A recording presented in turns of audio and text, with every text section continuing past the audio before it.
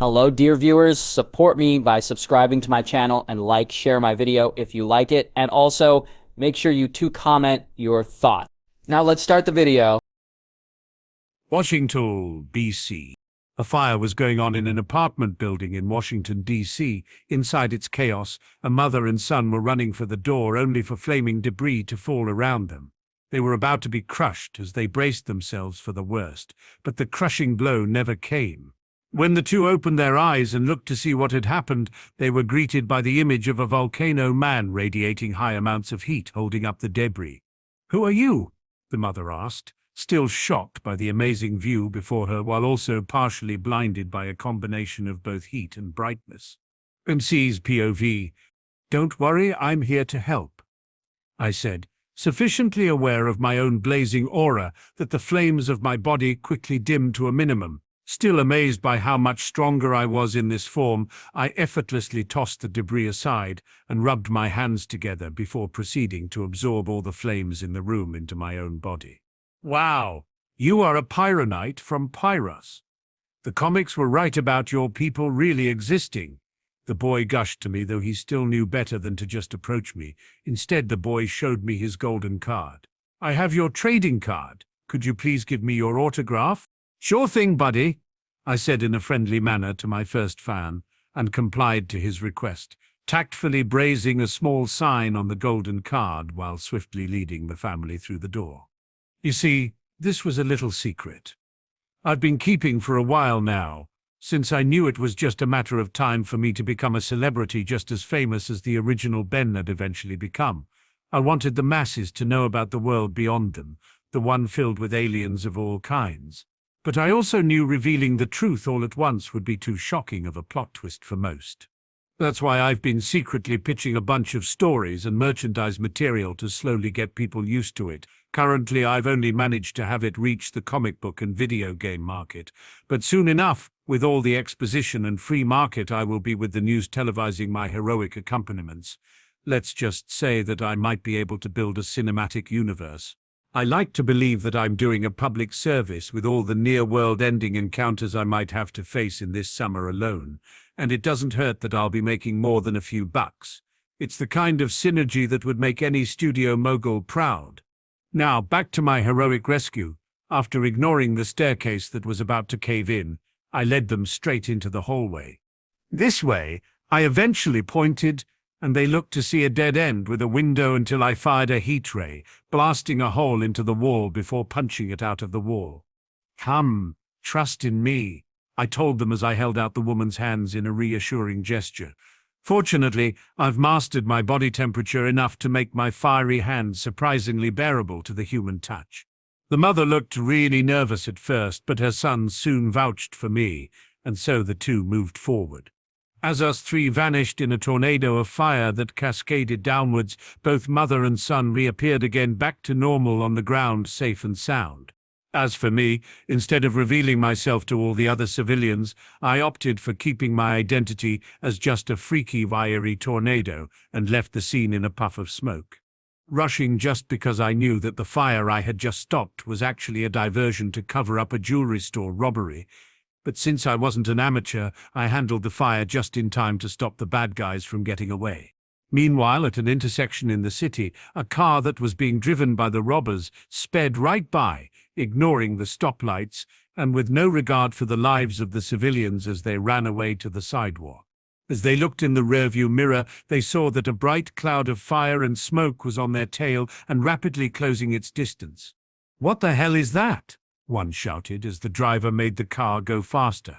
Suddenly, the fiery cloud formed a fireball in its core before tossing it at the robber's car, hitting it in the back and sending it flying in the air right into a brick wall as the driver screamed. The car came crashing down to the ground as the robbers rubbed their heads still in a daze.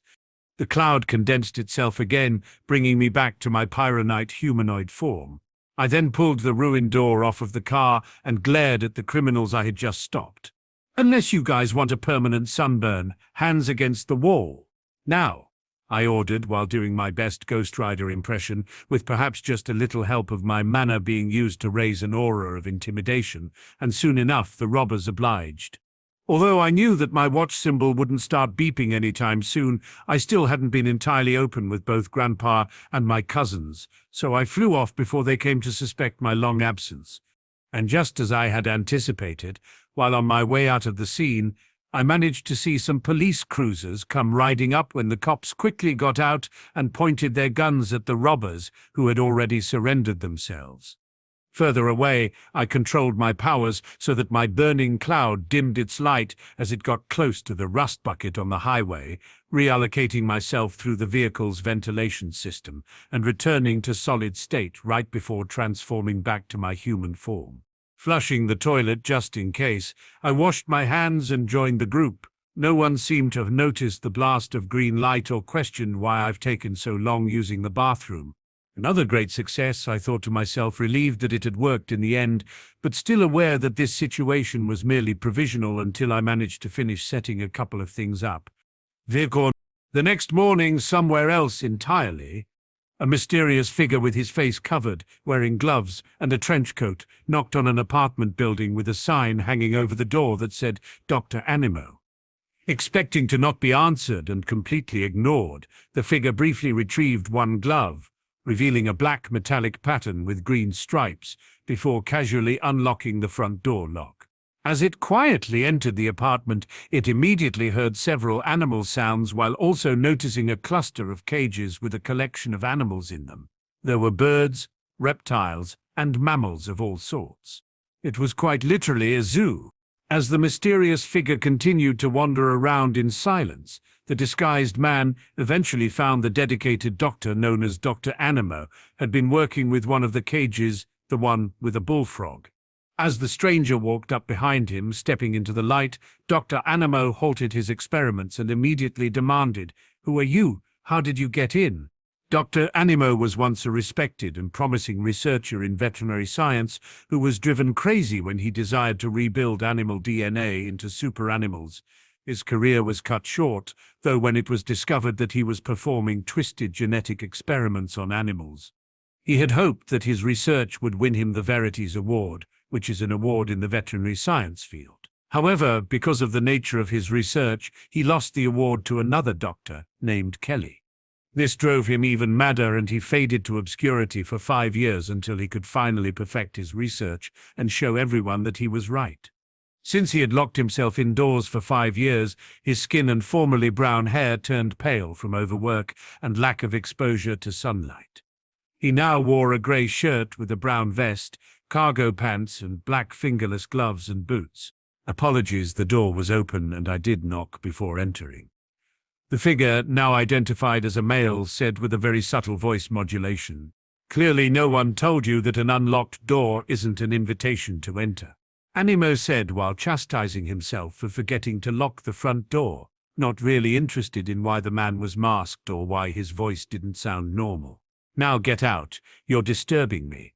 As the unhinged doctor was about to go back to his animals and completely ignore his visit, the disguised man reached for his attention once again. "Dr. Aloysius Animo, believe me, I'm not here to get your goat. Instead, I've come to make you an offer."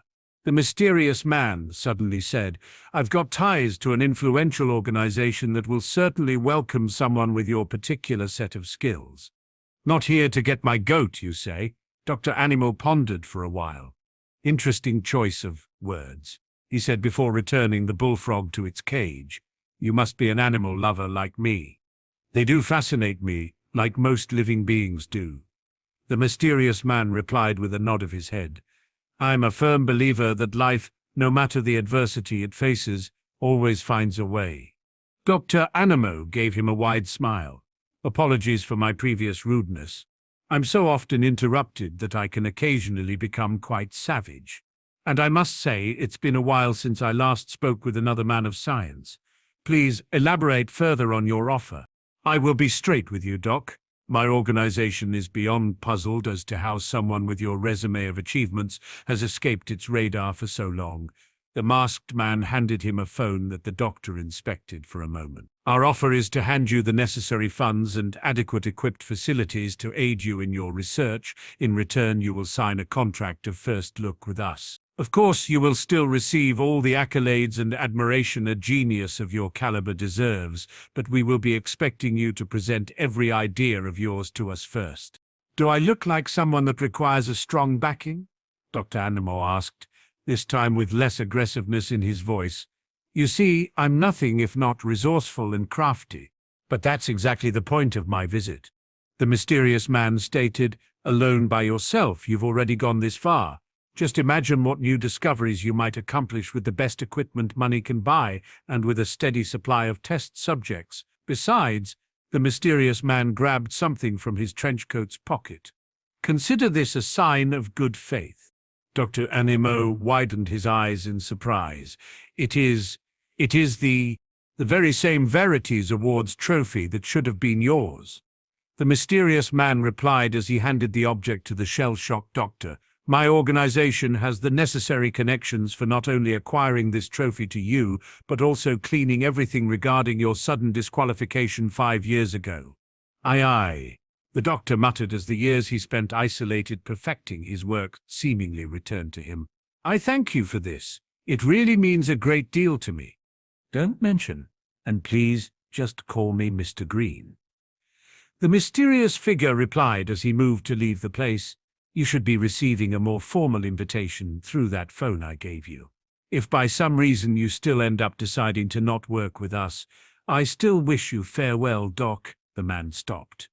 Oh, and don't worry about your rent. The last 6 months have already been paid.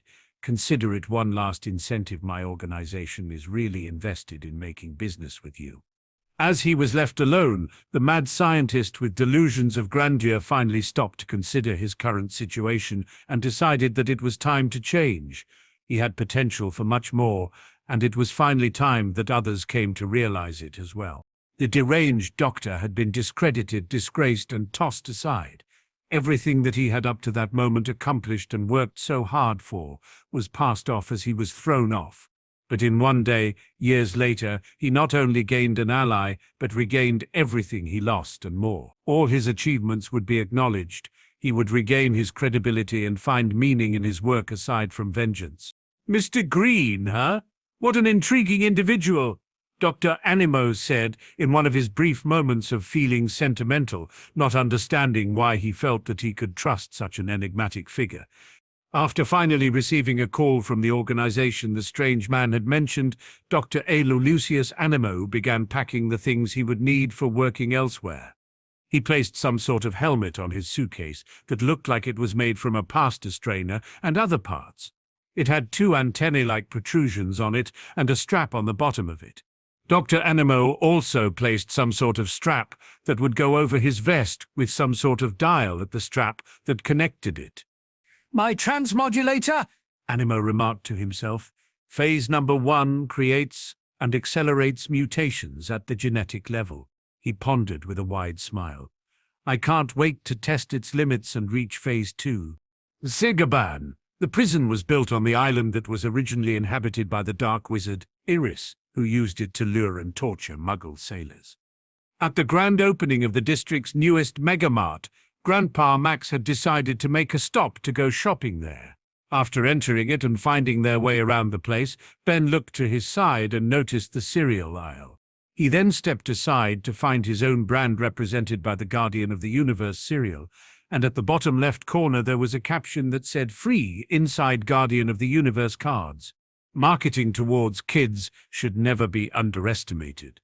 Ben exclaimed smugly to himself, rather satisfied with the most recent experiment his agent had taken in order to expand his brand. As Ben made his way towards Lucy, Gwen and Max, who were standing with the shopping cart, he heard Max picking up a can in disappointment. Only canned octopus? I thought this store prided itself on a wide selection of goods, Max complained. Grandpa, Ben called for his attention. I think it's because we are at the can aisle. Perhaps you should look at the seafood aisle. I think you might be right, Ben, Max concluded after accepting his logic. Thanks. Grandpa? No offense, but can we please just continue to have normal meals on this vacation? One that doesn't involve stir-fried tentacles? Gwen asked. Yeah, how about some hamburgers and French fries? What do you say, Ben? Lucy joined in. practically shouting in excitement. Nonsense, Max smiled amicably. Now where do you suppose they keep the sheep's bladders? As they continued into the electronics aisle, Max suddenly suggested, let's check out the pet department. Please tell me you aren't looking for our breakfast, Gwen begged in a desperate mood. Ben looked confused. Yeah, why are you going to the pet department? We don't even have a pet. I was just kidding with you kids, Max smiled rather awkwardly before moving on. Later that day, after buying some supplies they needed for the journey, and as the rust bucket rode away, heading south, the kids and their grandfather were recalling their adventure in Washington, D.C. They had spent the day touristing around, taking pictures in front of places such as the White House, Lincoln Memorial, and the United States Capitol. Besides taking a quick visit to the National Museum of Natural History and the Library of Congress, Max made sure they didn't miss the opportunity of experiencing the half-smoke, which was sold as the undisputed champ of Washington, D.C.'s best foods, consisting basically of a sausage casing filled with beef, ground pork, and a special spice blend. Well, I didn't get to fight an actual T-Rex and a mammoth, but at least I got myself a mad scientist, Ben thought as he placed a copy of Animo's transmodulator into a suitcase which already contained a small piece of Vilgax's robots. He was now going to use it as his trophy box for anything he got from his encounters. Besides, Ben knew he could work through the night with his Galvan and Galvanic mechamorph form to master such tech without having to run all the way to the hidden location where he had been hiding what he managed to scavenge from his fights. Hey there. The Kraken. MC's POV. Late at another night with a full moon in the sky by a lake, I found myself in my blue bathing suit after spending some time showing off my athletic body and before running up to the lake. Cannonball. I then performed said dive into the lake before surfacing and spitting the water out.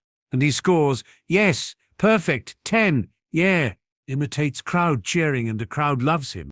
I then saw Lucy and Gwen on the boardwalk as Lucy smiled, ignoring her dislike for water, while Gwen gave me her usual sigh.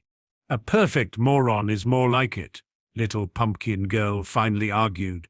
Hey, let him have some fun. It's not like he's making fun of you. Lucy quickly defended me. Yeah, come on, dive in with me. I tried to encourage her. Are you kidding me? Please. Who knows what nasty, slimy things are slithering around in there? Gwen then shone her flashlight on me. I rest my case.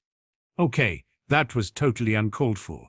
Lucy chided her cousin to my great amusement, but Gwen paid her no mind. What's the point of camping by a lake if you're afraid to get wet? I asked as I splashed some water at Gwen. Knock it off, dweeb, Gwen complained with a little blush before standing up and walking away. So, wanna join me? I eventually asked Lucy while I approached her, and climbed onto the deck she was sitting on.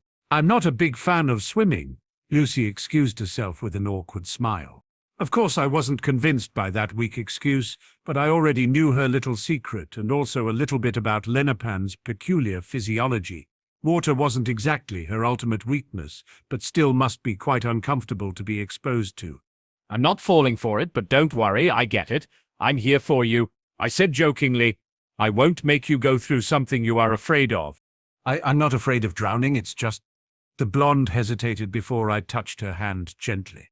Don't worry, I reassured her, finding it the perfect opportunity to play that card before Mumzilla came around and attacked us out of the blue.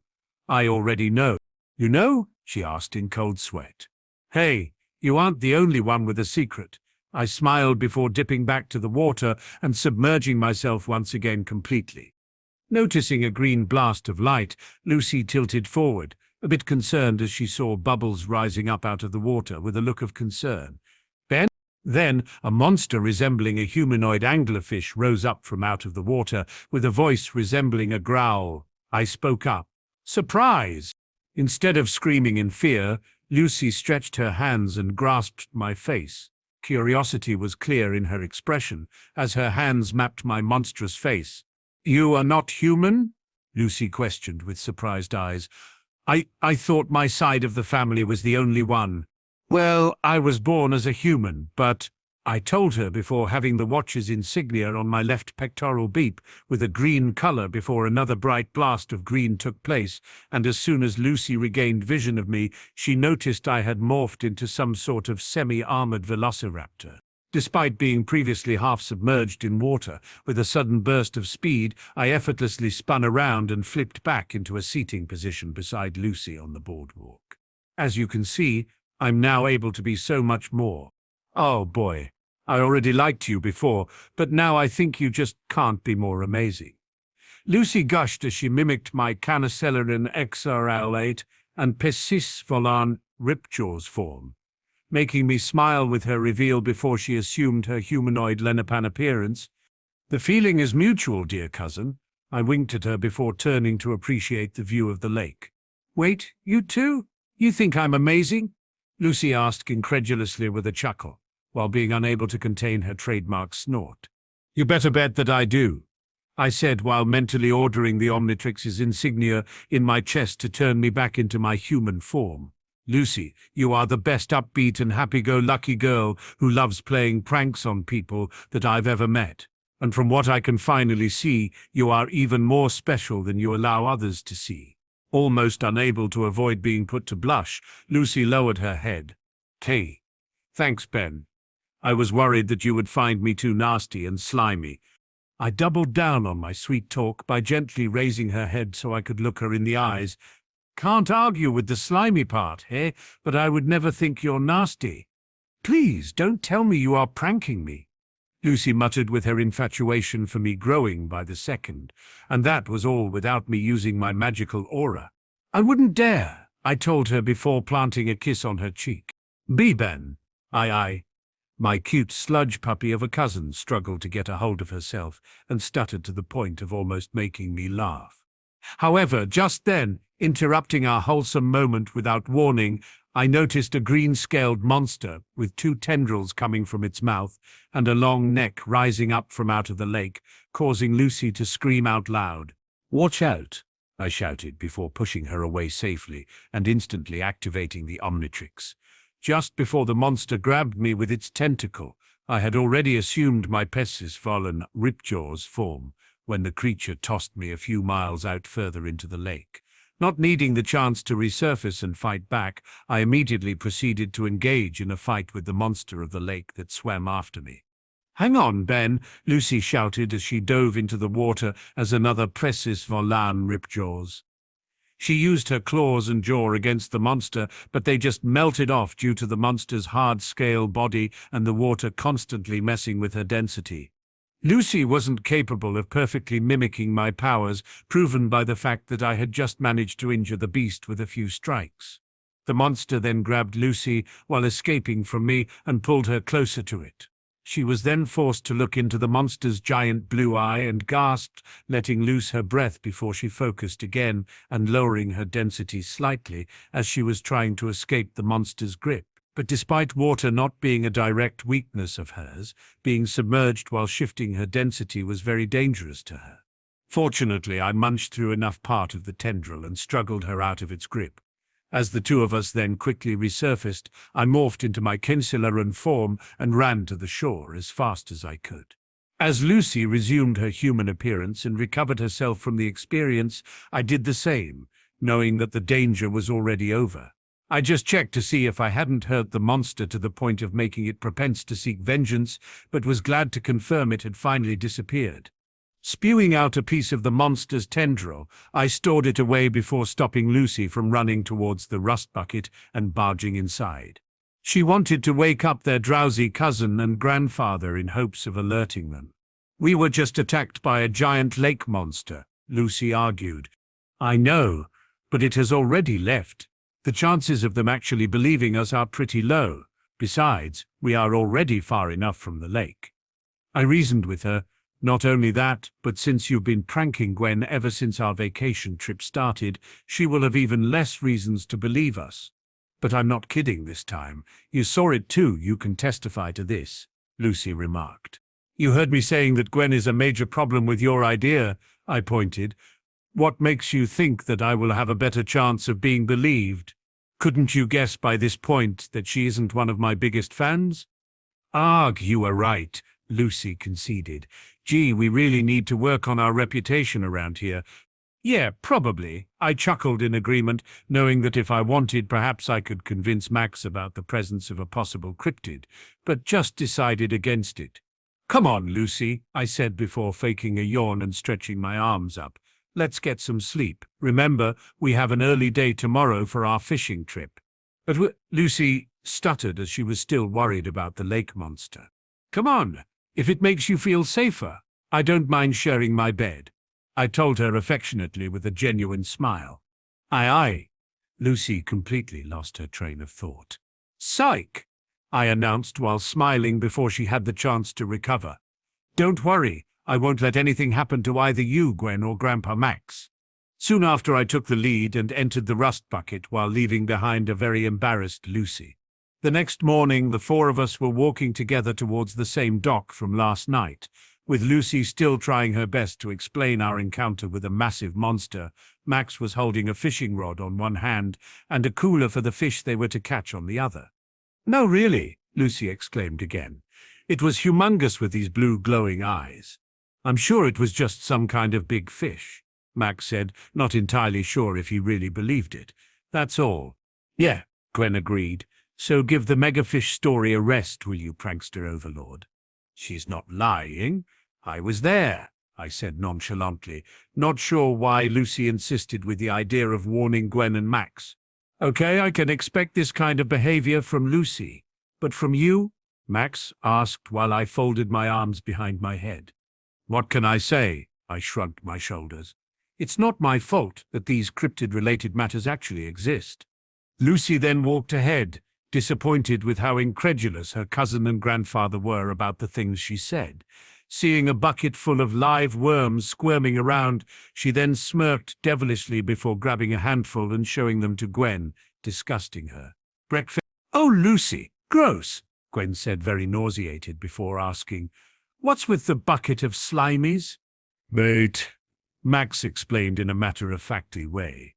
I mean, what else did you expect when he invited us to go fishing? I asked her, genuinely puzzled. Yeah, well, I think I'm going to pass on the fishing thing, Gwen replied while feeling nauseated once again. I'll stay here and catch some sun instead. I think I'll keep her company, Lucy said as she followed Gwen with a smirk. Okay, but you don't know what you're missing, Max said with his usual grandfatherly chuckle. Oh, I'm pretty sure I do, Gwen said as the two walked away discussing already. And you better behave yourself. Max and I then turned to the boat behind us, where the captain was preparing to go out. He wore a beige long-sleeved shirt and a red cap with a bit of white. Captain Shaw, Max addressed in a respectful manner. Who wants to know? The man immediately replied rudely. I'm Max Tennyson, and this is my grandson, Ben. Max said as I greeted the man right after him, we chartered your boat today for a fishing trip. Well, what are you waiting for? An engraved invitation? Get aboard, Shaw said, as he turned to the controls. I ain't got all day. Max and I climbed aboard as the boat left the dock and headed out on the lake. Both of us put on a life jacket for safety as we gazed out into the water before us, and just as the boat continued on, Max turned to Shaw while the man was steering the boat. Anything interesting to catch there today? Grandpa asked, genuinely interested. More than you can possibly imagine, Shaw answered ominously before turning to me, who was looking out over the boat and into the water. Looks like your boy is using his breakfast as chum. Ben, are you feeling okay? Max asked, prompting me to stand up. Yeah, I'm just keeping an eye out for the lake monster, I calmly replied, still not sure how Max dismissed it so easily, to which answer Max raised an eyebrow at it. Now, Ben, Max addressed me directly, this is a fishing trip, not a monster hunt. It's called the Kraken, Shaw announced as he barged in our conversation. So you know about it? I asked, playing my role and faking surprise. It's my business to know about it, Shaw said as he showed a picture he took of the lake. The picture had a shadowy figure under the water, as if it was the monster that Lucy and I had encountered before. I've been on its tail for years. Folks say my rudder's not right. Why doesn't that surprise me? Max asked, slightly concerned. says the man that has actually worked with the freaking Secret Saturdays. I remarked mentally with a smug smile. Sightings go back hundreds of years on this very lake. Shaw began explaining, with anyone asking him. Some say it's a myth. Not me. I can take you to a spot where I personally laid eyes upon the beast. That is, if you got the stomach for some real adventure. You can bet your boat I do, I confirmed, and Max sighed in defeat. Meanwhile, at the docks, Gwen was staring up at the sun while Lucy strummed the guitar. Ben leant to her and muttered some lyrics to herself as she tried to play the song he taught her. She hummed some melody before looking over at her cousin and sighed heavily before she walked over to her with a soft pout. You know, I wasn't joking about the monster in the lake. Oh, really? Gwen asked as she sat up from her lying position on the docks. Before the start of the summer, I would have sided with you on this, but after some many times of being pranked by you so far, even if you had recorded the monster itself, I wouldn't believe you. I know, Lucy admitted with an ashamed expression. I shouldn't be bothering you all the time. It's just, I feel I get to know you better by getting a genuine reaction out of you. What do you mean? Gwen raised an eyebrow at her cousin's remark. I mean, you have been very reserved since you've learned that Ben would be accompanying us, Lucy said, noticing Gwen understood her explanation. I'm just saying, he's really not as bad as you believe he is, and that grudge you have with him might end up really ruining this summer trip for you. Back to Max's POV. A bit later, Shaw showed us the controls equipped on his boat to help him catch the Kraken. Sonar, high-definition video setup, ultrasound, I got it all, he said proudly. And I will find it. Mark my words.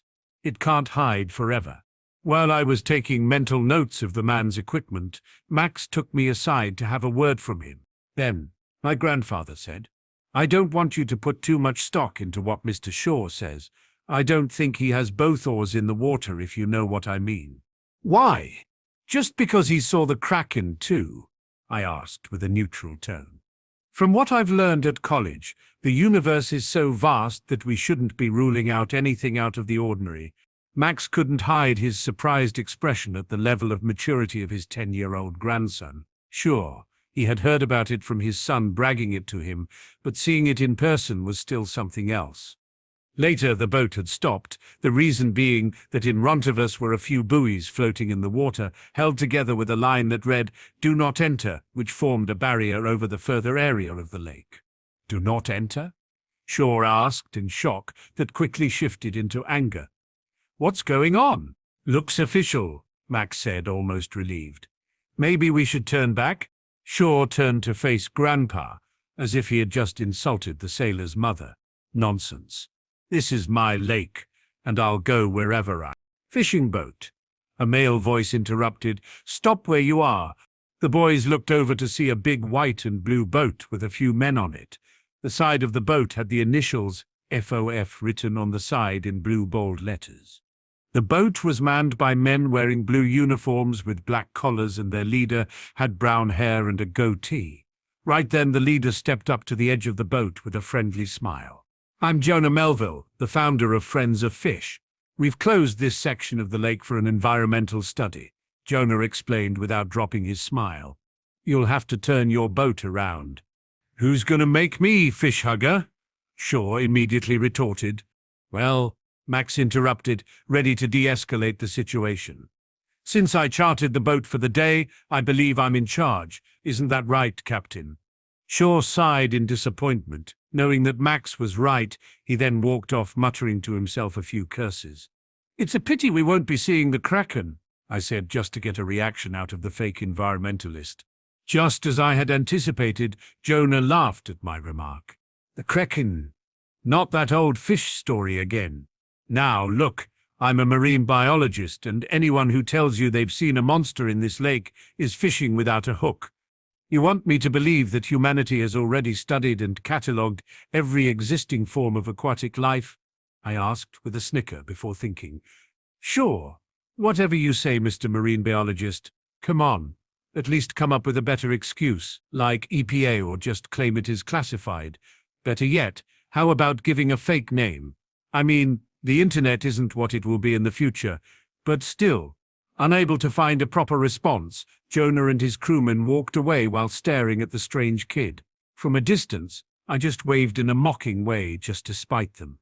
Later, as Shaw's boat returned to the docks, the sailor suddenly noticed that his sonar had unexpectedly picked up a blip from under the lake. The sonar, we found something. Just then, Fearden was scraping the surface of the lake, heading straight for the boat. Or something found us. I pointed out, excited for a rematch. Look. The two adults then looked out over the side of the boat to see the fin coming for them. The Kraken. Shaw announced rather dramatically, just as the fin went back under the water surface. An overhead shot showed that the Kraken was directly under Shaw's boat, but ignored it as it moved straight past under us. "It's heading for the docks," Shaw exclaimed, quickly understanding the beast's actions. "Lucy and Gwen," Max shouted, realizing the girls were in danger. As the Kraken was heading for the docks, the girls were still resting on the edge of the docks, kicking their feet in the air. "Oh, finally a little sun," Gwen said excitedly, "and with Ben nowhere in sight, we can finally just lay back and relax. You know that he would love to befriend you. From the time we've been spending together, I have yet to hear him badmouth you." Lucy kept attempting to make a bridge between Gwen and Ben. "We were very close once, you know. Back when we were in kindergarten, he and Kenneth were my best friends," Gwen stated before correcting herself. "Okay, they were my only friends. But that was before Ben began trying so hard to leave me behind in every aspect, and Kenneth stopped living with my parents and I." Lucy then sighed as she looked out on the lake with a gloomy expression. "At least now you have tons of friends." The girls just then heard Shaw ringing out his horn to warn the people on the dock. What's happening? Gwen asked, noticing the theme. "What's that?" Gwen?"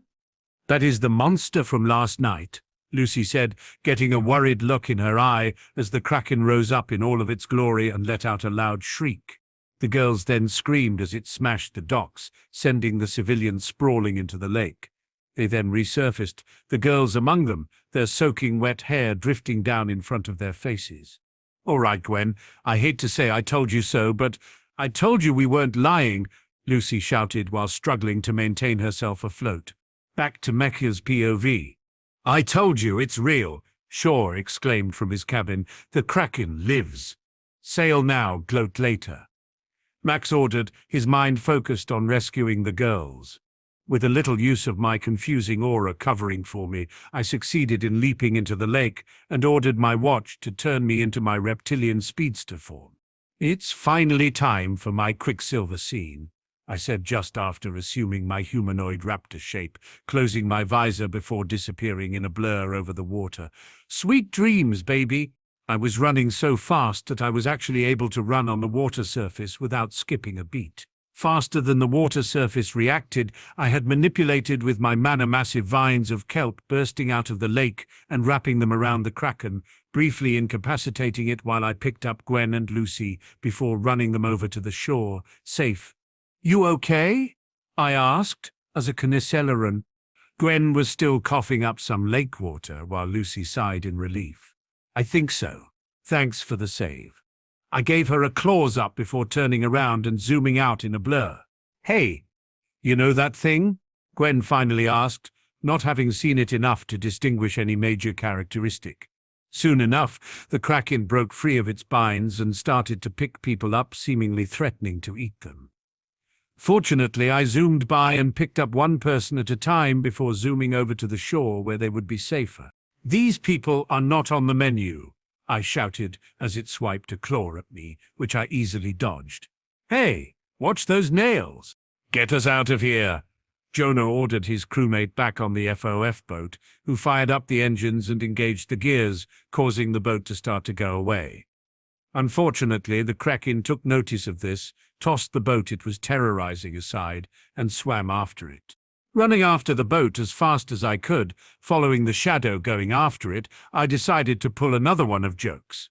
"It seems we've got a Jaws reenactment going on." "Not on my watch." Soon enough, the Kraken popped out of the lake and roared. The captain tried to turn the boat around, but not fast enough as the Kraken knocked it aside with its tentacle.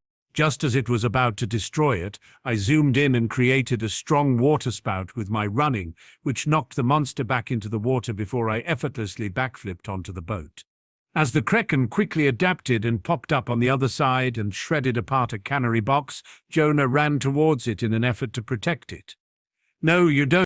I then ran forward, still interested in measuring myself against the massive creature, grabbed the tentacle and ran in reverse, pulling the Kraken back before circling back and rapidly kicking it in the neck and knocking it back into the water, forcing it to retreat back to deep within the lake.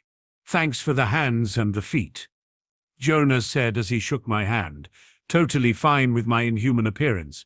"That crate must be really important for you to risk your life for it," I remarked, raising his visor and ready to get the worst attempt at deception. Yeah, it's our lunch," was the best Jonah could come up with. "You are a terrible liar," I grinned. Then, without warning, the Kraken's tentacle popped out of the lake and grabbed the crate, dragging it into the lake. A pity for the sandwiches. Gotta run," I said before disappearing in a blur. I then zoomed towards Shaw's boat as I noticed the old sailor taking aim to shoot at the retreating beast. I commanded the Omnitrix's insignia on my chest to deactivate, forcing a timeout and making me come splashing down into the water. "Oops, help!" I shouted just after dispersing my aura of confusion, and my grandpa finally looked out for me. "Man overboard," Max announced. "I lost my life jacket," I said while pretending to almost sink. "Turn the boat around," Max ordered as Shaw snarled in acceptance. "Next time I see you my sights, you won't be so lucky," Shaw said as he turned the boat around and tossed a net that I quickly climbed, smiling and wrung the water out of my clothes. "Sorry, Captain," I said, but Shaw merely ignored me. Instead, I turned at Max, who appeared genuinely worried for me. "And sorry, Max, it won't take long before I let you in on my secret. Besides, it's not as if you would have believed in me on these earlier encounters from the start, much less share your secret past." That night, a lot of campers were leaving the lake due to the incident that had happened. The others and I were by a campfire drying off, with me having a towel around me just to sell my acting. "We told you that was the creature that tried to munch us last night," Lucy said for the 1,000th time. "Captain Shaw knew about the monster too," I pointed out, just to lead the talk somewhere else.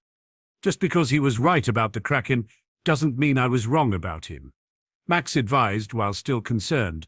"Won't argue otherwise," I just shrugged.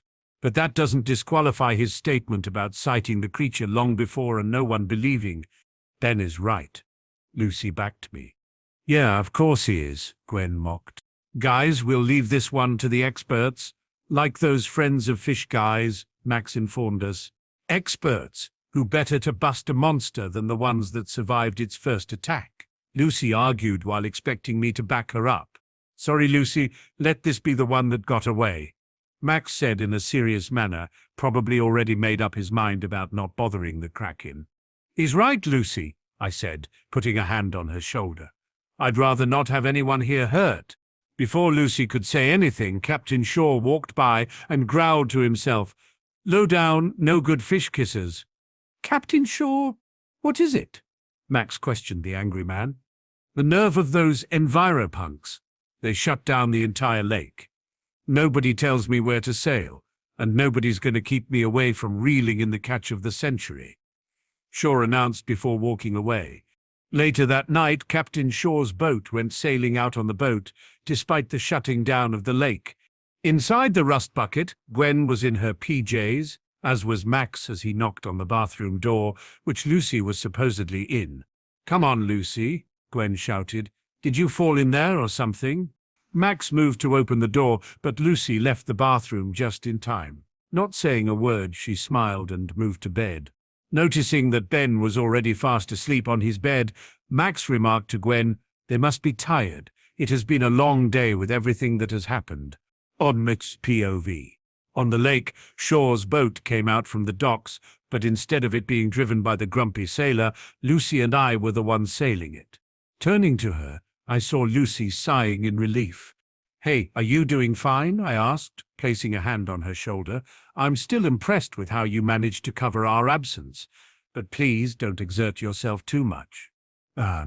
Thanks," Lucy said with a smile. But don't worry about me, I've just sent my second piece to sleep.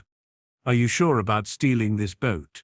We already tried letting this monster go on with its life. If I hadn't been fast today, innocent people might have gotten hurt, I said without skipping a beat. Mr. Shaw is more than willing to risk his life seeking fame and recognition. I'm not suggesting we kill the Kraken immediately. Let's just learn why it has come out of hiding and make sure it won't be causing any more destruction. That makes sense, Lucy acknowledged. Honestly, I haven't considered what we should do with it. Care to share your plan? It has probably been scared deep into the lake, I reasoned as he handed out a diving suit to Lucy. Let's be the ones to look for it this time. Do you require the snorkel? Lucy shook her head. Not really. All right, I said, turning away so I could transform into an alien form. After a bright green blast, I shifted into a Piscis Valan, Ripjaws. Stay close to me. I then proceeded to dive headfirst down into the lake with Lucy following me close behind. Under the lake, I was swimming through the lake to search for the Kraken with my sonar, scaring off a school of fish breathing through my gills.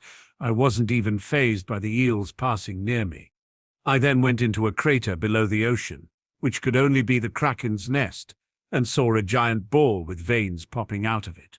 Lucy analyzed it in thought. No wonder it's been attacking everything, she said with her mask sealed. Someone must be trying to steal her eggs. So it's an overprotective parent we are dealing with, I said, speaking through his lipless mouth. This wreckage does seem familiar. I faked a quick investigation. I've met some marine biologists that have been overly protective of some crates during today's attack. Back then I suspected they were either aggressive researchers or something else. Marine biologists? Lucy followed my train of thought. After everything, that seems a little too convenient. Like I said, perhaps they really are something else, I remarked, glad that she was capable of connecting the dots herself. Hey, Lucy, I called her suddenly as I pointed upwards with my webbed hand. It seems there is a boat approaching ours. I see, Lucy replied as her appearance shifted into Shaw's. Here's the plan. I'll go back to the boat while you take these eggs deeper into the lake. Roger that, Captain, I agreed, finding her actions amusing. As Lucy went up to the boat, she saw the black boat near the one she and I were using. As soon as she emerged, she was grabbed and thrown violently onto the boat's floor to see a group of men in diving suits.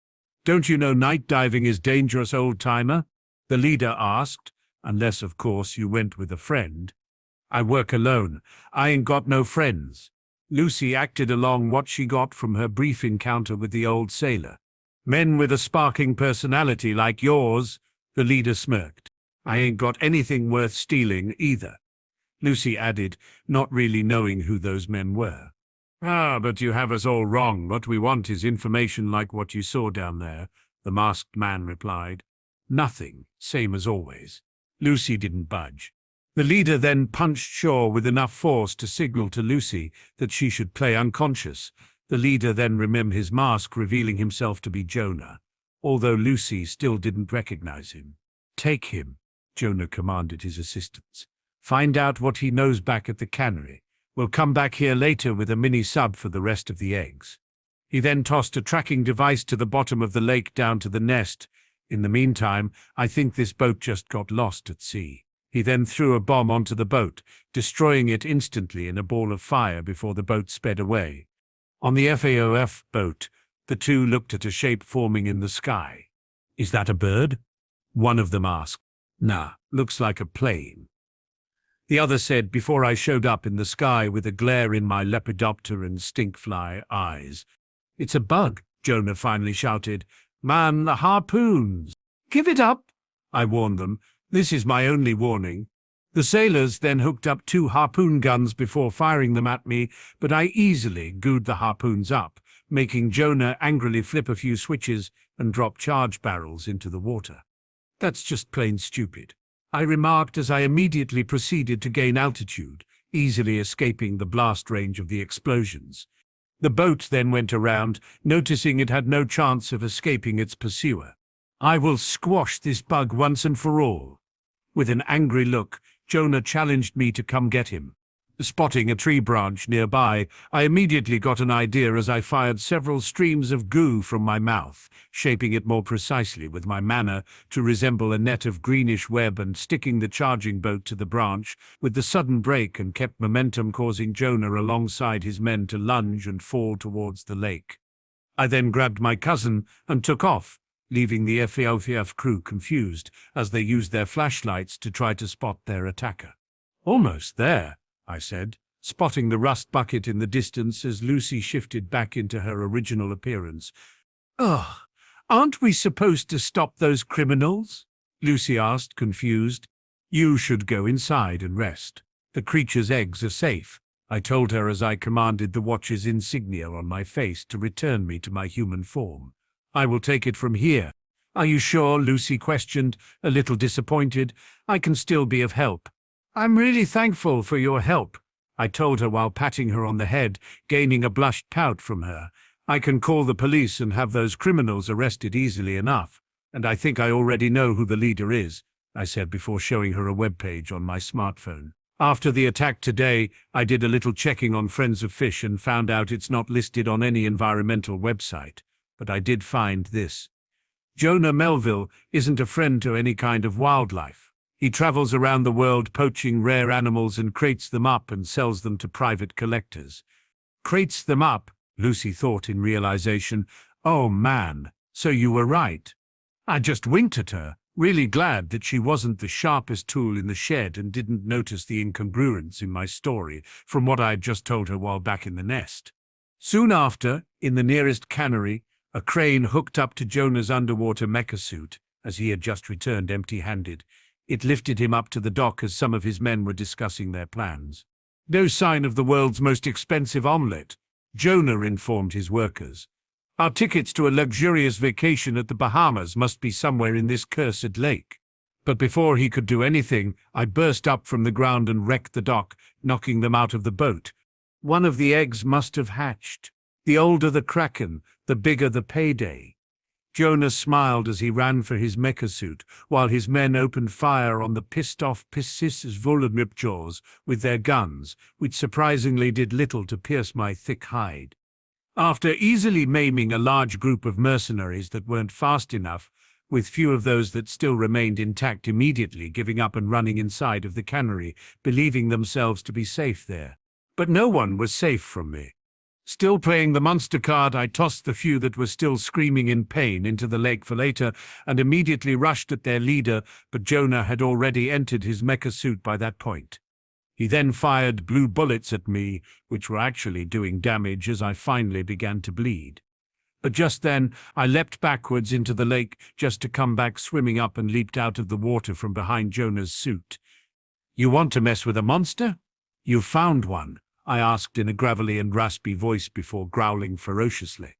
Crawling down again using my claws, with Jonah still trying his best to blast me off, but I just ripped the blaster off his mechanical limb with my powerful jaw. Enjoying the sheer power and terror of being a Pisceus Volan Ripjaws. I then proceeded to rip one of the mecha suit's arms. Jonah kept attempting to swat me out of him, but my claws were just too well anchored on his suit. "Get lost, freak!" Jonah shouted while getting desperate as he kept trying to shake me off without any success. In response, I began munching onto his suit's legs as if I was an entire school of piranhas. Paying no mind to answer the previous insult I received, I growled and crawled to finally munch the crane's grip off the mecha suit, causing us both to dive into the cold and dark lake. Jonah scowled and braced for the fall. Immediately after, he finally made his resolve to brawl with me, but was horrified to find his foe easily slipped past the punches from his heavy metal suit's last remaining arm. "Arg, you are a fascinating creature," Jonah remarked, trying his best to remain in control as he activated his suit's flashlights, momentarily blinding me and successfully shaking me off for the first time. "I will enjoy gutting you." Jonah then desperately controlled his suit to go back up to the surface, taking advantage of the brief window I gave him while still shaking my head, however, recovering faster than he had anticipated since I growled and swam back up while merging my legs together to form a tail, reaching underwater speeds comparable to my Kinoceleran XLR8 form while running on the surface.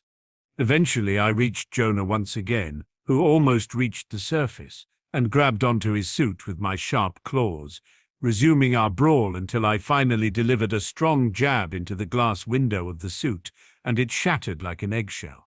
"How dare you?" Jonah grunted as the suit started to quickly fill up with water. He then let loose a sonic pulse from his suit's defenses, causing me to screech in pain as the mercenary leader wasted no effort to escape me. However, this time he was tackled into what remained of a boat nearby.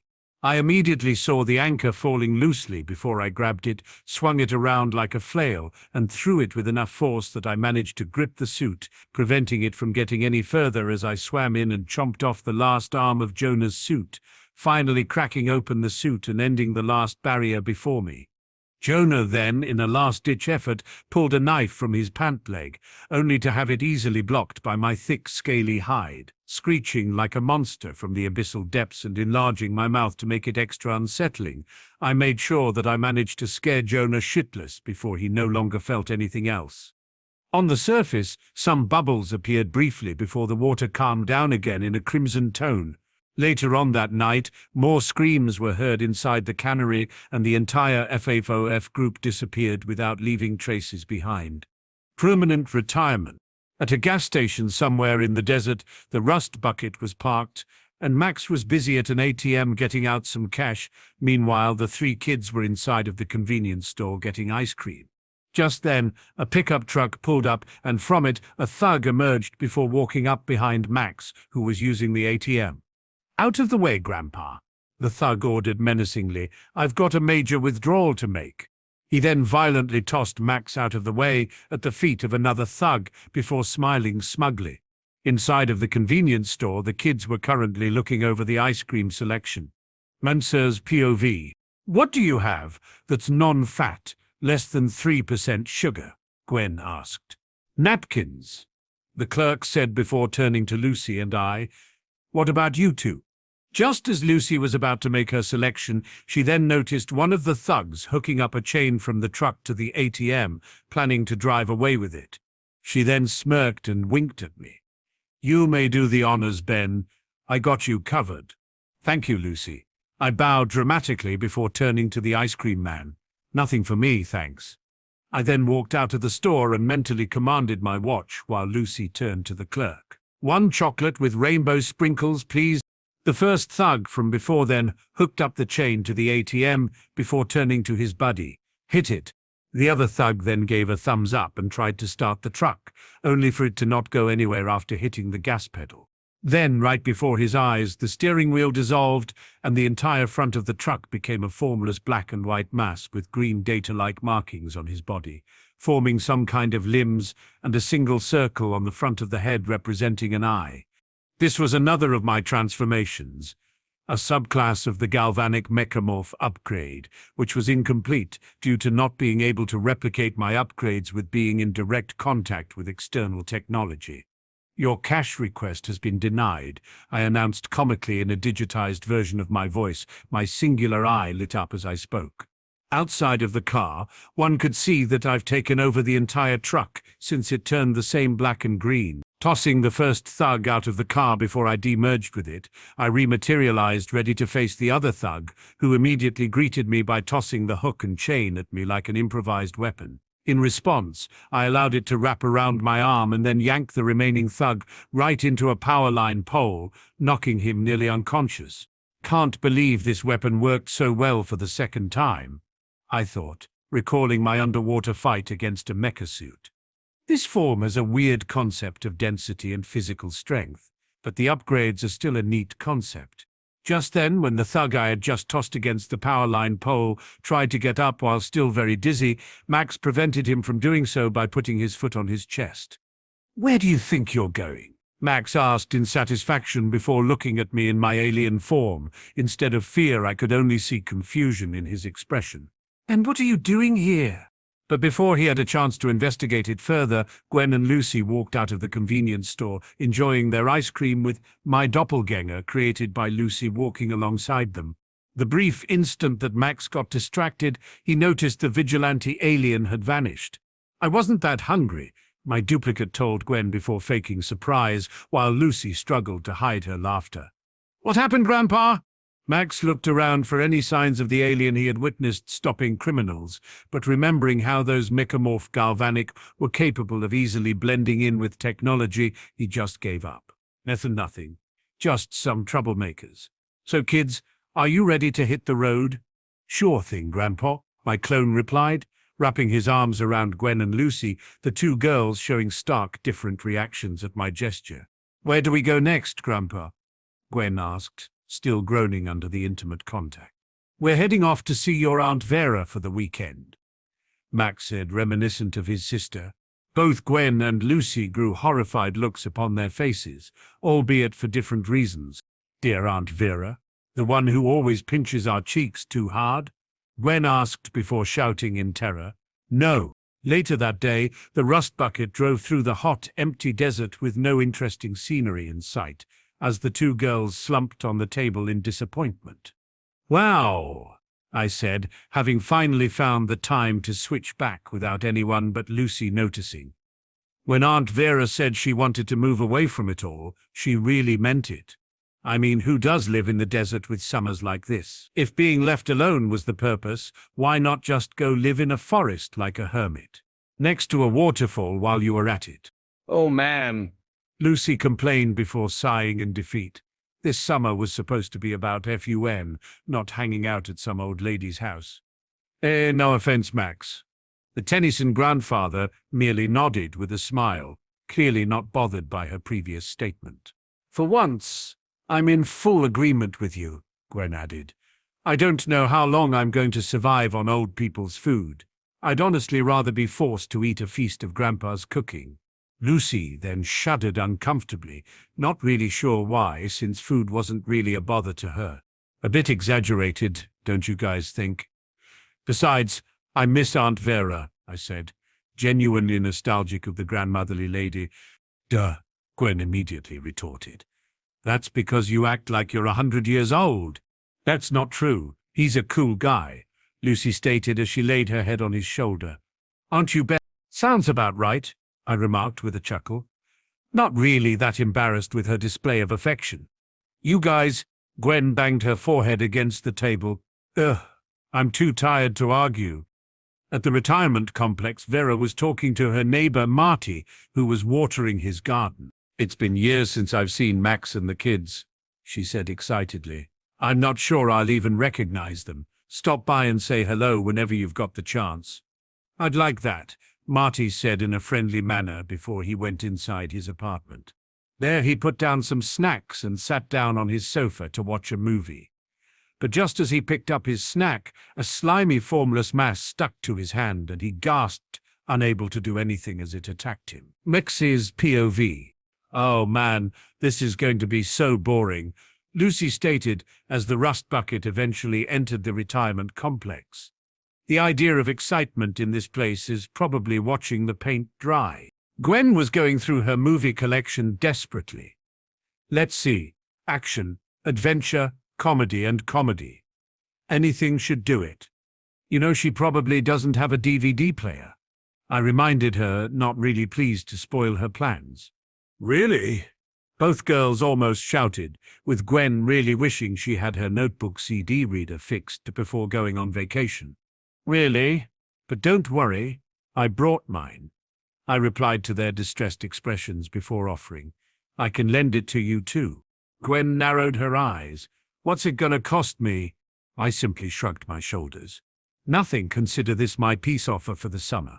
As Gwen stood up after putting my portable DVD player into her backpack, she stood up, momentarily looking through the RV's side window and witnessed an old man slip on his roof while trying to fix his satellite. But before she could scream and tell everyone about it, she saw the old man backflip off of the roof before landing square on his feet. Whoa! Gwen exclaimed, completely stunned by the display of the elderly man. Did you all see that? I looked up from my own laptop and just saw a bunch of senior citizens doing their usual thing. Looking back at her, I asked before faking ignorance. See what? Gwen, I know you're trying to keep the fun alive, but it's not really working on me. Lucy said while still resting her head on the rust bucket table. Gwen then sighed and shook her head in disappointment. Now she knows what Lucy and I must have felt about the whole Kraken encounter. Once we finally reached Vera's house, the girls stepped out and were blinded for a few seconds by the hot sun. Seriously, Gwen complained, caressing her orangish-red hair banged to the side. Why do old people have to live where it's so hot? Is it because of arthritis or anything like it? Just then Lucy smirked mischievously to herself before proceeding to spray Gwen with 2 water guns she had concealed all this time for an opportunity such as this. "Hey, it's freezing cold!" Gwen shouted back, shielding her face with her arms. "Is that my water gun?" "Nay, Ben made these. Thought you would appreciate cooling off a little." Lucy then laughed out loud before running up ahead. The girls joked around for a brief moment. After Lucy was done with her latest prank, both of them then looked into the window of the neighbor's house and were greeted by Marty, the neighbor, who snarled at them and stretched his neck rather disturbingly before closing the blinds. "Wow," Lucy commented, handing me back both water guns before I stored it back in the RV. "They really make you feel welcome here, don't they?" "Just watch the cheeks," here, Max told everyone, completely oblivious to what Lucy had been talking about. "Vera's a pincher." "Don't remind us," Gwen said in a mixture of both dread and defeat. "Max," greeted Vera, an elderly woman who had a similar build to Max, before running out to hug her younger brother. She had grey hair, which reached down to her shoulders, and wore earrings alongside a beaded necklace. Vera wore a magenta top, purple shorts, lavender shoes, and a wristwatch. "Vera," Max smiled as he approached and hugged his older sister. The girls and I then walked up to her as the girls gave her a fake smile. "I can't believe you're finally here," Vera said as she hugged Gwen before pinching her cheeks. "And look at you two, so grown up." She then moved on to Lucy and pinched her as well. But Lucy showed more boredom than pain by the act. "As for me, now look at you, young man," Vera said while sounding both proud and nostalgic. "You are just like Max in his youth. Tall, strong, and handsome." She complimented me while grasping my shoulders instead of my cheeks. "Thanks, Aunt Vera," I smiled, glad to have been spared the same fate as the girls. If I grow up to be just half as incredible as he is, I will be considering myself very lucky. "Oh, I'm sure you will get there," Vera remarked with a motherly smile. "I'm told you've just entered college. At such a young age, you must be nothing short of a prodigy." He is. Max, the Captain Kirk of this reality, confirmed, placing a hand over my shoulder. "His parents and I are very proud of him." As I stood there still enjoying the compliments of the elderly duo, I noticed Lucy looking at me with heart eyes while Gwen couldn't help but to roll her eyes. "Come in. I can't wait to chew the fat with all of you," Vera told us, visibly excited to catch up on all the time we haven't seen each other before the 4 of us went inside. Just as Ben told me, think like a proton. Lucy started talking to herself. Stay positive, stay positive." Little did most of them know that Marty was still glaring at us through the blinds in his window. Inside Vera's house, it was pretty much what you would expect from a retirement complex. The walls were entirely white and your basic furniture was there. Gwen then sniffed in the air and groaned. "Why do old people's houses always smell like someone's cooking socks or something?" Aunt Vera then walked up to Gwen with a smile and handed her a slip of paper with the word Pi 23 ABC on it. "What's this, our dessert tonight?" Lucy asked, raising her head over Gwen's shoulder. Vera then chuckled a bit and smiled. "The Wi-Fi password. I'm not out of the time." Gwen then pulled out her cell phone and logged it onto the Wi-Fi when she spied a piano next to the wall. "Is that a piano?" "Sure is," Vera stated as I sat down onto the seat before cracking my knuckles, having always wanted to do something like it before, and started to play the piano while nodding my head to the music. Lucy and Gwen just stared at me as they approached closely. 1,000 Miles was the first song that came to mind. Eventually, after getting Aunt Vera and the girls to sing along, I stopped playing. "I didn't know you knew how to play piano," Lucy asked, while still visibly engaged with the previous melody. "Yeah, but I'm still not as used to playing it as I'm with the guitar," I told her the truth. "After all, It's harder to bring it along with me everywhere. That was delightful. Vera told me as she laid one hand on my shoulder and the other over her heart. You really are as gifted with music as Max had told me. Thanks, Aunt Vera. I thanked, glad to be able to lighten up the mood. Later that day, our family sat down to dinner, and after it got an orange jello mold with white and brown bits for dessert, which was put in front of us, and the girls nearly threw up in their mouths at the sight of it. Although knowing Lucy's secret, I came to understand she enjoyed mimicking basically everything Gwen did. Vera, this is delicious, Max said as the girls just picked at it. What are these brown chunks in the mold? All right, that line delivery was funny. I laughed mentally. Has Vera beaten you in your own game, Grandpa? Pork chops, and the white chunks are cauliflower, Vera explained, clearly proud of her creation. The girls then gulped in horror as Gwen gently pushed her dish away. I'm full already. Me too. We had takeout on the way here, Lucy said, covering up for her. Vera then approached Gwen with a smile and a bowl in her hands. Gwen, would you like some candy? Sure, she said as she took one and put it into her mouth before immediately saying, Coffee? As a candy? I'll pass. But tea. Thanks, I guess. You are welcome, dear, Vera said, trying to get to know us better one by one. So, Lucy, what have you been doing so far this summer? Dealing with some monsters, she said in a bragging manner. And I'm her partner, I added with a smile, being so glad that Lucy was either usually fooling around or just childish enough to come up with weird stories. I see. Vera then chuckled a bit. Oh, you kids and your wild imaginations. I most certainly miss those days. Don't you do as well, Max? Remember when you kept talking about fighting aliens in space? Ha ha ha. You were always so afraid of heights. Imagine being so much up there. Yes, those were the days. Max smiled back, his eyes betraying his daydreaming thoughts.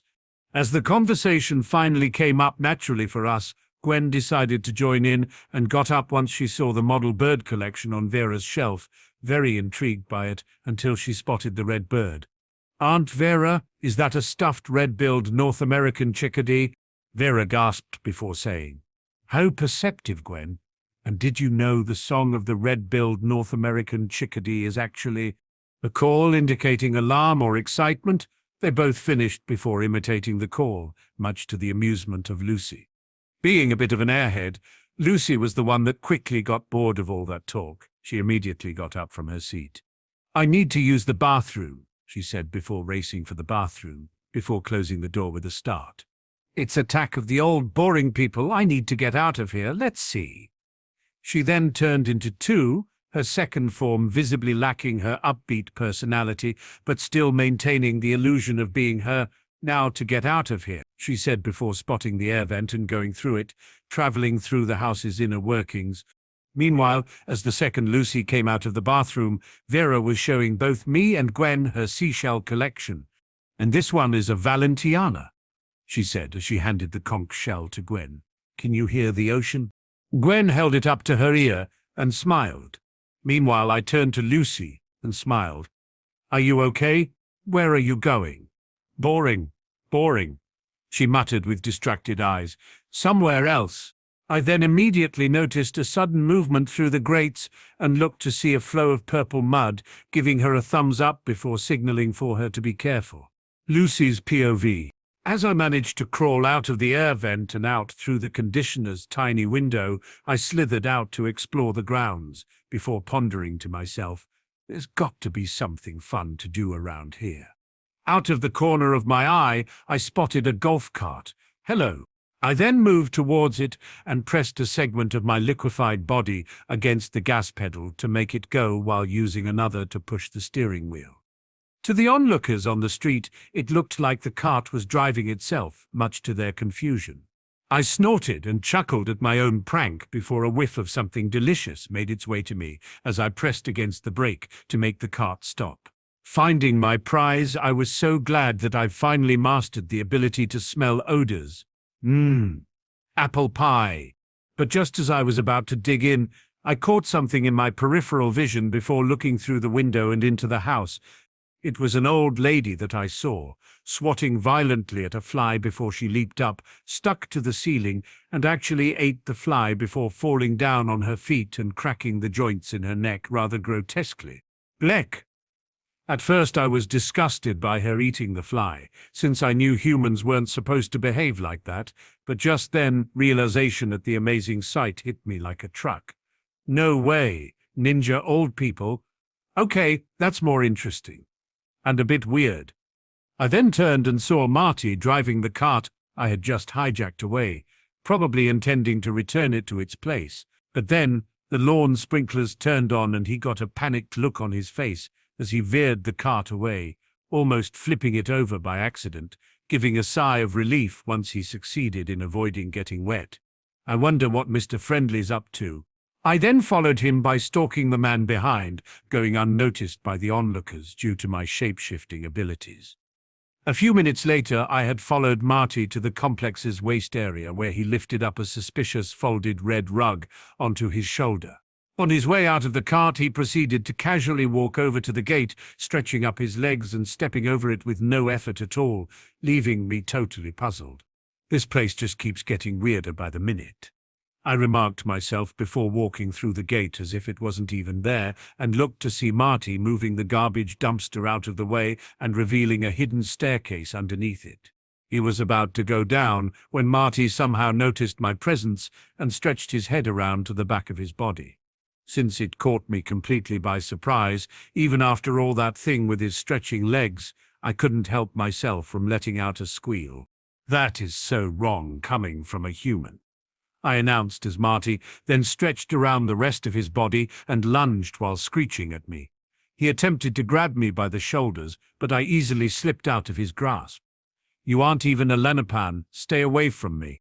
Quickly making it to the golf cart as Marty stretched over the gate again and ran for me, being once again surprised that despite it being flawed, the golf cart was still going about as fast as Marty was running.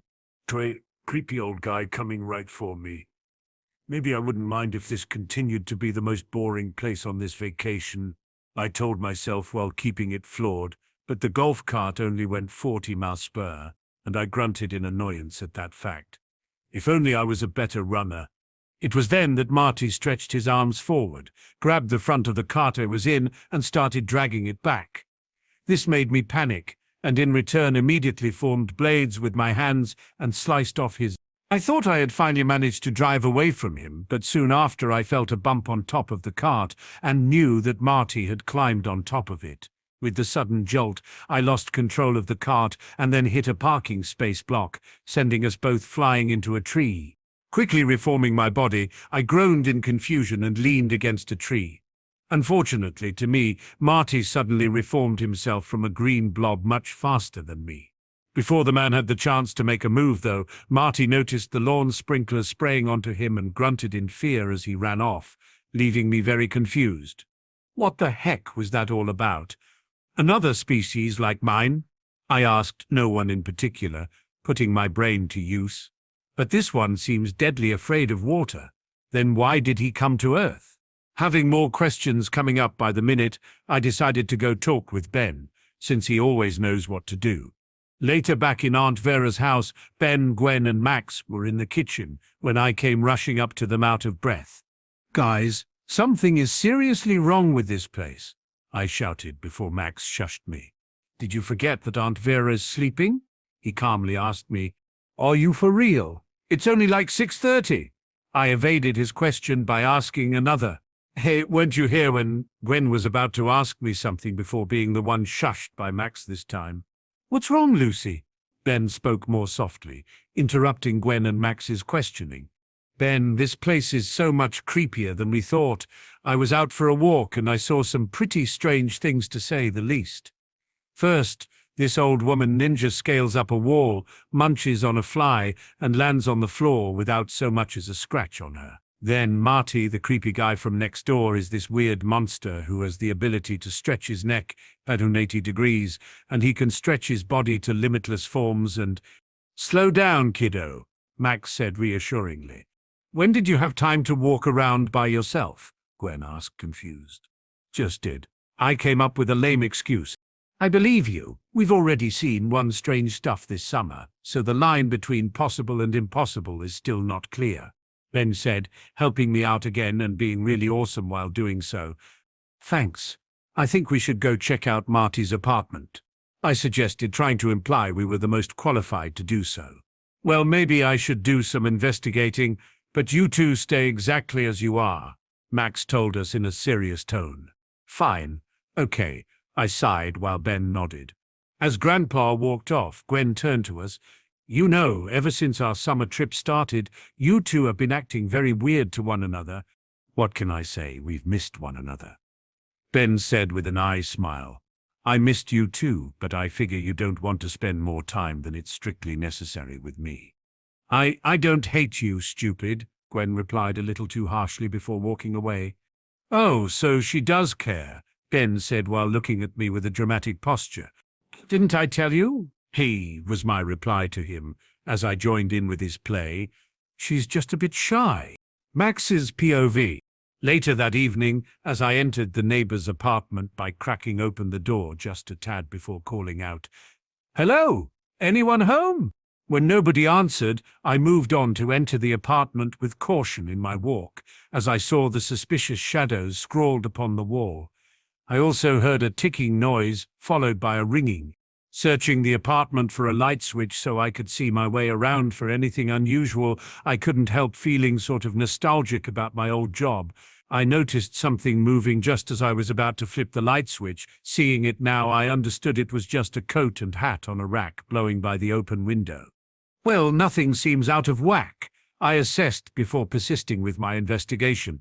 Eventually, I saw a faded spot on the carpeted floor. Lucy did mention that the neighbor had something rolled up in a rug and stashed it in a secret passage under a dumpster. Max recalled, fearing that it might have been a body or something similar. This must be where the rug was. I'll admit it does seem unusual that a rug would be removed from an apartment like this. Back at Vera's house by sunset, I showed the kids to their rooms. You kids sleep well. I'll be in the guest room if you need me. But Grandpa, Lucy began before I interrupted her. There's nothing more I can do tonight. I'm going for an early walk in the morning. When I get back, I'll check things out again. Now get some rest, I said before leaving them alone, as Lucy nodded. He's got a point. We're going to need all the energy we can get to uncover whatever's happening here, Ben said before he gave out a loud yawn and stretched. Nighty-night. Good night, everyone, I told them before turning the lights off and leaving them be in order to find my own bed. In Vera's room, the sleeping Vera's hand fell off of the covers as the same substance that attacked Marty when the crew just arrived suddenly slithered in the rafters. It then slithered up her arm before she suddenly woke up as the slime-like substance covered her body completely, Spider-Man 3 style, before she could even scream or warn everyone in any way, shape or form. Gwen's POV. The next morning, I found myself going through Vera's fridge. Prune juice, and oh, what a surprise, more prune juice. Lucy watched me getting a glass of water in misery. Lucy sighed and rubbed her brow with her fingers. Why does it seem that old people have always been old? I know that they were once young like us, but man doesn't feel that has been the case. Ben snickered at my comment, provoking a grin from both me and Lucy as I felt we were finally getting along. However, just then, Vera silently came down the stairs to her kitchen. "Good morning, Aunt Vera," I said with a smile, willing to keep trying my best to make the most out of this situation. "How did you sleep?" "Just fine," Vera said with little emotion in her voice, which caused Ben and Lucy to raise their eyebrows in suspicion. "How about you?" Then she reached out like a zombie and pinched Lucy's cheeks rather painfully. "Fine, Aunt Vera," Lucy replied. From her looks I saw a bit of uneasiness over the sudden change in the older woman's behavior. But I wasn't concerned about anything. "I made you some coffee, Aunt Vera." However, being so clumsy, I tripped and sent both coffee and water sprawling to the ground, causing Vera to panic, jump up and do an impressive split between the kitchen shelves, her legs being long enough to make it seem unnatural. Clean it up right now," Vera ordered, almost shouting as we looked absolutely shocked at the sight of it. "I'm sorry," I tried to apologize before immediately rushing to clean up the coffee and water with a towel. Vera then jumped down once it was all done and glanced over to see the empty guest room where Max had slept last night. "Where did your grandfather go?" He said he was going for an early walk. I recalled hearing it. "Well, behave yourselves. I'll be back soon," Vera said before walking away from us, and Lucy looked at me with crossed arms. "She's one of them," Lucy said. "One of what?" I questioned almost dismissively, still embarrassed from my recent mistake. However, just as I was about to connect the dots with what I first saw when we were arriving at the complex, Ben barged in and said, "Whatever's possessing these old people, I've seen senior citizens who are rather spry in my life. So seeing one do the splits is not out of the realm of plausibility for me. But an entire community, and one of which seems to have elastic powers. I can only suspend my disbelief so far." "Exactly," Lucy almost cheered at his words. "But Aunt Vera wasn't anything like that before," I reminded them. "Maybe she was normal before, or at least normal when it comes to old people. But someone or something has got to her, and who knows how many of the other fossils around here," Lucy argued, surprising me with how much thought she had been putting to it, which doesn't mean I considered her to be dumb, but I still acknowledged as not being usual for her. "We've got to do something," Ben declared while being serious, to which both me and Lucy nodded. "And I think we must first go looking for Grandpa Max," he assessed as the three of us walked out of the house. Later in an alleyway, we were walking down an alleyway in the complex silently, with Lucy leading the charge. "So where are we going, Sherlock?" I asked Ben, noticing how he began behaving as our leader, with Lucy pressing herself against the wall and informing us that she sighted two seniors looking suspicious, walking around the trapdoor by the dumpster. Lucy pointed out, "When I first confronted Marty, he was stowing something in it. If I'm right, it might be the real Marty," she stated, visibly moved by the possibility. The three of us waited for the seniors to pass out of our sight before we made a break for it and hid in another alleyway. Meanwhile, the fake Marty and another male senior were waiting by a wall as the fake Vera walked up to them. "Is the food supply ready for transport?" she asked. "The pods are in the final stages of gestation." Fake Marty replied, "What about the young ones? Too chewy." Vera sighed and shook her head. "They need to age more before they get nice and tender." "I'm not talking about eating. The blonde girl isn't human and already suspects too much," Fake Marty remarked. To that, Vera came up with an appropriate plan of action before giving an evil smile. Mexi's POV. "Oh boy, one aspect I had willfully underestimated up to this point, mostly thanks to my successful experiment with my anodite powers, was how dangerous this summer vacation would have been for the original Ben. Had he never received the Omnitrix? I mean, sure, he wouldn't have to face every obstacle Vilgax sent his way in order to retrieve the watch from him. But even if he somehow avoided both Animo's rampage through Washington and the Kraken's little skirmish with the FOF, the Limax would have certainly taken Grandpa from him for good. Fortunately, all my scheming to make Lucy join us this summer trip had paid off incredibly, seeing how useful she has proven to be, given that it didn't take much effort to make her follow the original Ben's steps, just with the occasional aura manipulation, and there she went, willing to venture out by herself, especially now that Lucy knew I could keep her family side secret and maintain appearances. Having said that, since we were reaching the endgame with these Limaxes, I kept playing the part while leading the girls until we finally made it to the dumpster Lucy had pointed out earlier. "It's right over there," she remarked, and the three of us sneaked over to it. "Just follow the disgusting smell," Gwen added, holding her nose. "That's one way to put it," I admitted with a smile. Soon we were eventually spotted by two seniors, who might have been after us from the start, and were just playing shuffleboard to appear less obvious. Whatever the reason, they gave us a menacing growl as soon as they saw us and started chucking the pucks in our direction, to which Gwen grew concerned to point out the obvious. "Run!" and so ran for cover, dodging several flying pucks that were thrown with enough force to easily bruise a regular human, if I hadn't used some of my mana barriers just in time, not sure if Gwen would have made it with us all the way to a corner in the closest lane. So do you believe me now? Lucy immediately asked, apparently annoyed to be in this place for the second time that summer. I do. Phew, Gwen said while still panting heavily. Just then, as I was glad that my mana manipulation feats were noticed by the girls, something resembling our grandpa Max came out from behind us. Guys, what's going on? He asked, drawing our attention. They're everywhere, Lucy shouted, almost running towards him, not finding the timing of Max's appearance odd at all, but I raised my arm to stop her in her tracks.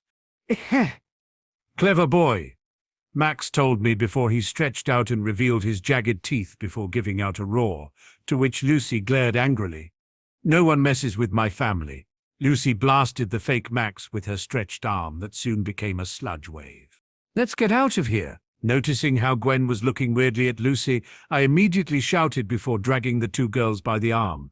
But soon our passage was blocked by Vera, Marty and another senior standing on our way while holding up a car together. Just then we looked back to see the fake Max charging again at us, with Gwen still in utter shock. Oh, this is not good, Lucy said as the seniors tossed the car at us, and we ducked out of the way as the car then suddenly landed on fake Max, with Gwen becoming immediately concerned about it. Understanding that it wasn't really clear how these aliens snatched other people's bodies, I tried to calm her a little with a few words explaining that despite its appearance, it couldn't have been our grandfather. As if to prove my point, suddenly from the wreckage of the tossed car, a formless slime-like being flowed from out of it and formed itself back into Max's appearance, although with its left eye socket exposing its greenish slime nature. Gwen, get to the trapdoor. Lucy quickly ordered her while staying with me to keep the Limaxes at bay. Gwen nodded and immediately ran to the dumpster, finding the trapdoor just underneath it. The still dormant Anodite first tried her best to move it, but she just wasn't strong enough, leaving Lucy and I looking at each other as we backed up from the imposter old people stalking towards them. You hold them? Lucy asked me, showing me one of her rare cases of being serious. Of course, I confirmed confidently and finally ready to share my secret, pulling up my sleeve while mentally commanding the Omnitrix to activate and picturing what transformation I wanted to become. The watch immediately sank into my wrist, causing my veins to pulse and expand rapidly until they reached his eye, which I clenched shut. After a brief green flash, I shifted into becoming my Vulpimancer Wildmutt form, growling and snarling menacingly at the alien impersonators before charging at them. I was finally allowed to let loose against something that was capable of quickly recovering from my precise yet devastating strikes. Meanwhile, I took my time to stall our pursuers. Lucy ran towards the dumpster and then elongated her arms in order to properly toss it to my direction, to which I easily sensed and lunged towards, grabbing it both arms before slamming it down and crushing it against my opponents. I then metaphorically glared at a surprised Gwen and snarled lightly at Lucy, who had been just standing there instead of quickly entering the trapdoor. Sorry, I just love seeing you in action, Lucy replied, and then got to undo the locks of the door, this time trying to explain what was going on to Gwen. I know, it's kind of scary at first, she remarked to Gwen before winking at her as she shifted into her humanoid Linapan form. But believe me, you'll get used to it. Just then, the seniors came oozing out of the dumpster and resumed their attacks against me just as Lucy finally managed to bust open the trap door, easily dodging around their tentacles and slimy whips thanks to my daredevil-like heightened sense, before launching them farther enough to buy us more times. After that, I immediately rushed to pick both girls up on my back and they jumped down into the trap door as the seniors glared at us from above. Does the expression "look before you leap" mean anything to you? Gwen asked, suddenly acting her normal self towards me, despite my appearance. Oh, I guess not when you're blind as a bat. Oh, Gwen suddenly shouted, yelping outwards into the air as she held her bottom and fell face first into the ground, with some of my transformation's smallest quills in her bottom. Hi. Now who's the blind one? Lucy said as she couldn't help but giggle at what just happened. That really hurt, Gwen groaned before Lucy aided her by pulling the quills off of her and helped her up. Arg, Ben, get a saddle next time. Right about then, the girls glanced upwards, and much to their alarm, the seniors started crawling down while sticking to the walls like spiders growling at us. Urging them both to hurry up back over me with some snarls, I then immediately ran through the caverns as the seniors eventually leaped down and started following us as we left no haste and didn't stop before we reached a point where the tunnel split into two paths. These tunnels must go under the entire complex. Gwen analyzed as she got down from me, as I then sniffed the air searching for their ship until I literally saw the heat signature of fake Max as he then stretched his arms at the girls. Just then I grabbed his arms and swung him into the wall. How fortunate that both Lenapan and Limaxes emit heat, otherwise I would have to switch my strategy a little here. I thought while glaring at the quickly reforming alien I've just thrashed.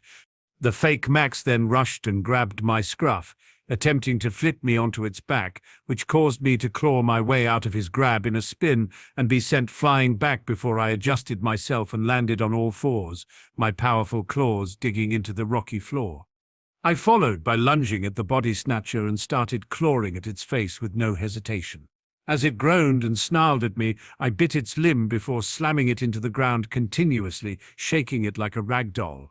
Continuing with my reenactment of the Hulk humbling some Norse gods before grabbing it and tossing it into the wall again, this time causing a bunch of rocks to fall on it, supposedly either finishing him off or buying us more time. The latter I quickly understood to not have been the case, proven after I sniffed the air for a brief moment and then charged, not forgetting to pick up both girls before doing so, down one of the split tunnels.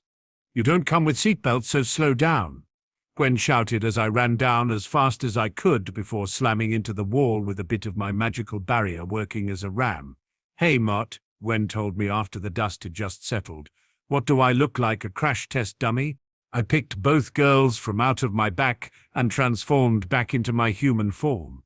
Apologies, I could feel countless of those things getting closer and closer. If we hadn't hurried, we might have been surrounded. "You felt?" Lucy asked, a little curious about my abilities, but I gave her a look that made her quickly understand that it wasn't the time for that. "Listen, girls, I don't know what it is, but I've picked up a scent coming through here. I believe I've also felt Grandpa." I half lied. "Come on, I will protect you two." Receiving no protest from them, we then walked down the caverns again until we all sighted a hidden spaceship and a bunch of pods that looked like they came out of the Alien movies. "It's like everyone in Retirement Village has been podded up," Gwen said as they looked through the pods, until she came across the one that was holding their grandfather. "I've found Grandpa Max," she said, waiting for me to rip the pod and pull it away, ripping it open as Max came out and came to his senses almost instantly. I was out for a walk, and then grown. I can't remember what happened next. Max began explaining as I helped him to his feet. "You and the others in the complex were podded up by these gross shape-shifting aliens," Gwen explained, before turning to Lucy. I mean, no offense." While Max raised an eyebrow at Gwen's comment, I ran over to another pod to free more people before I was interrupted. "I wouldn't do that if I were you," the fake Vera said as fake Marty and another fake senior walked up to us. "Well, you're not me," I told her, while my cousins and grandfather got into a fighting stance. "Not yet, I'm not," Marty said as he and the others let out a shriek and transformed into their true forms, a green amoeba-like being with the ability to screech loudly with their organs visible in their transparent bodies as Gwen looked sick to her stomach. While I held my ground, the girls backed up in fear as the aliens approached them, only for Max to shield them. "You can fill me in later," Max said as Gwen accidentally touched the pink wall behind her, which turned yellow and revealed itself to be a door to their ship, and she looked behind to see countless pods already loaded into the ship. "Guys, look over here," she shouted as Max and Lucy looked into it to see the pods. "Their ship," Max exclaimed as he ran over, almost forgetting he was retired. "They found it," one of the aliens shouted. "We can't let them out." With that, the ship activated, shining brightly, illuminating the cavern. "Get the pods on board," another of the aliens said. "They've been marinating long enough." "Marinating?" Max asked, as Gwen looked up and gasped as she saw Vera's pod. "They've got Aunt Vera." Right then I took out some water guns I've brought along with me. "Water guns? Why did you bring them along?" Gwen asked, confused. "I don't think they need a bath." Remember today's incident with Aunt Vera in the kitchen? I told her. Or Marty when I was on the golf cart, Lucy recalled. It seems there really are aliens stupid enough to come to a planet that is mostly covered by their weakness, I remarked out loud. You would be surprised how often that happens. Max chuckled out of nostalgia before quickly clearing his throat and changing subjects. I mean, in movies, keep them busy while we unload these pods from the ship. The collective beings known as Limax struggled against its fear from water as I sprayed them. They dove out, trying to avoid it while still attempting to attack me by throwing things of the environment at me, eventually coming up with the idea of intimidating me by merging together in order to become a towering version of themselves. Oh, you are lucky I don't have my Orish and water hazard form yet, I thought to myself before putting my athletic training and slightly mana-enhanced body to test, effortlessly dodging everything they threw at me, capitalizing on each opening they gave me in order to spray water on them, storing them long enough until I managed to spot a water pipeline above them. Firing a concentrated projectile of mana at it, it soon began spraying water on the giant Limax as he roared in pain before I fired again and completely separated the pipe. This time, spraying a massive waterfall of water on the giant alien as he melted right before my eyes, just as Max, Lucy and Gwen finished unloading the pods. How did you do that? Max asked as they ran out of the ship. Easily enough. They started throwing things at me. I just tricked them into hitting a water pipeline on the ceiling. I lied to Max. Clever, Max remarked as he noticed that the level of the water was rising rather quickly. We should put them back into their condos so they'll think they never left, Max said while both girls groaned. But that could take hours, Gwen stated, also noticing the water level rising. I'll handle it. Just hope I can find out who lives where, I said, pulling up before finally revealing my watch. Grandpa, we will need to talk after I'm done. Despite being caught completely unaware, once the green flash of light ended and I turned into my Kinicelerin XRL8 form, Max nodded in agreement. We sure do, Ben. Having completed another one of my scheduled adventures, I felt an exhilarating sensation of accomplishment, as the time around me suddenly came to a halt. Given the appropriate context, this might be the strongest transformation I currently have at my disposal. Seriously, super speed must be the most underrated and unappreciated superpower in the history of modern fiction. For each trip I made to take one pod from out of the cave and back to the surface, I took a couple of minutes while still maintaining my time-stopping perception of both study and mapping out the alien technology left by the Limaxes. Sure, I wasn't anywhere near as hyper-intelligent as I would have been had I picked my Galvan grey matter transformation, but having all the time in the world, I still made good with what I had.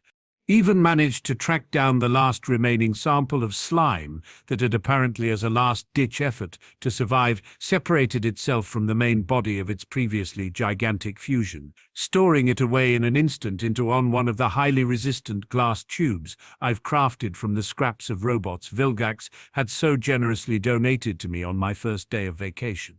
Poor slimy fellas must still be dumbfounded by how everything went from bad to worse for them in less than a day. Sucks to them, I guess. I was more than welcoming to have these elderly human-eating snails as my lab rats to experiment. Who knows, I even might have some use for their fire-resistant and shape-shifting DNA. At least more than what I had with the Kraken. Man, that was such a dud. I was so certain it was sentient enough to be accepted by the Omnitrix. I will have to store it until I find a way of working around that, or just luck out again and get my hands on the Nemitrix. Regardless, by the time I actually got tired from running to what felt like an eternity, I joined both Grandpa Max and the girls. By the end of the evening, when everything was back to normal, the crew were all standing in front of Vera's house as she started hugging both Max and the kids goodbye. Don't be strangers, Vera told her brother with a gentle smile. We won't, Max assured her, getting into the driver's seat soon after, with the kids being next to say goodbye. Bye, Aunt Vera, Gwen said, reaching to hug her. Bye, dear. You will always be welcomed here.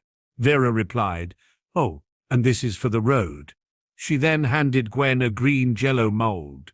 Lucy told me how much you loved my gelatin mold. This one's lime with chunks of grouper and chickpeas. Just then Gwen heard Lucy's trademark snorting laugh. Thanks, Gwen said as she walked to the rust bucket while grumbling at her cousin. Vera then walked up to talk to Lucy, who had eventually warmed up to her, and then Ben. After saying their goodbyes, Vera hugged her great-nephew. Have fun on the road. Don't worry, Aunt Vera, I definitely will, Ben said as he then ran to the RV. As they drove by the cavern, no signs of the Limax's spaceship could have been found. However, a hole on its ceiling hinted where it might have gone. Hunted. Up in Earth's orbit, once again back in the Chimerian hammer, the warlord known as Vilgax, who was still recovering from his injuries, was currently spending his time observing 5 galactic bounty hunters on his screen in the training area on his ship. They were all highlighted by spotlights shining down over them. The first of the candidates wore a set of purple armor, made from a shell of an assassin robot, gutted by him, with purple pads covering its central joints, an alien-like utility belt, 4 central lines on his helmet to provide outlines for its face, and hooved feet. His name was 6-6, a infamous genetically mutated Sotoragian bounty hunter from the planet Sotorag, a being motivated solely by money, with morals so low that he has proven to be more than willing to kill innocents to achieve his mission. The next in line was a crab-like alien with goldish-brown-colored armor, a sideways mouth, 4 scythe-like legs, and a large, powerful pincer for a left hand. Within the pincer was a power blaster combined with several other tools, such as a chemical sprayer. His name was Crab, a war veteran turned cybernetically enhanced bounty hunter once he lost 95% of his biological body during the Piscis Pyros battles, hailing from the Piscis Primum species himself. The third was a 7-foot-tall, long, slender, bipedal humanoid, dreadlock-like appendage on its reptilian skin, and a face with feature arthropod-like mandibles, and no visible nose. It wore a uniform that featured a metal mask with quills on its head and silver blades on its wrists and medium armor. One might recognize this mercenary as a female Yacho or Hishkreten, this in particular being a seasoned hunter who boasted an impressive array of trophies, having herself ventured on numerous hunts across various planets. While defying her species' code of honor, she appeared to follow her own code. The fourth was a humanoid wearing a suit of armor that consisted of a golden suit of armor with a deep red chestplate and helmet that had a green visor which shielded its face from view, and flat ridged shoulders. Its biggest feature being the energy cannon on the left arm of the power armor that covered its left hand entirely. For what most knew, this mercenary could very well be an independent android. This mercenary's name was Aaron, a mysterious yet professional bounty hunter, with some wild tales being heard surrounding, claiming its origin as a stranded soldier from a different galaxy. Other rumor claimed that it was merely a way to raise the price for its service. However, the most heavily guarded secret being its true identity, given how both its gender and species was obscured by the power suit's non-specific appearance. The fifth and final bounty hunter wore a shiny grey suit alongside a black helmet with a small teal triangle on it, shoulder pads and boots, with glowing teal-colored lines in his helmet and shoulder pads. Armed with a holstered sidearm, some grenades, an extra array of gadgets and his personal hoverboard from Hard Light. Originally named Tetrax but frequently going by the codename Hoverboard, he was an effective mercenary that was believed to be the last of his kind, and who was hand-picked out specifically by Vilgax thanks to one infamous job he had accomplished for the conquering warlord. Begin the audition. Vilgax finally commanded over the ship's intercom and they started. 6-6 flew out first with his jetpack as a bunch of Vilgax's drones came out from the portholes and surrounded him. Just then a socket in his armor opened. He pulled out a blaster and fired it on the droids, destroying a few of them with little effort. The other drones fired back at him, prompting the purple mercenary to duck out of the way and activate his rocket launcher from his wrist, firing most of his shots at one of the larger droids.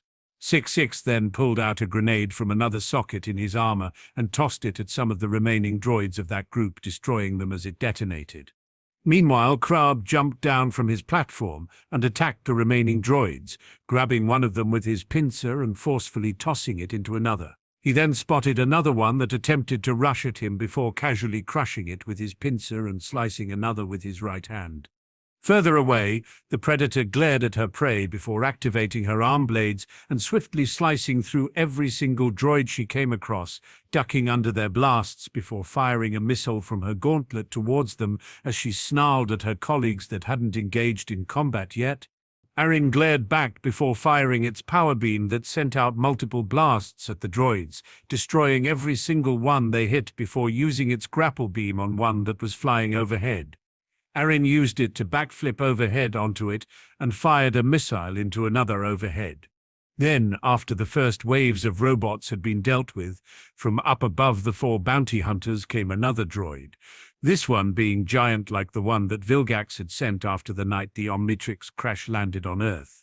Taking this development as his cue, Tetrax pulled out his own hoverboard and flew towards the towering droid as it fired a powerful blast at him that hit the bullseye with great destructive power. But once the smoke cleared away, it was revealed that the mercenary was completely unharmed, supposedly thanks to his armor. Tetrax then jumped and punched his way right through the towering droid, destroying it as his hoverboard followed him until he folded it up and put it away, with Vilgax's projection reappearing on the large screen. Impressive, Vilgax said, doing his best to hide his current vulnerable state, while still failing to suppress his gasping in between each sentence. You are all hired. Your objective is to retrieve the Omnitrix. The one who succeeds collects the reward. Do not disappoint me. The 5 bounty hunters nodded in confirmation and then got into escape pods before being jettisoned into the Earth's atmosphere, where they were expected to track and destroy their prey. Vince's POV.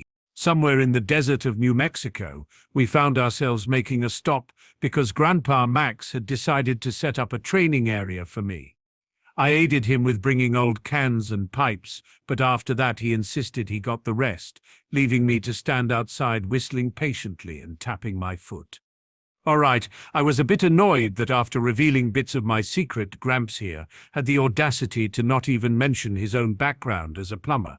And it really meant, worst of all, here he was building a weirdly intrinsic system of traps and expected that I wouldn't find it strange for a man who allegedly spent his entire life basically installing and repairing pipes and fixtures that carried water, gas, or other fluids in homes and businesses.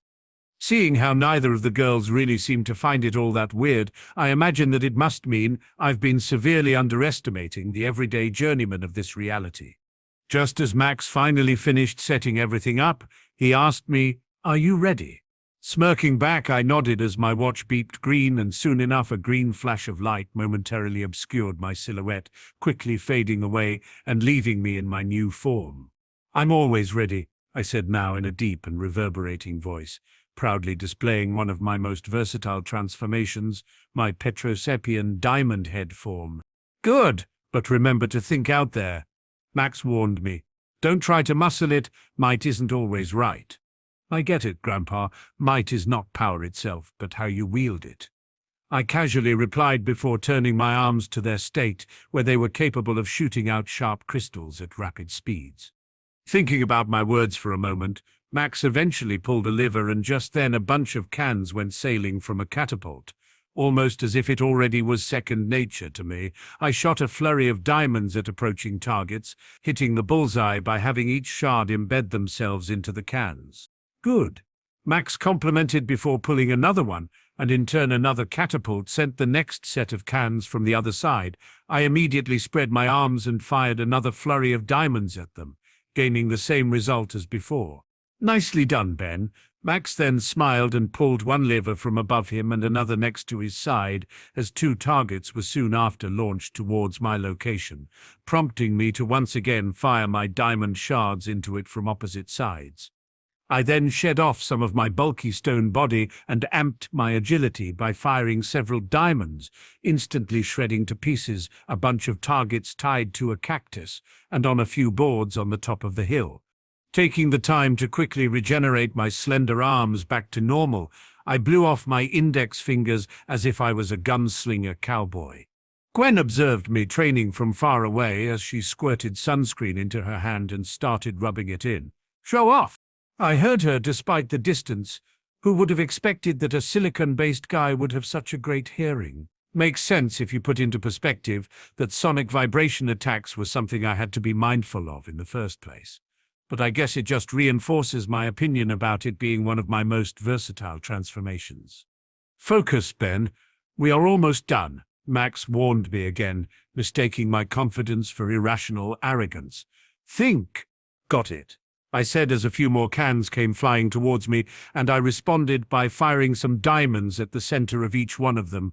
However, just then I sensed a tire coming flying towards me, but instead of it hitting me by surprise, I easily dodged out of its pendulum trajectory and slashed the tire in half with my quickly produced one-handed sword, before double-tapping each section with a quick round of close-quarter shot that carried a similar push as a shotgun from my other hand. That will do, champ. You've proven yourself more than capable of facing combat, Max announced with a proud smile before assuming a somber mood for a moment. I've already thanked you for saving us back with your aunt, but even if you're the responsible type, I need you to learn that everyone commits mistakes, even I. And with age, I fear that will only get worse. I understand, Grandpa, I assured him, turning back to my human form just so I could place my hand over his shoulder. Don't worry, I won't let anything happen to you or the girls. Max seemed to be appreciative of the gesture, lighting up back to his usual self as he nodded to me before leading us back to the rust bucket. Having said that, I decided to change subjects as I sat by his side in the passenger seat. I wasn't expecting you to be so calm and prepared about all this. You even admitted already knowing about Lucy. I've seen my fair share of surprises during my life as a plumber, Max chuckled, still trying to cover his secrets without openly lying as he drove us away from the training ground. I'm not angry you kept that secret in the first place. As a matter of fact, I'm impressed how well you've done it. You must watch him in action, Grandpa. He is the toughest guy in town, Lucy claimed excitedly while hugging my arm before continuing to shower me with more compliments. He has kicked so many monster butt his feet must hurt. Yeah, but one of these days he's gonna get his own butt kicked. And I hope I'm there to see it. Gwen barged in with a provoking smile. Ah, you wound me with your cruel words, I replied, dramatically faking being hurt by her words. And here I thought you didn't hate me. I don't hate you. It's only when you get this cocky that I just can't help myself, Gwen admitted before covering her mouth, confusion clear on her face for why she was saying what she had been thinking, receiving a smug smile from Lucy that made her totally miss the brief greenish flash on my eyes. Well, you better keep dreaming, ha ha ha, Lucy said before giving her usual laughter with the occasional snorting. Because that day's not coming anytime soon. Gwen stared at me as if waiting for my response, to which merely shrugged with an embarrassed chuckle. Hey, what can I say? I'm glad to have my biggest fan to cheer for me. Soon after that, without prior warning, the rust bucket's engine sputtered loudly and the RV screeched to a halt. That doesn't sound good, Max pointed out after making sure no one was hurt. Sorry, Grandpa, I thought while looking through the RV's window, but I need to face the bounty hunters before moving on. Back at the training site, Tetrax found himself looking over the remains of where Ben was tested by Max, with Aaron by his side as they examined it together. He looked at a radar tracker he brought with him and spotted the energy signature of the Omnitrix. This is where the artifact was last activated, Tetrax said before walking off to examine closer, his own hoverboard in hand as the other three bounty hunters appeared on the cliff directly behind him. 6-6 said something in his native alien tongue before activating his jetpack and flying off. You can say that again, Crabber muttered in contempt. A rock pile like this is better off space dust. Aran used the tracking device in her visor and looked down to see one of the cans that still had one of Ben's shards stuck in it. But as the mysterious mercenary reached down to investigate it, the female predator grabbed it with an extendable claw from her armor. Aran responded by aiming its arm cannon at her, wordless conveying its own threat. Just then Tetrax barged in and grabbed the can, yanking it out of her metal claws, with the hunter alien responding by retracting his arm blades and automatically activating her shoulder cannon, which began humming threateningly. Don't even think about it, Yotcha. I've dealt with your kind back home too. Tetrax warned coldly, "You might be more of a hassle than it's worth it, but I promise you will regret messing with me." Having resumed his own reconnaissance flight, 6-6 landed just in time to interrupt their scuffle before announcing something in his tongue that sounded like a threat while it pointed its weapons at both mercenaries. "Whoa, big talk from a gearhead," Crabe teased, clearly being the only one capable of understanding both 6-6 and the Yachtja. "Get in our way again, and I'll teach you how to say dismantle." Tetrax proclaimed as both 6-6 and the Predator retracted their weapons, with each one of them sharing some unintelligible comeback. 6-6 flew off into the distance while the female Predator glared for a moment through her helmet, making a few clicks before vanishing using its cloaking technology. Only after he judged the situation to be under control did Tetrax resort to removing his hand from his blaster and walking off. Crab appeared to have been disappointed by that outcome before jumping while spinning his legs around like a drill and tunneling beneath the surface to search for his target. As Aaron walked away, tripping on a rope that caused the targets from Ben's training to pop up. In response, the mysterious mercenary casually fired its power beam that destroyed the entire training site before Tetrax put a hand on its shoulder. "Watch it," Tetrax said before making sure they were alone.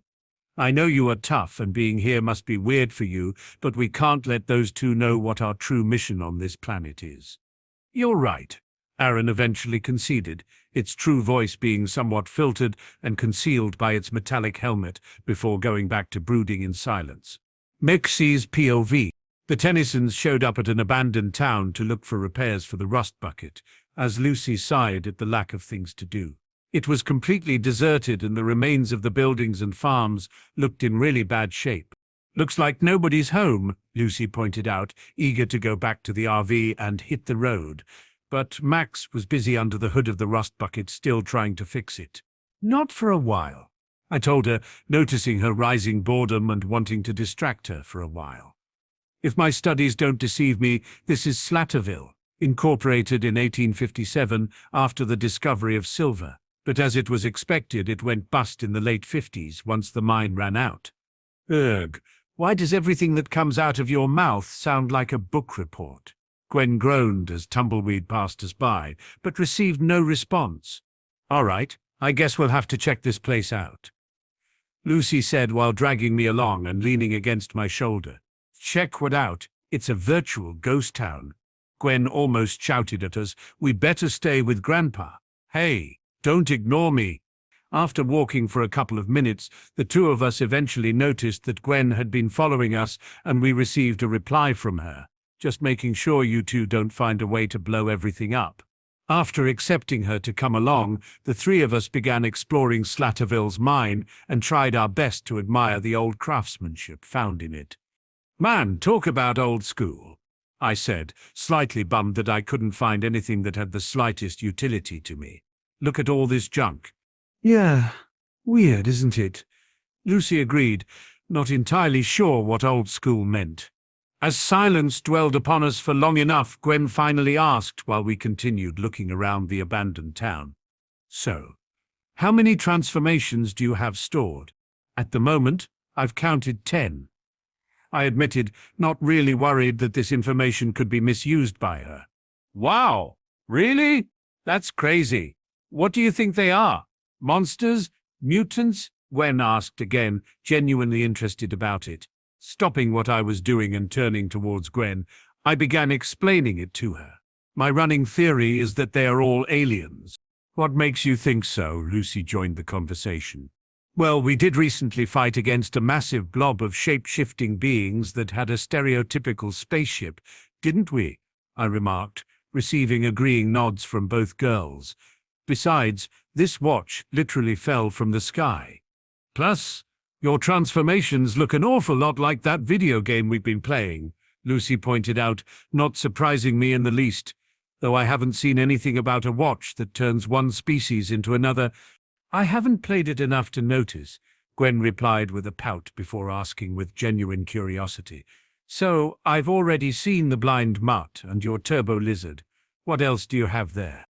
Smirking as if I had been waiting for her to ask, after pulling up my sleeve, I mentally activated the watch on my wrist, to which Lucy got a happy look on her face. After displaying a flash of green light which prompted both girls to cover their eyes, I reapered looking very different from before. Meanwhile, all the bounty hunters from before suddenly detected the surge of energy on the radar on their equipment and then started advancing towards Slatterville. Mitzi's POV. Ben, where have you gone? Gwen and Lucy called out as they were left staring at an empty space.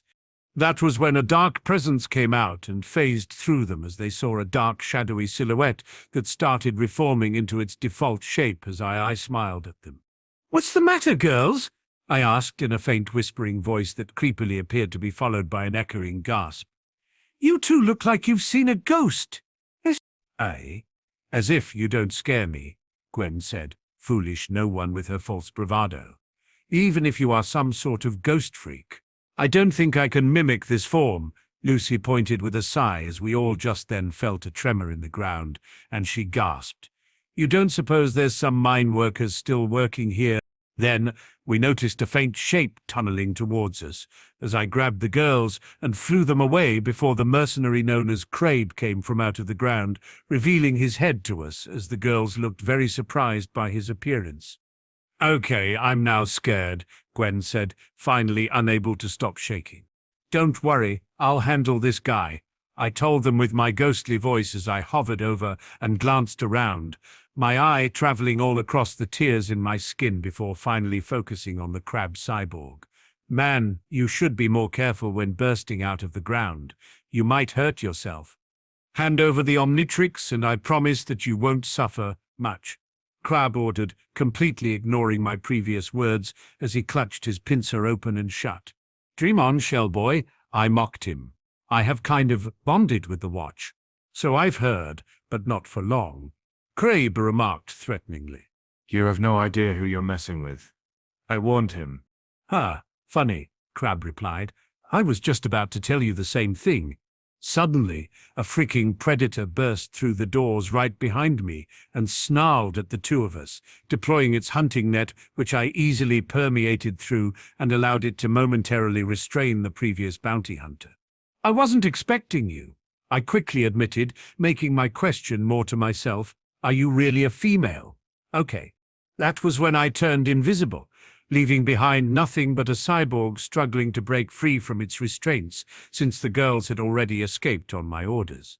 While still invisible, I slashed my claws at the female predator, which she instinctively swatted aside with her blades before having her shoulder cannon firing at me, which I easily allowed to permeate past me before slamming into the predator's body and sent her sprawling on the floor before the hunter quickly stabilized herself with her blades and glared back, chuckling menacingly and fading through the ground before immediately bursting from underneath Crab, who had finally ripped the predator's net and banged him around the crates like a pinball, causing some damage from my ghostly claws as I then faded past him and let him take the full impact of hitting the ground at high speed.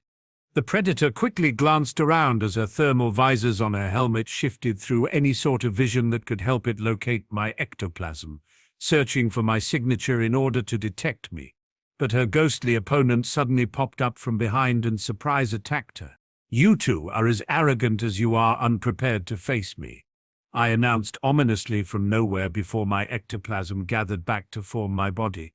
"How come mere bounty hunters decide that facing the holder of a legendary artifact would be a good idea?"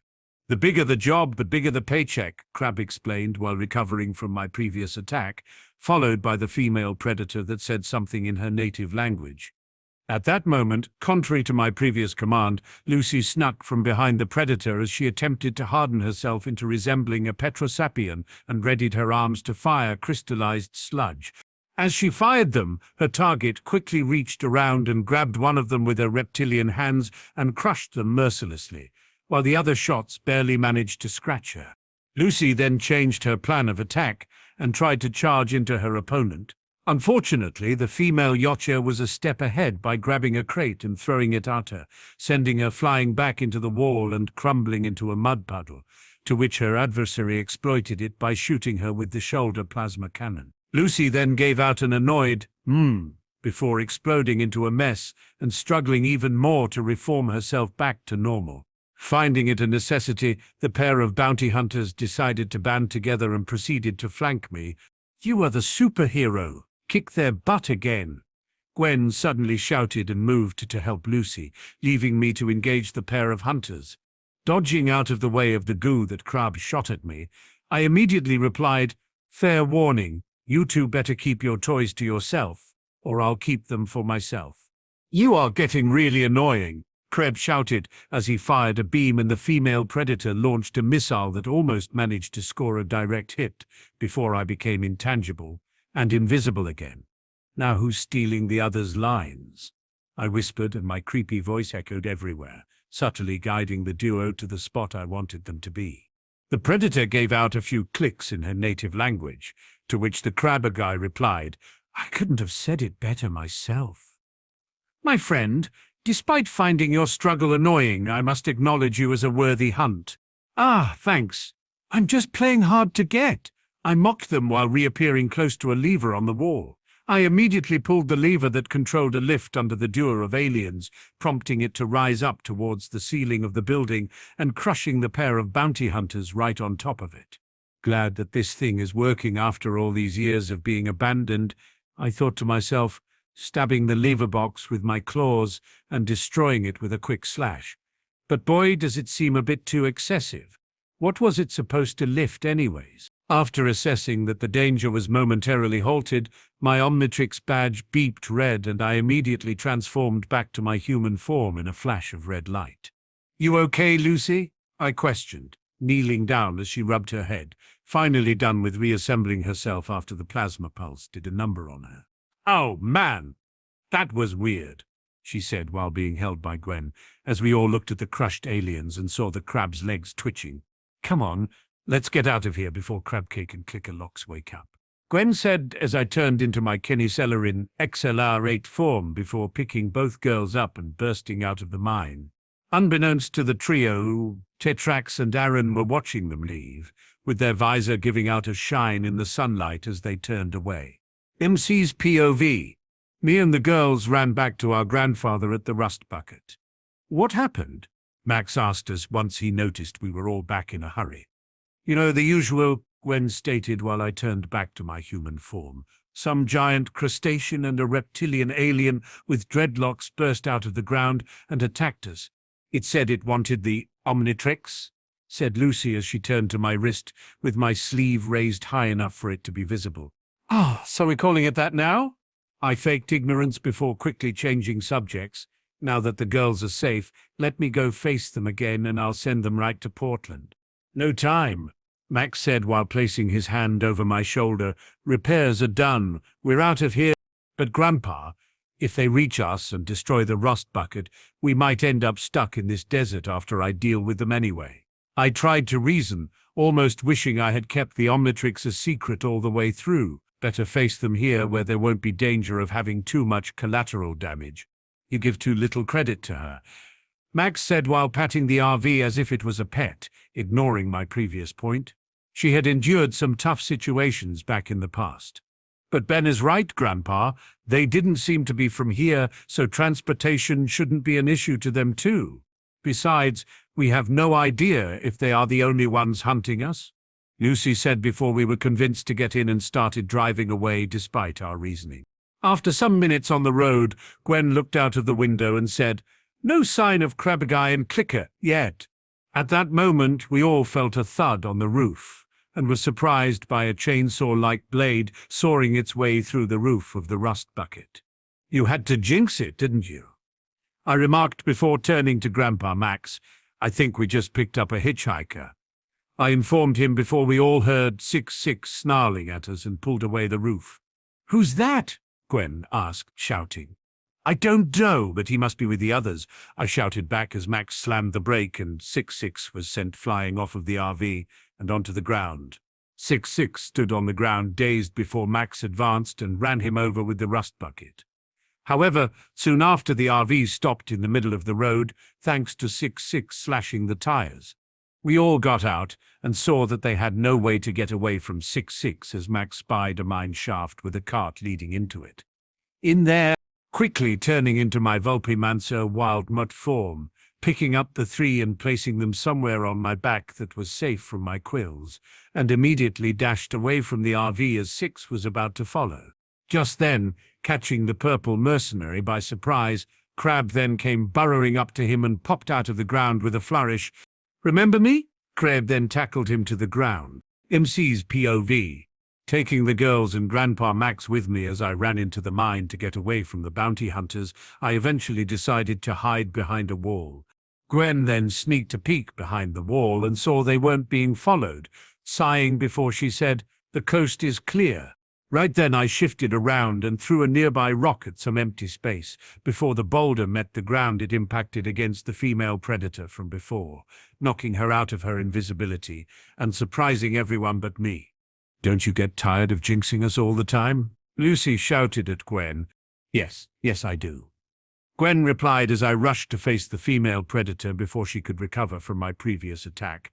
My roars were met with a few clicks from her mandibles, initiating a staring contest. "I have no idea what you said, but I suppose you don't like the fact that my form was vaguely similar to the xenomorphs, which her kind had a never-ending war with," I thought, cursing the fact that I might only get a universal translator after the Omnitrix gets recalibrated. Rolling around while dragging her, I halted my movement just in time to toss her against a faraway wall, prompting a bit of the ceiling to cave in over her. "Run!" Max shouted, and we all began to run away from the female Yachtja down the tunnels of the mine as I turned back to my human form so that I wouldn't be restrained by the space. After many sharp turns, Crab joined the pursuit by crashing into the wall beside us before continuing to chase us. The gang and I kept running until we finally reached a dead end with a chasm directly beneath us. "Great, we're trapped," Lucy said. "Now what?" Gwen asked. Max then looked around and saw a minecart on one of the railings with a lever next to it. "We take a ride."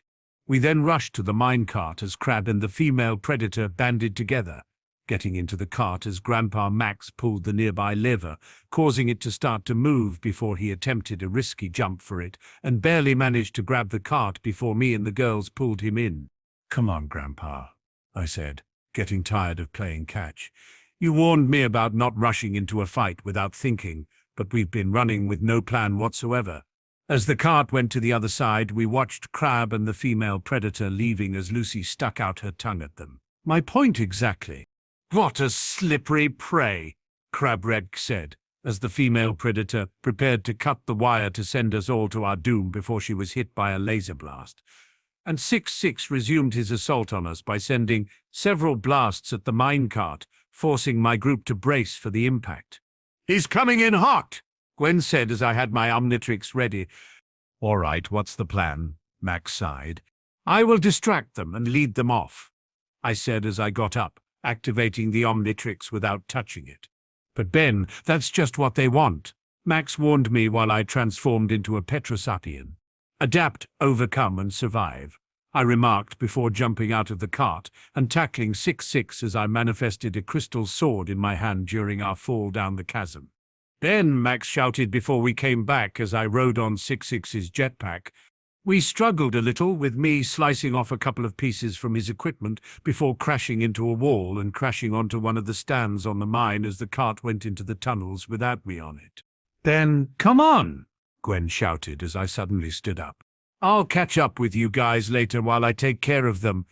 Just be careful. There might be more from where these guys came from, so don't get captured," I said as I manifested a diamond shield and blocked Crab's pincer before bashing him back into a wall. "You really should have seen that coming," I said before Crab got up, proceeding to fight the 3 bounty hunters with all my might before they were eventually defeated and encased on crystal prisons. The watch suddenly beeped red and I shifted back into my human form, immediately picking up a special syringe from my hoodie's pocket and retrieved some blood from the female Yachtja for further research. Then, as a grenade appeared in the area, the watch immediately beeped and I became a Lepidopteran and took flight, evading the burst of smoke that now covered the 3 neutralized mercenaries. Looking around with my special eyes, I saw Tetrax holding a grenade launcher in his hands, with another unexpected guest alongside him. "First the Predator, now you," I assessed before telling myself with a chuckle. Ha! The fun never ends. Tetrax flew towards me in his hoverboard with the other mercenary flying independently, thanks to its thrusters. The two followed me out of the mine and back into town until I descended safely to the ground. As the remaining two bounty hunters approached, I glared at them with my 4 insectoid eyes. That whole deal with the smoke grenade was rather uncouth. I told them, really interested in jumping the whole prove myself worthy arc. If you wanted my attention, you just have to ask. You are still capable of acting casual despite being hunted by professionals, Tetrax pointed out. 6 billion sentient beings on this planet, and it seems the Omnitrix ends up in the hands of a natural warrior. Flattering? I'll let you know that it will get you nowhere, I said, giving my back to the duo. Yet you still haven't attacked us, the other mercenary said. Neither did you, I pointed as a matter of factly before turning to them and buzzing my powerful wings. I hate to rain on your parade, but like I've told your buddies, the Omnitrix doesn't come off. Of course it doesn't. Its power utilizes alien DNA, which binds to the host's own genetic structure. It can't simply be removed like taking off a hat. Tetrax said, crossing his arms. I sure hope so, I said, more to myself. It would kind of ruin its charm. Although you show prowess in combat, your choice of warriors seems based solely on brute strength, without regard for any strategy. Do you ever pause to consider your actions at all? Tetrax asked, more interested in understanding my thought process instead of scolding me. I didn't receive instructions, okay? Brute strength is just the first step towards mastering its uses. I told them, not actually believing that I had all day long to keep speaking with them. I see. Given your recent success in the mineshaft with the bounty hunters, that's not hard to believe. Tetrax pointed out, finally drawing the attention of his silent companion. Yet, you still failed to dominate the battlefield, having received some damage yourself. With the Omnitrix, victory should have been immediate. The other mercenary said, the Omnitrix is not just some advanced weapon, it is the most powerful weapon in the galaxy. The keys to an epic battle between good and evil. Oh, and which category do you two fall into? I finally asked, already knowing the answer. Correct me if I'm wrong, but I do believe we still haven't engaged in combat. Tetrax pointed out while placing a hand over his companion, as if to calm her down. So, care to explain what the good guys are doing hanging around with the bad guys? I asked with my arms crossed. Our mission is to retrieve the Omnitrix at all costs. Since it is attached to you, we were planning on bringing you along for its removal, Tetrax explained. Oh, so it comes to this? I challenged them. I'm afraid you will be disappointed. It's not your choice, little one, the other mercenary said. Of course it is, I announced before being covered in bright green light and swiftly shifted from my Lepidopteran stinkflow. 4 rams, 1, clenched my fists up, and immediately tackled Tetrax without giving them time to react, knocking his hoverboard away as I punched him in the face before grabbing him by the neck and burying him on the ground. The other mercenary, who I sort of recognized as resembling the Samus character from those video games, tried to fight back, but was met with identical results since I still had plenty of free arms to use. It's astonishing how fast you seem to be mastering the Omnitrix. You seem capable of freely switching between each warrior of your choice. Tetrax told me, apparently unfazed by the amount of force I used against him. Again with the flattering, I pointed while standing up, offering a hand for both mercenaries. One of my transformations is so hyper-smart that it helped me make sense out of this watch. Despite having no frame of reference on how alien technology works, I managed to at least recognize its encryption patterns. Both Tetrax and the one I came to name as Samus accepted my hands and got up from the ground, with the former finally opening his helmet, revealing the face of a Petrosepian diamond head. Never would have seen that coming. I thought you were wearing a really thick suit of armor. I glared at the hunter's face while shifting to my Petrosepian diamond head form. So, you are some sort of donor to my transformation, or just some random bounty hunter that likes doing some good from time to time? Neither. I am a noble Petrosepian warrior, Tetrax Shard, the hunter said. I guess we're two of a kind, Samus said as she removed her own helmet, revealing herself to be a young woman with blonde hair tied in a ponytail as she glared at me. Of course you are human, I stated, not slightly surprised, but still wishing to know more about it while subtly releasing my magical aura of honesty. Dig the suit, though. Don't tell me you work for the government. Not exactly. This Earth is so much more different than mine, but still similar in a weird way. Samus explained, apparently nostalgic for some reason. My name is Samus Aran. You could say that Tetrax and I are situational partners in this business for the moment. We found the hunt and we split the prize together. Now we have a mission that requires that the Omnitrix is safe. So you are not from this dimension? I quickly connected the dots. Cool. From Samus's shocked expression, I got that it wasn't something she wished to have shared with me. Don't worry, your secret is safe with me. Thank you, Samus told me, still a bit unsure about what just happened. Damn, she's hot. Just a pity I've never really played her games all that much. I told myself, making a mental note to further explore those memories of my past life with my Galvan grey matter transformation once I get the chance. Meanwhile, I exchanged a few words with Samus. Tetrax looked for his hoverboard until he heard Crab's mechanical footsteps approaching as he showed up with his hoverboard in hand. Looking for this? You're not getting off this planet with the Omnitrix.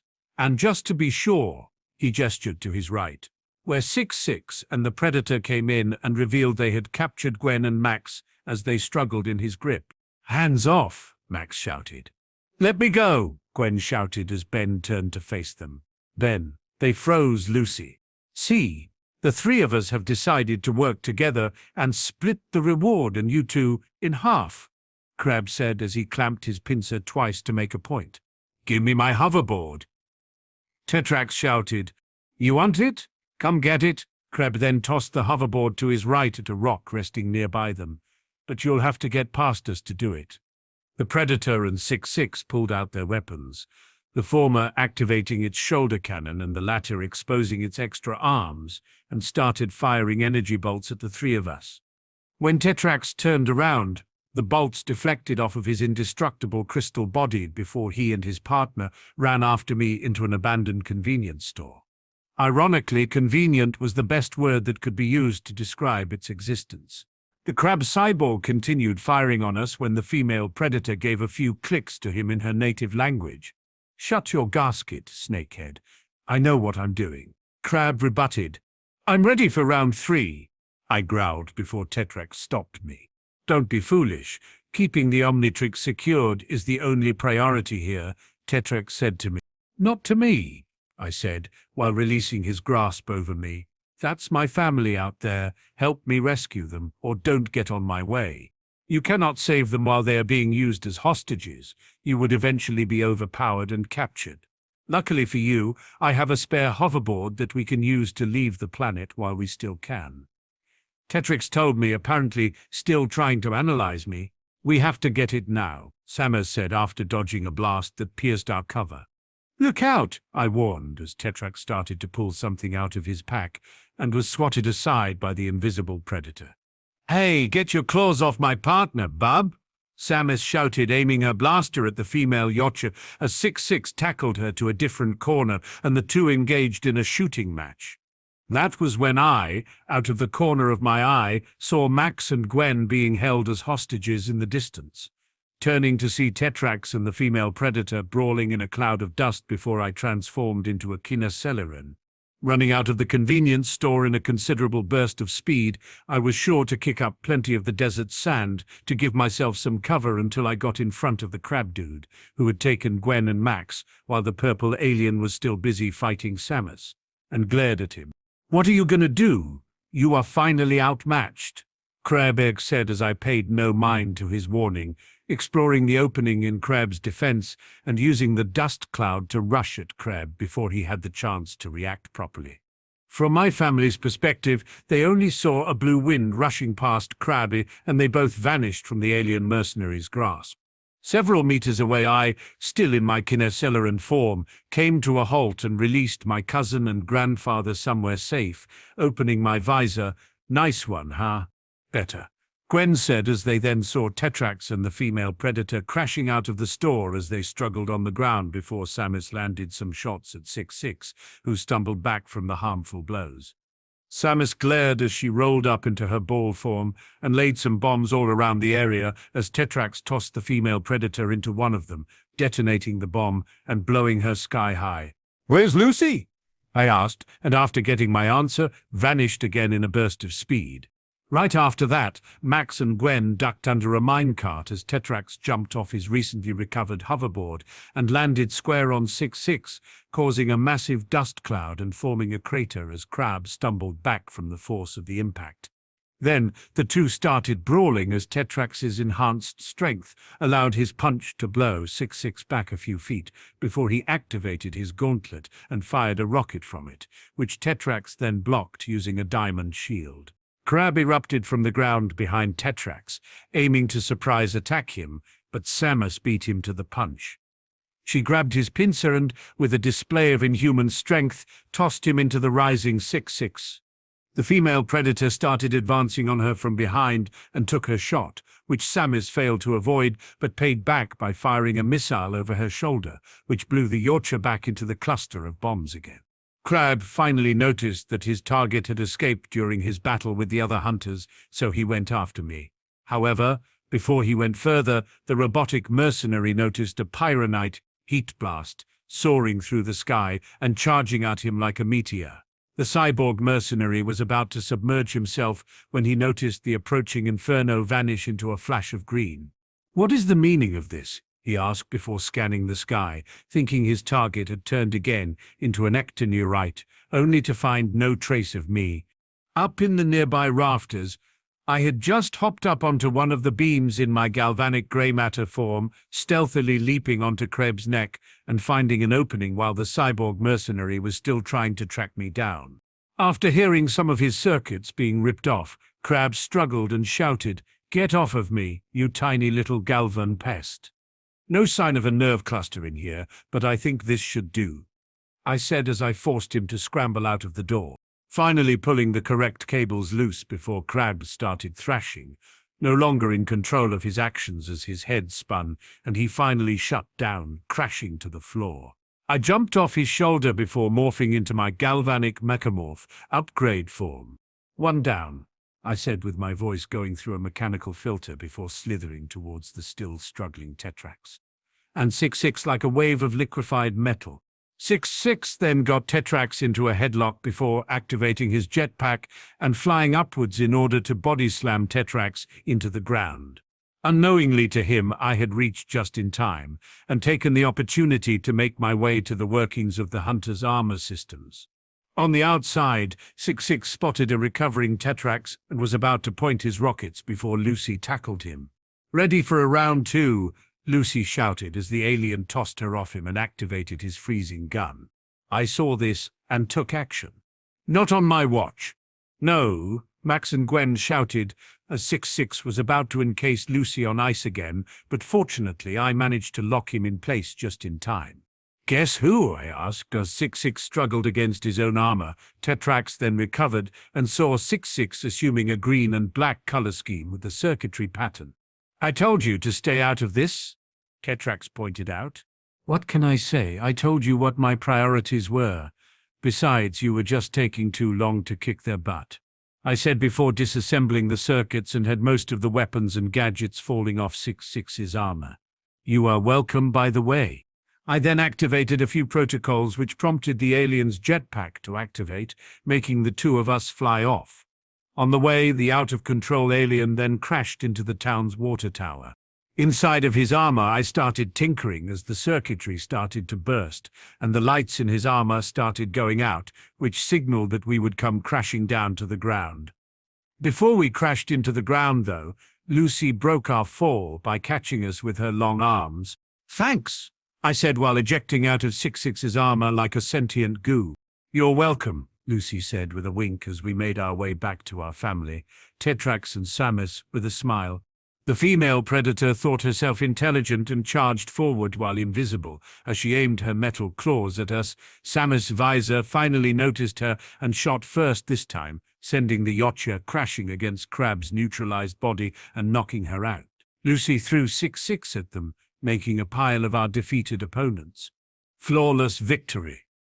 She cheered with both arms raised.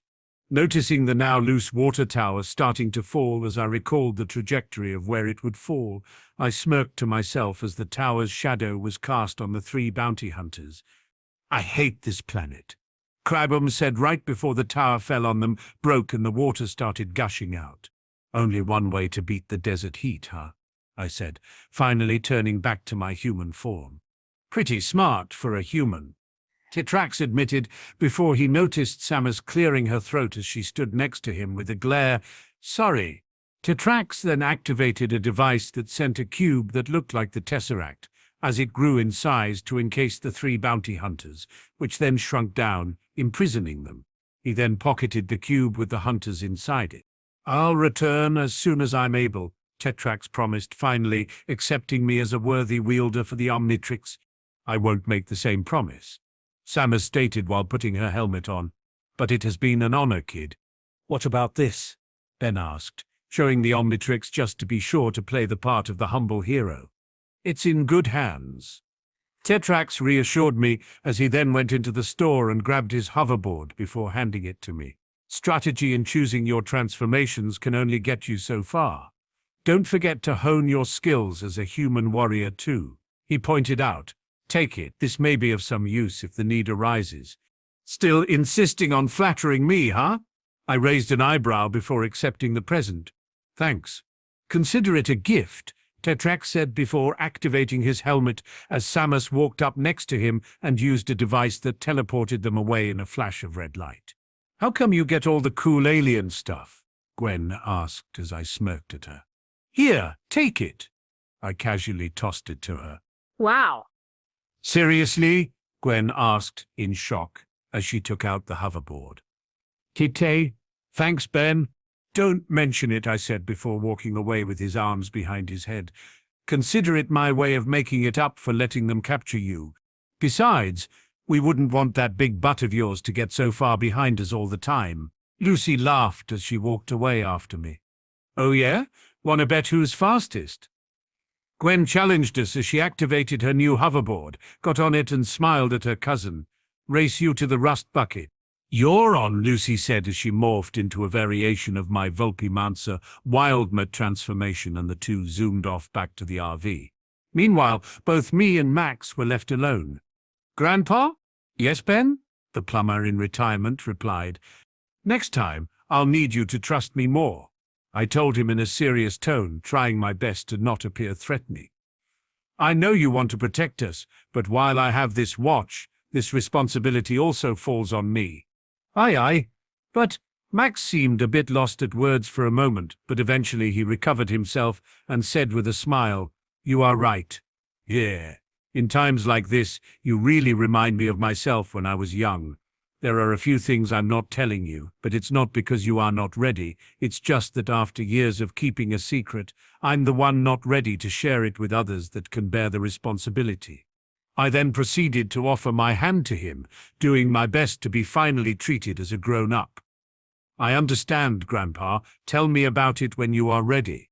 Max then nodded back, and the two of us began making our way back to the rust bucket. With me focused on my plans to come back later and scavenge all the tech I managed to take from the alien mercenaries during our battle. That and the fact that I finally had a sensor powerful enough to help me hide the Omnitrix energy signature. Back in orbit, on the Chimerian Hammer, a robot watched on a monitor as Tetrax and Aaron zoomed away in a flash of red light as it turned to its master. Betrayed, Vilgax sighed in anger. Sensors indicate the Omnitrix is not with the mercenaries, the robot immediately informed its master.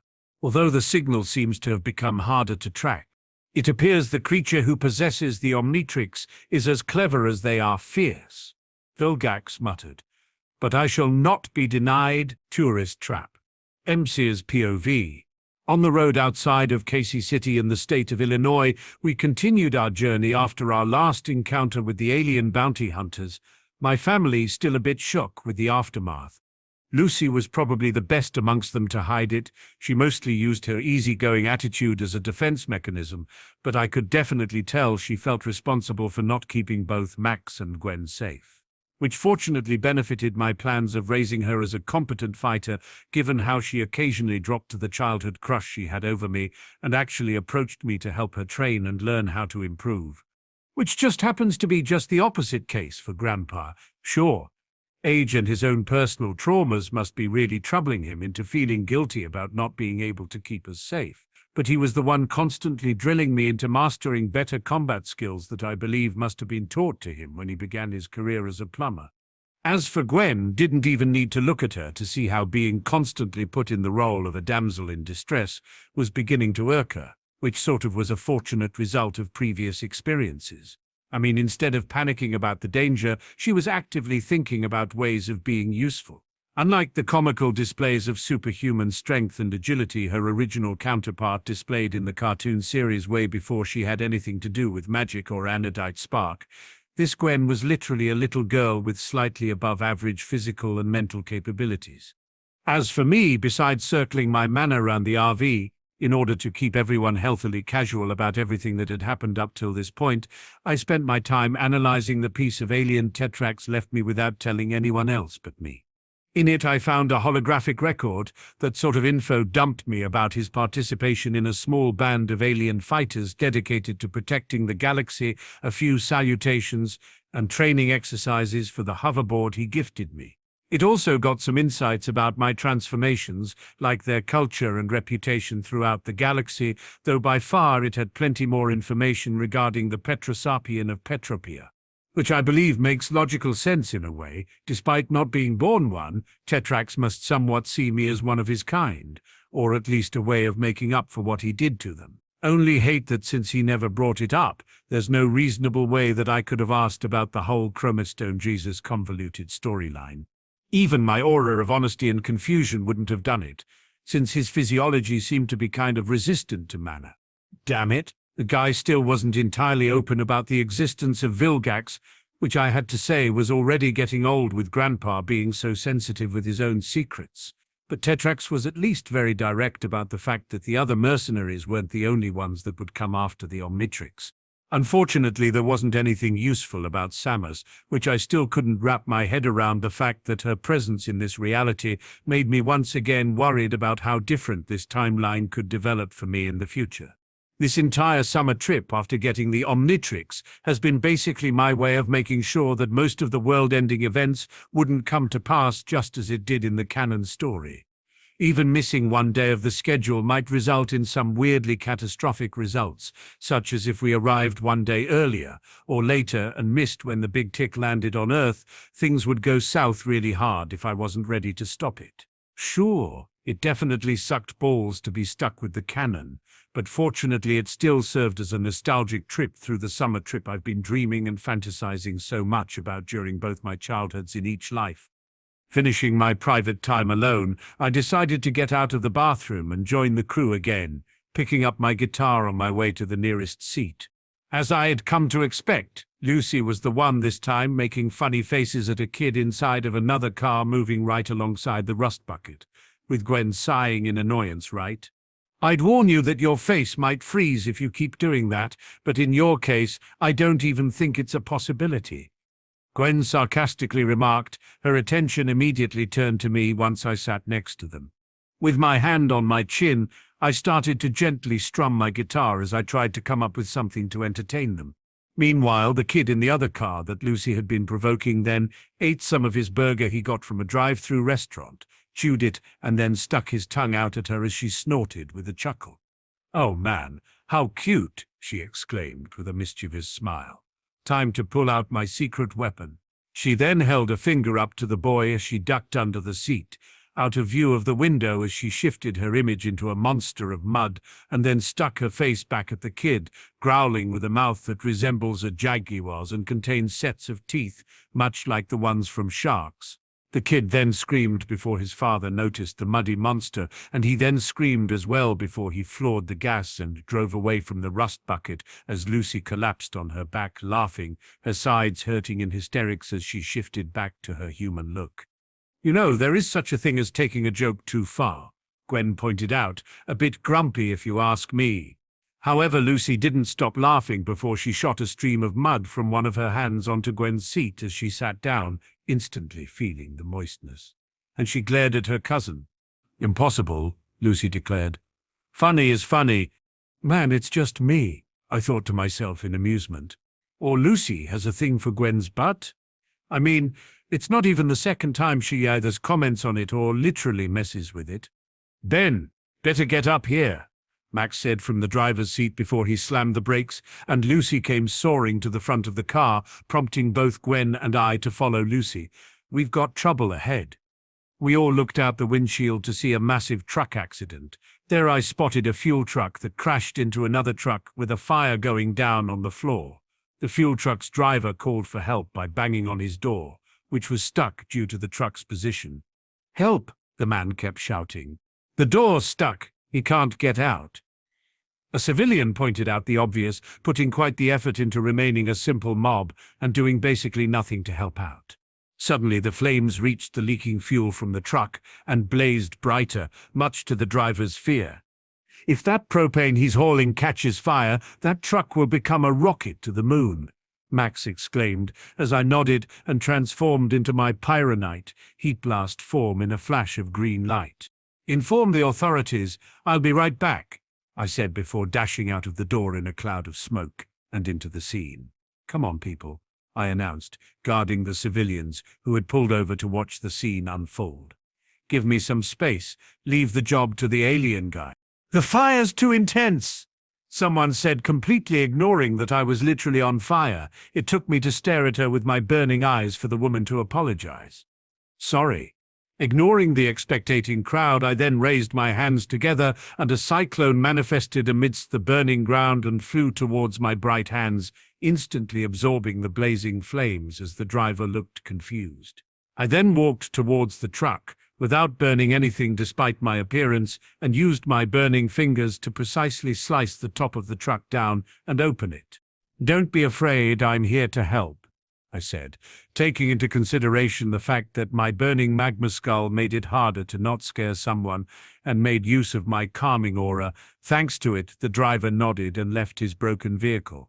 The kid from before, now standing close to the crowd of people on the road, then gasped at me. What's their name? From that awesome game? You mean a pyronite? Could it be? They really exist.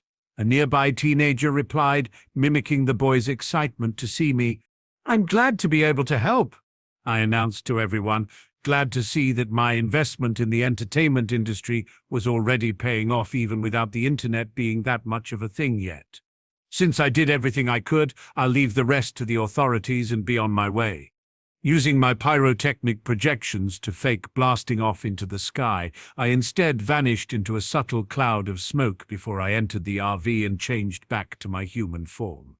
Nice work, champ, Max told me, with the girls complimenting me in their own way, before Grandpa started analyzing my thought process and how I could improve further. A little bit later, we were back on the road, entertained for the moment, after I played a couple of songs with my guitar until Lucy started reading the roadside signs that were showing up. You'll have a ball with it.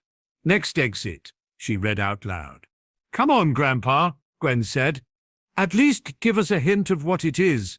Ah, no hints, Max said, genuinely excited to keep this secret. I've been planning this stop all summer. When we finally arrived at the destination, Grandpa reached the door first before letting us out. Now the three of you close your eyes.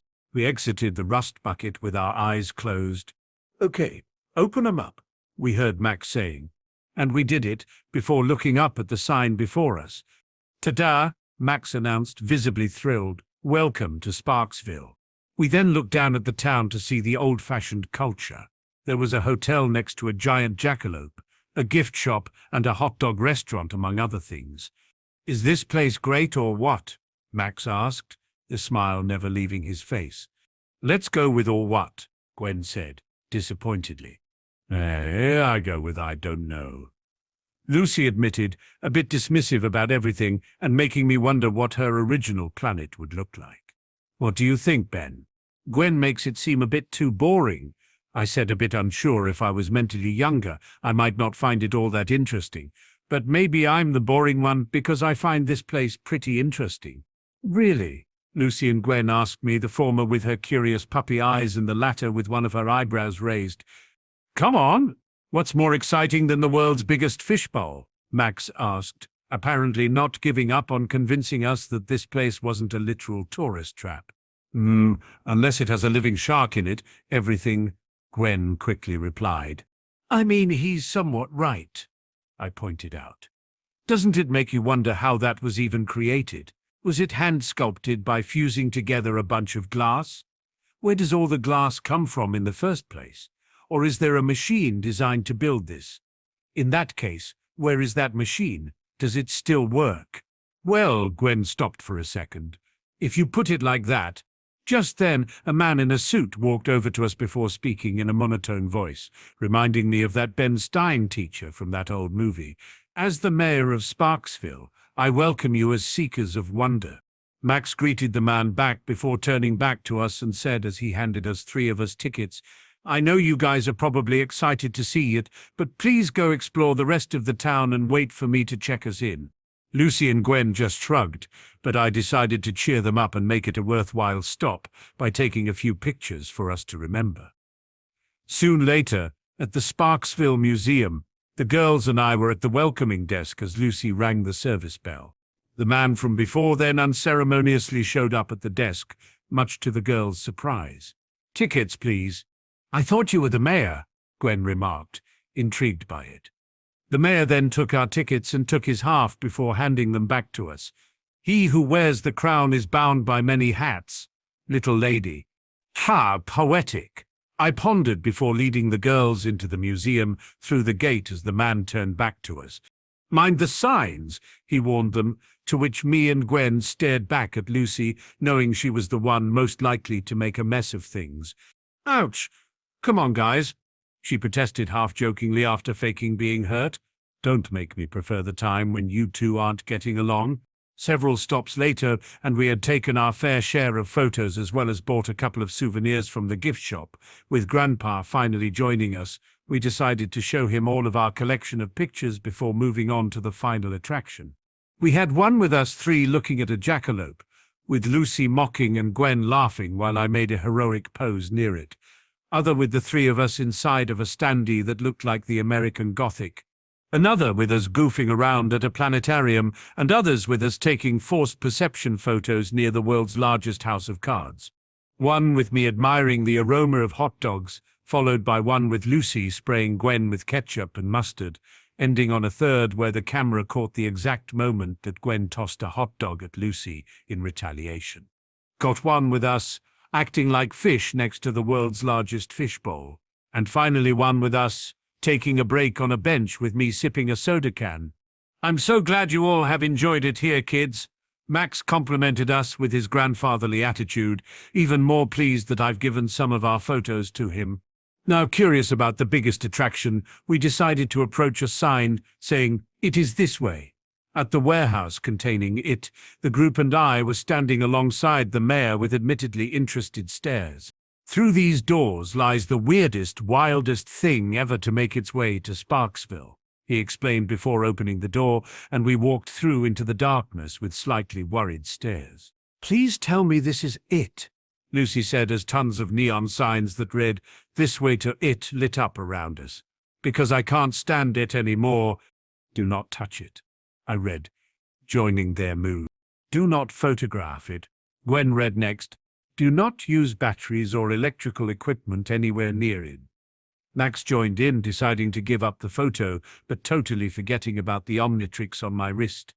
We finally reached some light and saw a neon sign that read, "This is it." Please don't tell me it's the world's biggest Michael Jackson collection, I joked to myself, recalling the American documentary album, slightly bummed that no one would get it. After all the fun I had, I genuinely almost forgot that this was the reason for this stop being actually important to me. The sign then raised up into the sky to reveal, drumroll, the world's largest rubber band ball. Cue wah-wah trumpet. This is it? Gwen asked in disappointment as the mayor walked up. It's a big ball of rubber bands, Lucy said. unsure of what to think of it. "Isn't it amazing?" Max asked, totally missing the fact that after everything we've already seen, this was mildly underwhelming. "Yeah, but how would you even make something like this?" I pondered, having never really cared before on how rubber bands were actually made.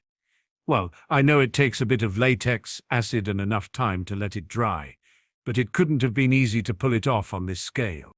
"Indeed." Max acknowledged it, clearly happy that I've shown some interest, and who knows what secrets lie within.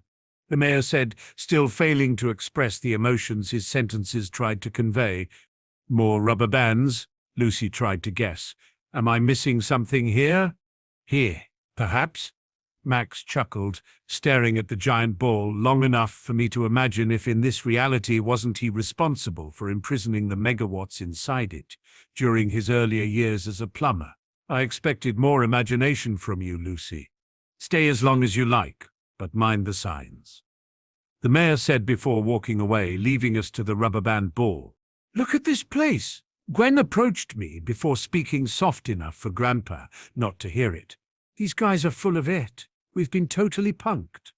"It is pretty lame," Lucy admitted before I gently placed my hands on their shoulders.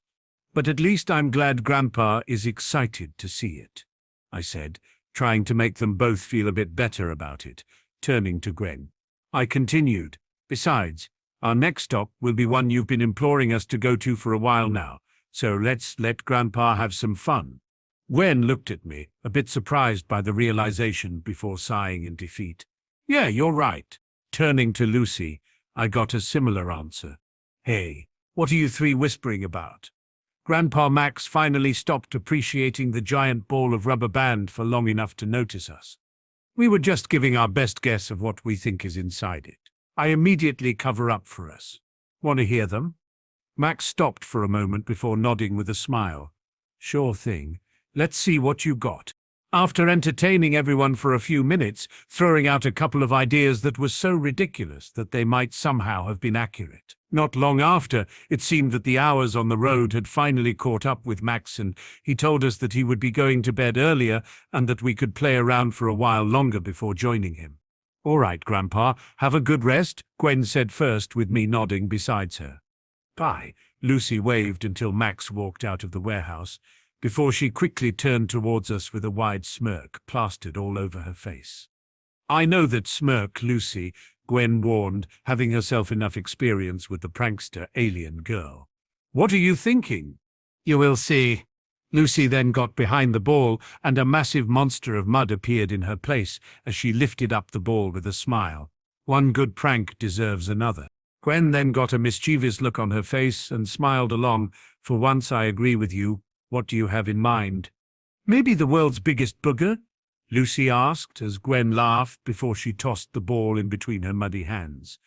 Nice to see them getting along, I thought, knowing that Lucy would commit the same mistake as original Ben did. "Careful, Lucy, you'll drop it," I said, ready to step in whenever the situation called for it. "Don't worry, Ben, I can hold this thing without even looking." Lucy then turned her head to the other side, leaving the ball on one hand as she prepared to toss to her other limb. Unfortunately, it started to tremble and her grip gave out as the ball slipped out of her hand and almost bounced towards Gwen before I quickly shifted into my tetrament. Forearms form and caught it before it had the chance to get some momentum. "Oops," Lucy said in embarrassment while I glared at her with my 4 golden eyes. "Nice catch." As I lifted the giant ball of rubber bands, Gwen walked up to Lucy, imagining all the damage that was almost done by the ball, and slapped her on the shoulder. "Hey, what was that for?" Lucy demanded, the slap not hurting at all. "For almost turning me into a criminal, or for almost making me the first person to die from a giant ball of rubber band. Do you have any idea how much money this was going to cost to repair?" asked Gwen her. Knowing how much these places like to overprice everything, it would certainly be more than either of our families have in our accounts, I said as I stomped past them and tried to contain the alien inside it with my manner. "Don't get your panties in a twist," Lucy said proudly, making me falter for a brief second. Even if Ben wasn't here to help, I would have just put everything back to where it was. "No problem at all. You two go on ahead. I will see if we haven't damaged it." Make sure Grandpa doesn't suspect our absence, I said, placing the rubber band ball back to its place. Don't worry, Lucy. I'll take care of everything. Just be a bit more careful next time. I will, she said, while hugging my leg before leaving and dragging Gwen along towards the motel sideways. On their way, the girls conversed over what happened. What are we going to tell Grandpa? Gwen asked, worried and almost pulling her hair out. What if Ben finds out the inner layers of rubber band in the ball have been ripped apart? What if... You worry too much. The ball barely bounced around before Ben caught it. Lucy said with her arms crossed behind her head as she made a copy of Ben. Besides, if the worst comes to pass, I say we do nothing. We just play dumb. Easy for you to say. You're a lot better at it than I am, Gwen argued, still not entirely convinced. The two of them then pushed open the door to the hotel room, which, true to the name, was entirely on its side to see their grandfather waiting for them inside. Hey, there you are, Max said. Isn't this place a riot? Why, what'd you see? Gwen asked, worried. We don't know anything about it. Lucy laid a hand on her shoulder. She means, it's great. Can't wait to check out the bathroom, Lucy said with a calm smile. Right, Ben? The mud clone just nodded, but remained silent. In C's POV, after zooming in and out of the warehouse with my Kinecilla and XRL-8 form, I now had all the equipment I had prepared beforehand, with both my Galvan grey matter and galvanic mechamorph upgrade transformations. Reaching back toward my mana containment, I literally pulled a ball of green light restraining a living yellow lightning chain that occasionally slowed down to display its appearance, which was strangely similar to an Earth dry cell battery, albeit rounded out. Placing the manosphere nearby a special battery I had personally crafted for it, not giving it the chance to crash through Sparksville. As the alien creature kept giving it wicked cackles, I activated the electricity absorption system and watched as I got the alien known as Megawatt stuck inside the battery. Non-conductive containment, sealed up tight, Sparky, won't be going anywhere, I remarked, placing my Omnitrix next to a segment that would emit a sliver of its electric capacity, watching as a new silhouette was added to my collection. No wiping towns for you. Making sure the giant rubber band ball was intact and would remain so at least until it wouldn't be traced back to us. I cleared all of my equipment and found an area isolated enough to test out my newest transformation. Despite the darkness, the green flash of my Omnitrix easily went unnoticed. Just then, I noticed the Omnitrix merging into my shrinking body, green sparks of energy circling inside my body as if it was a cage, before bursting out of my skin, my eyes glowing a lighter tone of green and my skin morphed into black, with some battery nodes popping up along my arms and on top of my head. By the time I was the size of a head, I noticed the Omnitrix badge resting on my chest over a white lightning bolt stripe from neck to groin. Well, so far so good, I said, speaking with an extremely high-pitched voice, similar to one an ordinary human being has after inhaling helium. Ha ha ha ha ha. I let out an uncontrollable laughter before quickly covering up my mouth. Noticing that, similar to my Galvan grey matter form, I felt hyperactive to the slightest stimulus. Ugh, don't tell me Nosedinian DNA messes with my personality. Conjuring up for my mana, I eventually managed to get my emotions under control, at least to the point where I could test out my abilities with adequate focus. Let's see, I thought, opening up my eyes and finally noticing that my vision was somewhat different from before. Wait, don't tell me. On top of my regular vision, which appeared to be more sensitive to photons to the point of giving me an improved night vision, I also felt what appeared to be a radar pulse that sort of resembled my Vulpi-Mansa Wildmutt senses. Instead of sound, smell, and temperature, this radar constantly scanned a large area for any electrical activity and material conductivity, basically giving me a boosted version of a shark's electroreception. What an unexpected surprise, I thought, dedicating some effort to manage all that overload of information before clapping my small hands together. Once I brought them apart, a lightning arc raced in between each palm. My first electric transformation. I mean, if I don't count the galvanic mechamorph upgrade, which I don't. Other than having innate bioelectrokinesis and electricity immunity, I was able to absorb energy with the added bonus of empowering it before opting to release it back.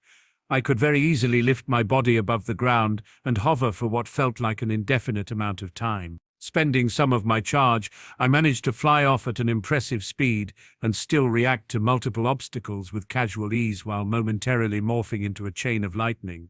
This time, however, I finally managed to get an idea of the amount of charge I had in me.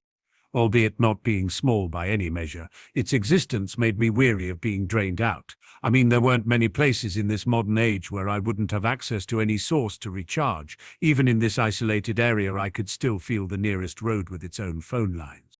Best part of it all was that I found out that I was considerably faster while traveling through conductive structure. What else? I wondered, while resting high above in the air, metaphorically salivating whilst thinking about the possibilities. I recalled having a natural healing that made me somewhat immortal to regular means, or at least nigh unkillable depending on the overpoweredness of other species. That, and the fact that I could multiply myself with enough energy or even due to being forcefully bisected was amazing, and the level of control was better than I had anticipated, though whenever I changed back to my human form, all the other duplicates vanished in a burst of sparks. Similar to my galvanic mechamorph upgrade transformation, I could hijack electronic devices and control them from within, albeit not as refined as the conglomerate of nanites, but still skillfully enough to either power or fry the electric circuitry, which should be sufficient to expel any other of the other species inhabiting the same piece of tech. One last thing, I thought, rushing away as a speeding lightning towards an even more isolated area, using my radar pulse to make sure no one would hear me. I was very worried about this form's weaker body and how it had constantly been undermined by non-conductive structures such as glass. But this species must be really stupid to not make use of their ace in the hull. Opening up my mouth, I emitted a sonic screech that should have been more than enough to shatter glass and pierce eardrums. The cacophonous sound echoed farther away into the distance, shaking the ground and producing a medium-sized blast of concentrated air around me. "Yeah, baby, let's go!" I mentally shouted, mimicking the gesture of doing a guitar solo. First new transformation, and I'm still just barely halfway through the first season. Technically, I've had the opportunity to collect a couple alien DNA since the summer trip started. Hell, I was literally living with a good candidate for my next transformation, but I would rather do it with Lucy's knowledge and consent, for no reason other than my growing respect for her. That and the fact that I was still interested in fusing her DNA with the one from the Limax's sample I've got stored in order to get some extra benefits while also eliminating some of its major weaknesses. Speaking of her, after I finally finished testing out my latest prize, I joined my family in the hotel room, gently waking up Lucy for her to dismiss my cover-up clone before letting her once again sleep soundly in her sideways bed. The next day in Sparksville, we all packed our stuff and made ourselves ready to hit the road again. However, thinking of a way to make our leave memorable, I reached both Gwen and Max for something I had come up with. Since she was the only one still sleeping by that time, probably because her uses of her cloning ability had become more frequent lately, and the fact that she didn't need to pack any luggage, I heard Lucy shrugging and heading to the rust bucket as she yawned loudly. "I'm all pranked out for today." She was so glad I had managed to prevent a disaster from happening. "There's a time and a place for a practical joke," Max said as Lucy opened the door to the rust bucket, only to have a bucket of water fall on her, and I smiled as we all chuckled. But funny is funny, especially when it's not on you. Being a good sport, Lucy joined us in our laughter and we all got into the rust bucket to leave Sparksville for good. Kate 11. ANSY's POV. In New York City, the crew and I were checking into a hotel as Gwen in particular looked over the brochure that detailed all of the attractions available in the hotel. "Wow, this hotel has everything. Indoor pool, full day spa," she announced, her tone betraying all the days she had been missing a proper bath in an actual bathroom. "Also an all-you-can-eat buffet," Lucy added while appearing very hungry. Incidentally, Max was the one that appeared to only be there to make the girls happy. He wasn't dragging his feet or acting grumpy. Max was too mature for that, but I could easily see that he wasn't that much into all that luxury. Indeed, but don't get too excited, you two. It's only for one night, Max said before turning to the door. Glancing over the reception hall, I smiled once I saw what was in front of me. A sneak preview of my newest game, which was being guarded by a bouncer. It's always neat to see the changes I've been making in this world. Might as well play for a while, I thought as I informed Grandpa about it before making my way towards it. Pass? The bold bouncer asked, blocking my path. Quickly searching my pockets, I handed him my VIP pass before thinking, why do they even bother advertising VIP events? I never really cared that much to intervene in this development, but I still find it odd how many announcements I saw even before reaching this place. The bouncer's eyes widened in surprise, not having expected to be letting the first kid that approached him in the day to enter. Welcome. Thanks, I said before proceeding to walk into the room and glanced at the video game stands with a sly smile. I turned on the game and started playing it. All right, let's test the final product. My list of instructions resulted in. Eventually, Ben's absence was noticed by both Lucy and Gwen once they were alone with Max at the main elevator, about to head up to their room. Ben? Lucy asked, genuinely surprised she hadn't noticed it earlier. He will miss the spa, Gwen pointed out, moving to block the elevator's door before Grandpa stopped her. Don't worry, girls. I don't think he will miss the spa. He told me that he would be playing a new game he had received permission to test from the mail. Max told them, it might take some time, but I think he needs some alone time. I guess it makes sense, Lucy replied, already missing Ben but understanding his need for some privacy. However, just then her stomach began growling in hunger before she laughed in embarrassment. He. Can we eat first? I'm starving. Gwen looked once again over her brochure and replied with a shrug. Yeah, we still have time. MC's POV. Not bad. No major bugs, at least none that break the game. That and the difficulty balance seems good enough for most casual gamers, while also offering a challenge for those willing to master it. I mused as I speedrun my way towards defeating the final boss. The gameplay has surprisingly kept running smoothly without any major frame drops, which was an impressive feat given how the company I chose to make a deal with has ambitiously chosen to push the end of the envelope in terms of open-world games. My upcoming project should bring some innovative MMO perspective to the market by next year. After testing a bit of each side's content through the game, in what felt like an hour or two, I decided that I'd waited long enough and left the hotel in order to finally meet the Osmosian kid I'd been destined to come across. Briefly checking on Max and the girls on my way out, I confirmed they were enjoying the spa and wouldn't miss me for the rest of the day. He then walked away towards the Total Zone arcade, glancing at the games and around before stopping at a baseball game. Smirking as I set up to play on the nearest arcade, not missing a shot once I felt a different aura approaching me, one that fortunately wasn't powerful like the one still locked inside Gwen, but neither was it common like the one belonging to regular humans. This one was different and stood out amongst the rest, in a way that kind of reminded me of Lucy. Right then, a passing girl approached me from behind. You really got talent, dude. To win in a rip-off game like this, you must be either cheating or just stupidly lucky. I don't get lucky. I make my own luck. I shrugged, doing my best to hide my surprise at this latest change in my plans. But to be honest, I'm already bored with everything here. You're right. The games here stink, the girl I was speaking to replied as I finally turned to look at her. She was a thin and tall, scrawny girl who had long raven hair tied in a ponytail, with dark brown eyes staring directly into my emerald ones. She wore a black tank top over a grey t-shirt, black studded armbands, brown cargo pants, and black mid-calf boots. The punk girl also had a key necklace around her neck to apparently match the outfit.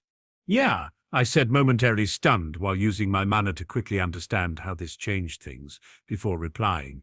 But not as bad as the breath of those working here, I joked. Major case of sewer mouth. Hey, you're funny. The girl laughed at that as she looked at me. and cute. Hey, the prizes aren't as bad as the games, so you owe me one. She then placed her hand against one of the games, pressing it for a moment until it sparked, and all of the tokens the machine gathered came spitting out of it as I looked amused at her trick. Nice trick, I admitted with a smile. Wanna see what I can do? I then raised a hand as it began flashing green, encasing all the tokens and manipulating them into organized piles, dragging my index finger towards a paper bag I found lying nearby. I had all the tokens quickly filling it up. Wow, the girl said, genuinely taken aback by that. That's cool. You're like me. Yeah, it isn't that useful with technology, but I get by. I told her before offering my hand. By the way, I'm Ben Tennyson. I'm Caitlin Emily Levin, but you can just call me Kate, she said while going for a fist bump. Nice to meet you, Kate. Are you up to play some air hockey? I asked, picking up the paper bag while reinforcing it with subtle manner. Kate looked over my shoulder and spotted two older kids looking at her, and she got an annoyed look on her face. Nah, maybe next time. Hey, you don't look to be from around here. Want a tour of New York? Kate asked before dragging me away. Trouble? I questioned, immediately understanding the situation. Nothing I can't handle, Kate told me with a confident smile, which faltered for a moment, but I rather avoid unnecessary stress. Suddenly, just then, a third kid blocked our path as the other two kids finally caught up and surrounded us. Long time no see, Levin, the leader said. Where are you going, freak? Home to recharge your batteries, and without giving me a kiss of goodbye. Been a while since I last saw you. How's the hangout? Kate boldly asked, not intimidated by the boy's attitude. Still trashed like I left it for you? Yeah, and you're gonna pay! The leader of the bullies dropped his previous smirk and displayed his annoyance at her. You can't take us all alone, freak. As two lackeys then attempted to restrain Kate's arms, I caught their wrists and casually squeezed with inhuman strength. But I can, I announced, while both bullies winced in pain until they released their grasp on Kate before I asked her, Need some help? Don't tell me the freak found a boyfriend. Ha! She's going to need a lot more than you, kid, the leader said threateningly. Now beat it, or else. I'm a freak too, you know, I said before displaying my latest anodite trick I've learned by channeling several green tendrils of mana as I got the other two kids hanging by their arms. I wasn't worried about showing it to other people because these kids were already used to Kate and her energy absorption powers. Hell, aliens were showing up on the news on a regular basis. Deepin, what do you? The leader asked. This time gone was his bravado, and fear now took its place. That's none of your business, I said before catching him with my last tendril, lifting them all off of their feet and sending them screaming in the air against the closest wall. Kate approached me with a shocked expression while I dusted my hands off. Dude, that was clutch. Thanks, I replied, with the Omnitrix still hidden under my hoodie's sleeve. You got your tricks and I got mine. Tight, she exclaimed, impressed. So about that tour you offered, I suggested, and Kate smirked. Sure thing, bro. But I need to ask, how did you get your powers? Kate asked me as we walked out of the arcade and down the street. I was born with it. I admitted, encasing my fist in a green light. I can control what I call life energy. Plants, animals, people, whatever. I can soak up their life energy and dish it out when I have to or want to. It even helps to boost my physical and mental capabilities. Dude, that's so awesome. Wish mine were that versatile. Kate grinned, having her hand emanating raw energy. Like you, I was born with mine. But I'm more like an energy sponge. Motors, air conditioners, lights, batteries, and things like that. Seems useful, I remarked, knowing these weren't the limits of what she could accomplish. It has its perks, she admitted with a shrug before announcing. Come on, I'll first show you where I live. Underground in an abandoned subway station, Kate and I walked into a room. There were a few TVs, a vending machine, a poster of my game, a fridge, 2 beds, a kitchen area, and a few mirrors. You live here? I asked, looking around while trying to ignore her clothesline. Alone? Yep, Kate said, aware that I'd noticed that she had an extra bed. I enjoy the extra space, dude. What about your parents? I asked, trying to learn which version I was dealing with. Long gone, she admitted in a dismissive manner. My father died and my mother married a goody two-shoes that always nagged me. She reached for her necklace and smiled. This key here was my part-away gift from all of that. I see. For what it's worth, I'm sorry. I told her in sympathy while still finding it a bit weird she went out her way to keep a car's key for so long. So why were those guys from before after you? I kind of maybe trashed their hangout under the 39th Street Bridge. She admitted with a sheepish smile. What about you? Back then it seems like you were all by yourself. Nah, my family is fine, just hanging in a nearby hotel. I'm on a summer camping trip with my cousins and grandfather. I told her and immediately noticed a sign of envy before she quickly hid it away. I see, Kate replied before opening one of the desks of her drawer and took out a stone, a piece of wood, a rubber ball, a sample of oil, a copper penny, and a discarded bullet, putting them into her pockets as she sighed. Always forget to bring these with me. And what might they be? I asked, genuinely curious how she learned that she could do that this early. Oh, I forgot to mention, I can also absorb matter, mostly to turn my fist into some dope material, but it helps a bunch when I'm out of juice. Kate told me, making her fist shift into a metallic appearance. So, where would you like to visit first? Unfortunately, I don't think we have time to visit everything today. Don't sweat it. I also forgot to mention something about myself. I told her with a smile before pulling up my sleeve and displaying my alien watch. Come, I'm sure you will find it badass. Outside her base, Kate witnessed me transforming into my Lepidopteran stinkfly form and smiled before grimacing at my smell. Look, you reek, dude, she said while pinching her nose. Wait, I know about this massive bug. Yeah, it's from those new games. It's for the smell. In my defense, they are from the oil my body secretes to keep my exoskeleton joints moving. I told her before grabbing her and flying off towards New York's Bay. Oh, yeah. Ooh, Kate shouted, kicking her feet against the waters of the nearby river as she smiled at me. And people call me a freak. How'd you do that?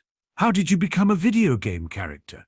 It might be hard to believe, but I merged with a strange device that came from outer space, which allows me to become multiple beings I've come to believe to be actual alien races. I said, noticing Kate didn't entirely believe me, but neither openly doubted me. Flying off to Liberty Island, Kate kicked her feet against the Statue of Liberty before we ducked under the spikes of its crown and chuckled at the view we got of the city. That's so cool, Kate shouted again, not afraid of the height we were in. You gotta show them all to me. It's really just like that awesome video game, but you can have them all in one.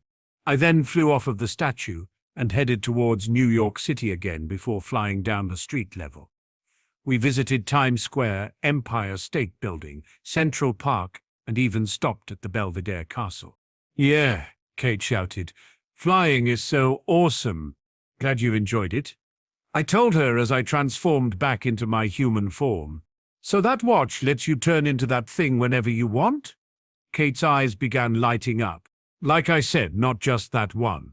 It lets me turn into many more different aliens. I told her, you are the bomb. Please, Ben, show me whatever aliens you can morph into. She began gushing in a way that reminded me of Lucy. Sure. You see, I wasn't a big fan of it in the beginning, but with time I learned it has its uses.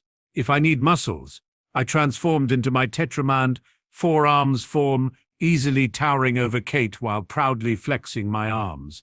I have this big guy ready for action. Wow, Kate muttered while blushing a little. Yeah, instant bodybuilder. But if I need to be fast, I turned into my Keen Salaran XRL8 form and zapped all around the place before appearing right before Kate. This is my go-to. I then found myself momentarily stuck on a tangent, displaying some of my alien transformations to impress the half-Osmosian girl. Surprising her with my Piscis Valan Ripjaws and Ectoneurite Ghost Freak form made her laugh with my Galvan Grey Matter and Vulpimancer Wildmutt form, and got her curiosity with my Petrosapian Diamond Head and Galvanic Mechamorph. Upgrade. And you said you weren't lucky, Ben, Kate chuckled, Maybe. Can I test it out? Kate asked as she reached for the Omnitrix, but I held her off. Be my guest to try, but it stuck on my wrist. I told her as she got an idea alongside a mischievous look on her face. We should be partners, the punk girl proposed. And between the two of us with our powers, we could do whatever we want whenever we want. We'd totally cash in. What do you say? Friends? She stuck her hand out to me. I like that idea, I told her in a casual manner, but I like my privacy just as much, so no walking around terrorizing the neighborhood for me. Doing some hero jobs here and there has its perks, you know. But it's no fun that way, Kate protested. Help those that would call us freaks? What's so bad about being a freak? Makes me feel special, I pointed out, which left her slightly confused. Besides, did it look to you that I don't have fun? Just this summer I've already come across a lake monster, body-snatching aliens, and even faced some intergalactic bounty hunters that were looking for my watch. I tried to persuade her with an inviting smile while offering my hand. I say you should join me instead. I know I can convince my grandfather to let you come with us. He knows about the watch, and I have a cousin with powers like us. I don't know, she said hesitantly back to me, having too much to process at the moment. Blowing off some trains and stealing video games was a walk in the park for her. But Kate had lived her life with so much sorrow, and now this kid was offering to help her to find a home, a real one. Maybe this was her chance, a chance to start anew, but was she ready for such a big step? Perhaps the boy before her was lying, and the watch could be easily removed. Perhaps she could make it work with her. But what about his energy powers? What about his offer? Was she really passing up the chance of having a family that would accept her for what she was? Didn't she still long for a family? These were the few superficial emotions my manner was capable of reading from her. But before she could decide on anything unreasonable thanks to her energy addiction, my eyes lit up green, and she felt a sudden aura of trust emanating from me as the intrusive thoughts were all dispersed. Soon after she shook my hand, almost without noticing. Friends then, I announced. Don't worry, my summer has barely begun and has already been filled with exciting adventures. Kate's POV. After following Ben all the way back to the hotel he was staying at, I was greeted by the image of his small family. If only I had that growing up, then maybe my life would have been happier instead of being filled with sorrow. Turning back towards the boy that offered me this change, I questioned him. Are you sure it's okay? I mean, it must be weird for them to accept a rat from the street like me. What are you talking about? Of course it's okay. I'm sure they will like you. The boy replied as he gently placed his hand over my shoulder and led me to meet everyone. I just hope you like them. Any friend of Ben is a friend of ours, added the elderly man with the red buttoned-up Hawaiian shirt with a floral design. He and the other girls made their way over to where Ben and I were arriving. It's a pleasure to meet you, Kate, isn't it? Kate Levin, sir. I nodded, initially worried that I would have to get used to living with a strict adult like my stepfather.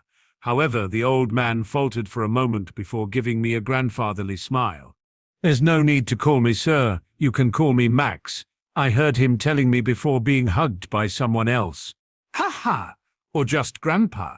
A blonde girl barged in with a childish laughter and strong arms. Yay, he isn't father to either of my parents, but it still feels right to call him that sometimes. Ha ha! You're really tall. I'm Lucy, by the way. Give her some space, Mudbrains. The girls with orangish red hair declared in a bossy tone before pulling the blonde chick away from me. Nice to meet you, Kate.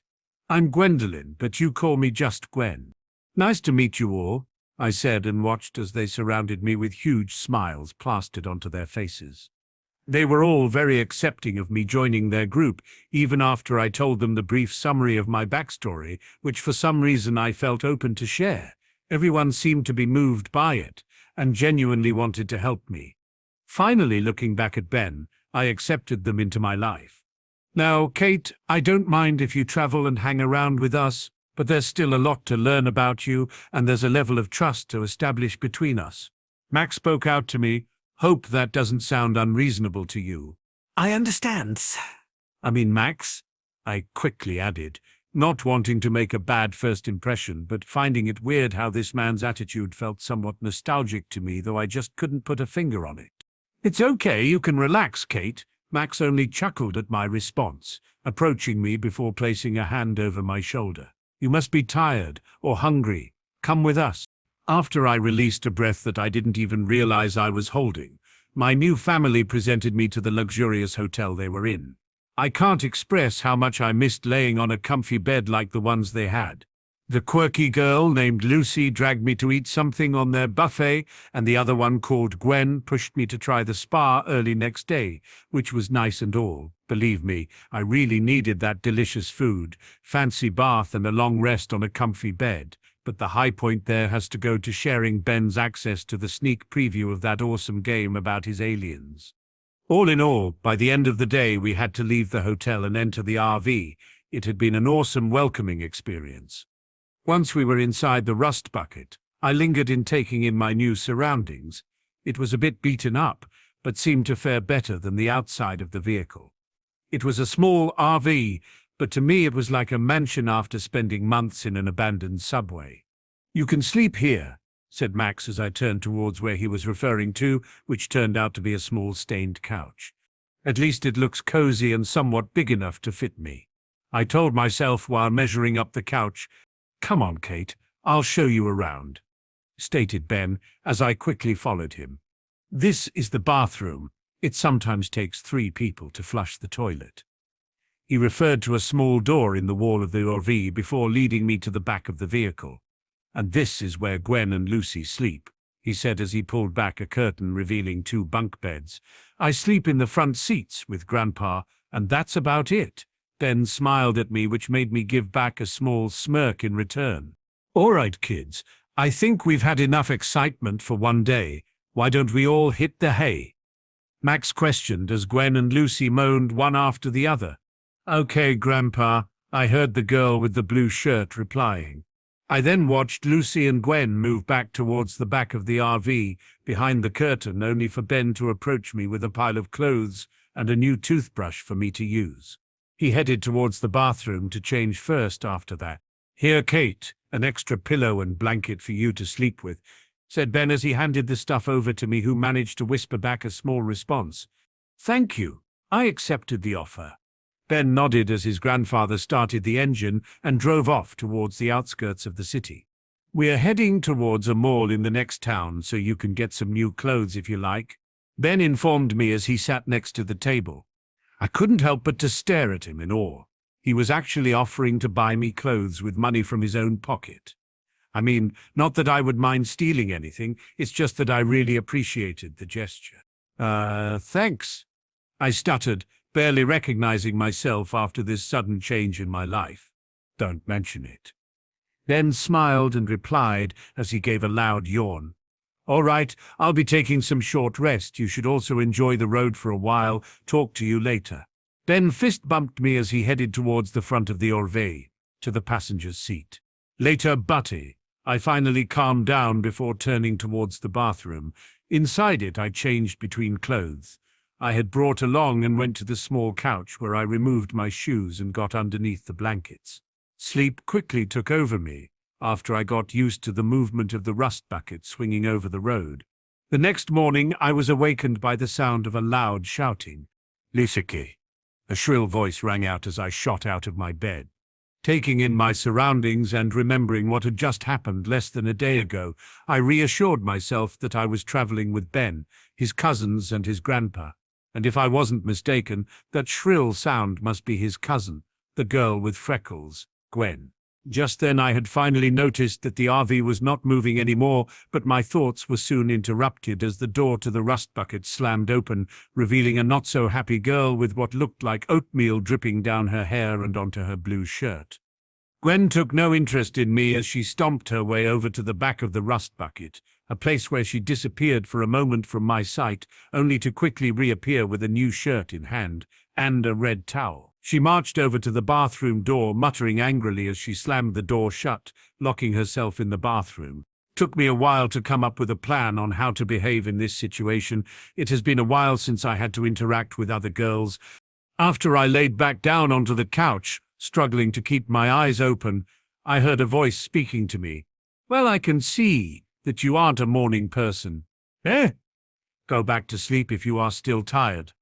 A few seconds later, I heard the water of the bathroom turn on. As I listened to the spray of the water, I slowly drifted back to sleep, although it didn't last long as my eyes soon flew open to the sound of the bathroom door slamming against the nearby wall. I slowly rose from the couch, giving a loud yawn and stretching out my arms, thankful to myself of the sound sleep I had received the prior night. "Oh, good, you're finally up." The same voice from before spoke to me as I turned towards its source. Yeah," I said, scratching the back of my head. Strands of it still cover parts of my face, before finally asking, "What time is it anyways?" "It's about 10 o'clock. We all figured we should give you some rest." The boy named Ben replied patiently. "So what was that all about?" I merely nodded before questioning while I made pointing gestures to both the door and then to the bathroom. Ben chuckled at my curiosity before explaining it as I sat back, a little natural disaster between my cousins. "You see, one is a little too serious and the other is an incurable prankster, nothing they won't grow out of eventually. I think." Ben shrugged as he finally sunk back into the side of the couch against RV's window with his hands crossed behind his head. Taking my time staring at him, I admit I might have lingered a little longer than I initially intended. It's just that I was not used to being around friendly boys, especially cute and dependable ones. I was struggling for words. "Look, I'm not really good with these things," I continued before being quickly interrupted by Ben. "Oh, don't worry, breakfast is still on the table outside," Ben said, giving me a small smile. "I know you are not used to being around that many people." "Well, it's not the worst thing to get used to, I promise. Besides, it's bound to happen quite often around here." I once again caught myself staring at the boy. This time, however, I was forced to hide a small blush that was creeping onto my pale face. Looking more at him, I came to appreciate how he had nice brown hair and some quite handsome green eyes. Wait, what was I thinking? For all of his kindness, he was still a boy I had just met. And why did I accept to travel with him? "Oh, right, we are partners now," I recalled, now noticing I hadn't charged up for a while now. Immediately trying to break the awkward moment as I cleared my throat, I said, "I'm gonna go eat something." Ben turned to look at me before casually replying, "Sure, just avoid eating anything that has 6 furry legs or antennae."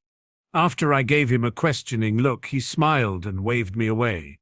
"It's just that Grandpa likes to eat some weird stuff. He tends to prefer making food that involves insects and reptilian gizzards. So if that's not your cup of tea, I recommend you stay on alert for anything weird."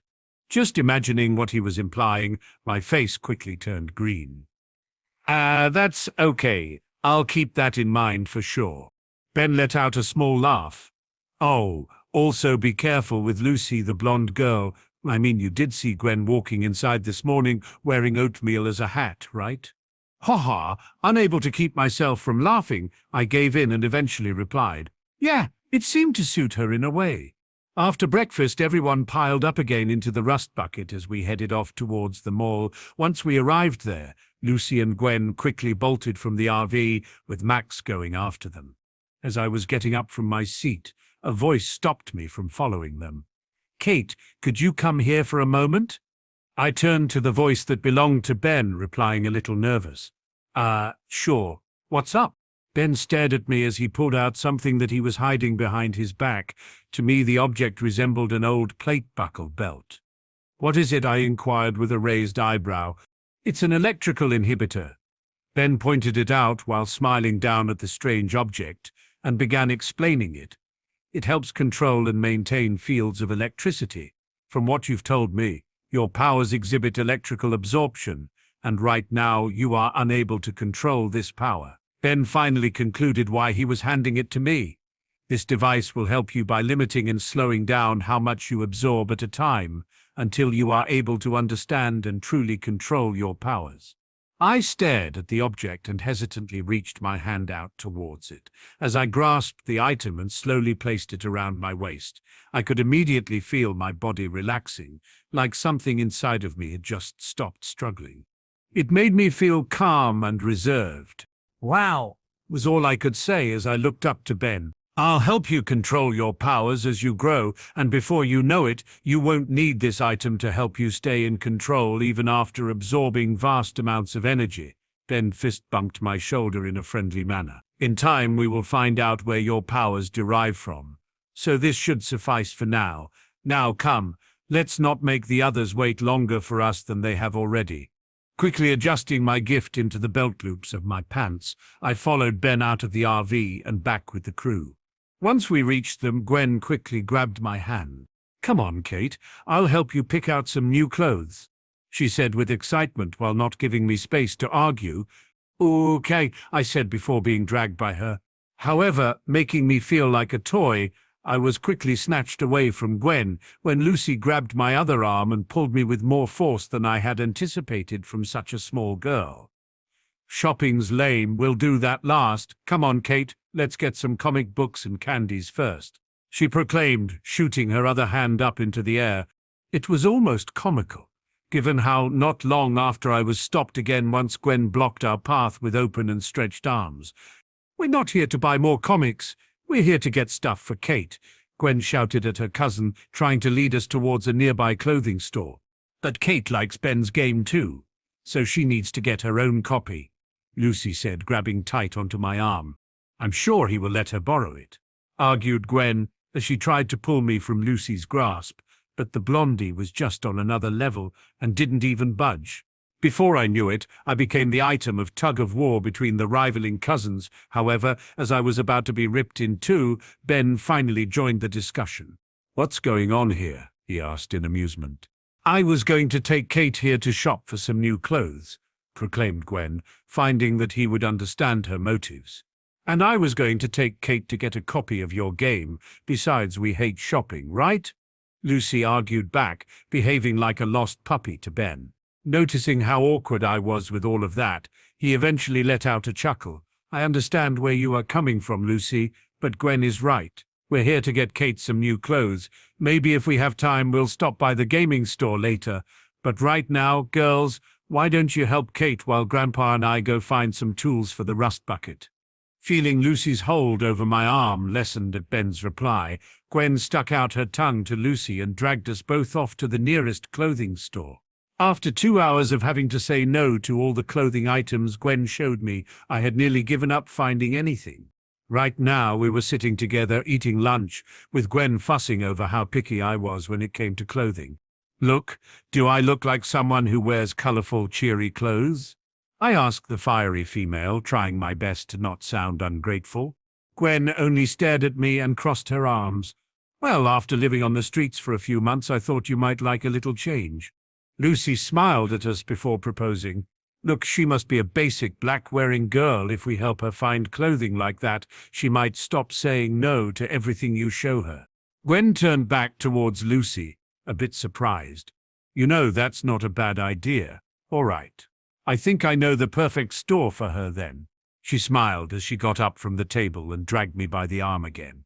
To be honest, by now I have become used to it. To my surprise, we were actually getting along quite well. Sure, Gwen was a bit sharp-tongued and fiery, while Lucy was just too airheaded and playful, but I found myself liking their company. Gwen halted our movement as we finally arrived at a store that, from Lucy's remarks, came right out of the dark times. Everything was black, from the hats to the shirts to the pants. But in the end, I actually came to like the store as Gwen brought me over to a shirt rack that was laced with black shirts, which were graffiti with band names to video games. Of course, one of the shirts that I had picked out had some of the aliens that were becoming popular in the media drawn in orange across the front of the shirt. Gwen merely frowned at my preference and sighed, but Lucy actually laughed in amusement. After an hour in the store, we had purchased 4 pairs of black jeans and 2 pairs of ripped-up orange cargo pants, due to Gwen stating that I needed a little variation. Wishing to avoid further arguments, I simply nodded in agreement and accepted the gift. Not only that, but I also ended up with multiple shirts ranging from black to dark navy blue. I had even picked out a few caps that had interested me. For once, I left a clothing store with a smile on my face. As we walked back towards the rust bucket, I heard Lucy sniffing me like a dog, to which I gave her a puzzling look. "What?" I asked, slightly used to her antics. Lucy wrinkled her nose before blandly stating, "You stink." "Of course, I think I haven't had a proper shower since I was kicked out of my home," I replied, a bit embarrassed after being called stinky, which was a bit ironic given how I made a similar comment about one of Ben's transformations back when we first met. Lucy was lost for words for a moment at the mention of my former home as Gwen eventually elbowed her. "It's okay," I quickly stated, ready to drop the subject. "I just don't want to talk about it right now, okay?" Gwen nodded in sympathy. "Of course, we respect your privacy." She looked at me before smiling. "But really, you need a bath, you stink." I only shrugged at that. "It seems I keep being outvoted around here. Okay, I will take a shower." When we finally reached the rust bucket, Ben quickly approached us with a friendly smile. "Took you guys long enough, but I can see it wasn't wasted." "It took us more than a while to find a store that Kate actually liked," stated Gwen, placing both hands beside her waist. "I see. Glad you found something." Ben acknowledged. "So, what are the plans?" I was about to reply with an excited play video games, but was stopped short by the look both Gwen and Lucy were giving me as I recalled my prior promise. My mood instantly soured. Take a shower?" I replied, looking back over at the girls who had a smile on their faces. "Was that a question?" "Here. Sure, help yourself. I have already filled the water tank of the rust bucket." He teased me before heading towards his chair, where he began to fidget on a small machine. I followed the other girls into the RV. They had her pick out one of my new outfits to wear as they handed me towels to use. "There's soap, shampoo, and conditioner in the shower already. Once you get undressed, give me your clothes and I'll put them in the wash for you," Gwen told me. I simply nodded and headed into the bathroom. After disposing of my old clothes and placing the towels around my body and hair, I handed my clothes out to Gwen. "Thanks," I said. "No problem," Gwen replied as they turned away from me and I shut the bathroom door. After a couple of minutes, I stepped out of the shower, feeling greatly relieved. It felt good to have a shower after not being able to do so for so long. My hair was no longer greasy, and to myself I smelt pretty good.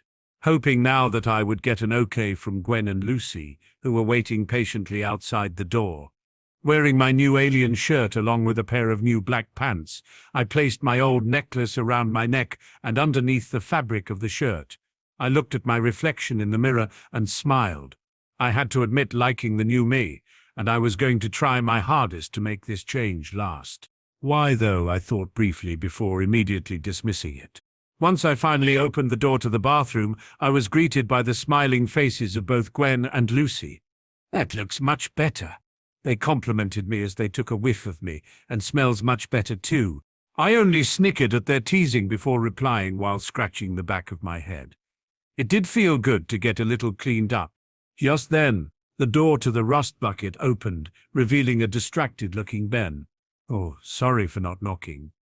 He excused himself, went to the front of the RV, picking up something I couldn't see before he headed once again to leave. However, just then he stopped right at the door, noticing the girls were acting strange. "Oh, hey, that looks great on you. I dig it." Noticing how easily I blushed, he smiled and left us. Lucy and I looked over to Gwen, who finally gave us a small nod and smile. "Go ahead. You are now free to do whatever you want." The ginger girl sighed as me and Lucy cheered and walked out of the RV after Ben. Not long after, it took merely seconds for both me and Lucy to get fully absorbed into our game match with Ben, with the occasional shouting at the screen and cheering each other on. About an hour later, Grandpa Max entered the rust bucket, looking at Gwen, who was sitting on the couch reading one of her magazines. "All right, kids, it's time to hit the road again. We're off to our next destination," Grandpa announced excitedly. "Hopefully it will be better than our last stop in Sparksville. I'd rather avoid more tourist traps," Lucy eventually remarked. I gave a small shrug in return, not really understanding what they were talking about. "I heard that, Lucy. Now why don't you put that game to rest for tonight and get ready for bed? We'll stop at a nearby campground for the night, and in the morning we'll get in a little exercise for all of us," Grandpa said with a smile. "Understood, Grandpa. Ben said before turning off our game, despite our vocal complaints. I was still taking in what Max had just said. We would be training tomorrow. This meant I would get to see if my new power inhibitor really worked. Looking down at my inhibitor, it made me feel at peace. I didn't have those intrusive thoughts of trying to hurt someone to make myself feel better. My train of thought was interrupted by Ben approaching me. "You okay, Kate?" he asked quietly. I shook my head and looked over to him. "Yeah, I'm fine." Ben seemed to not fall for my fake smile. "If you need to speak with someone, I'm here," he told me, but feeling I wasn't ready to talk, then said before walking to the front of the rust bucket, "Don't worry, I'm not going to press you about it. I guess it's good night then." I gave a good night response before turning towards the cupboards below the couch to where the girls had placed my new clothing. Reaching out, I pulled one of the shelves out and took out a new set of pajamas before eventually heading towards the bathroom to change. Once I finally was changed and had brushed my teeth, I approached the couch to retrieve my pillow and blanket. I laid down facing the ceiling where I watched the light overhead swing back and forth to the motion of the RV. Closing my eyes as sleep took me, I found myself unusually happy. However, it eventually faded away once I got woken up with a start and breathing heavily. I placed a hand on my head while struggling to shake the nightmare away. It was just a dream, I kept telling myself while trying to calm my breathing. After I sort of succeeded in doing so, I laid back down to stare at the ceiling once more. The dream-turned-nightmare was terrifying, just another reminder of who I once was, someone I've been running from. I closed my eyes as the pictures returned to my mind. Images of a time when lights were flashing everywhere as my temper kept building within me. I could feel the electricity building up inside my chest, with more climbing my limbs like a ladder. When I finally released the energy, everything went dark. A loud rumbling was heard around me as a woman's scream echoed throughout my first home. I felt exhausted but also relieved for the release of tension. However, once I looked around to the home I had just brought down, that relief immediately vanished. A home filled with sorrow and bitter memories. Tears started to build up in my eyes at the forgotten memories. "Monster!" A rough voice screamed at me, who looked towards where the voice was coming from. A man in his late 40s was approaching me, holding up a woman around his shoulders. "Get out of here," the same man bellowed. My sadness quickly turned to fear as I started to move away. "Now leave, you freak," he shouted again. The word freak burned me from the inside out. Turning away, I started to run to the still-standing shed at the back of the house. On my way where I found my old bike, I recall stealing a car key out of anger and pettiness, the same key I still carried with me after all those years. I then mounted the bike and just pedaled. Onward, I went to near exhaustion. When I collapsed on a hillside just before I closed my eyes, I saw the early sun rising over the bland city that was Bellwood. Finally opening my eyes that began to water, I looked around the dark rust bucket to realize they were at the campground, for the RV was no longer moving, and I could hear the soft snoring coming from Max at the front of the vehicle. Without thinking twice, I threw my blanket off of myself and made my way outside to the dark world around me, not turning back.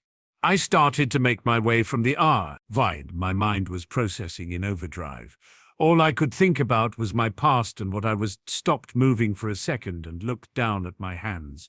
To me, they were just weapons of destruction, causing nothing but pain and sorrow, even to those I didn't aim them at. Clenching them together as tears started to stream down my face, I was at loss of what to do. If I stayed with the Tennysons and the man-girl, I was afraid that I would hurt them, but if I left them, where would I go? A burning sensation started to build in my body as the tears started to fall faster. I tried to compose myself, trying not to yell out, to scream to the sky of why I felt this way, and why I was chosen for such fate. My revelation came to an end when I heard the squeaking of the door to the rust bucket open, freezing in place as I saw a dark figure exit the vehicle. In desperation, I flung my body behind the nearest tree as I rubbed my eyes and face, trying to get rid of the fact that I had just been crying. "Kate?" the quiet voice spoke. Feeling my body tense up once I recognized it was Ben. He must have heard me get up and saw that I was no longer sleeping on the couch. "Kate, I know you're out here," Ben spoke in a calm manner. I kept quiet as I heard him getting closer to my hiding spot. Forgot he has powers beyond the watch. I told myself as the footsteps came closer, preparing myself for what was to come, only to be surprised when I heard his footsteps quieting down. I gave a sigh of relief, thinking he had gone somewhere else. "Hey!" A dark figure sprung out from behind me as I gave out a gasp of surprise. Ben chuckled as he quickly asked, "Mind telling me what are you doing out here?" I merely blinked at him before I looked down to my bare feet, at which Ben raised an eyebrow. I heard the door open, and I decided to go take a look for myself. "After I saw that you weren't in your bed, I figured I should go look for you," he finished while raising his arm. "After all, you and I are partners, aren't we?" I fist-bumped him rather meekly while avoiding looking right into his face, which was full of inquiry. He finally asked as he raised my chin and looked deep into my face, "Were you crying?" This threw me out of my thoughts before I quickly declared, while I threw back my shoulders and deepened my voice in order to appear tough. "No, of course I'm not crying. Only babies cry." In response, Ben just placed a hand over my shoulder. "Hey, I cry when I'm sad." Reclaiming my composure as my shoulders relaxed and I turned my head away from Ben, only to lean against the tree and snicker. "Right. Nice one." Ben gave her a questioning look. "You know, Kate?" he began as he placed another hand on my shoulder and I turned to look at him. "I was being honest before. You can tell me anything. I'm here to help you." To me, his emerald eyes were mesmerizing, but I couldn't bring myself to describe them as such or approach the feelings I was having, so instead I just looked away again. "I'm just thinking," I managed to mutter, and Ben nodded. "About? He tried helping me out?" As I began wondering if I could really trust him, I only had to think back to the good time we've been having together. Smiling at the good memories, I let out a breath I was holding and turned back to Ben. "It's just so much has happened in my life. In such a short time. It's just a lot to take in, I guess." Ben smiled at me as he slid his hand down my arm to grasp my hand. "Do you want to talk about it?" I felt my face turn red as his touch lingered. Somehow I knew that I could trust him. He had powers too, plenty more than me. If I was a freak, he was too.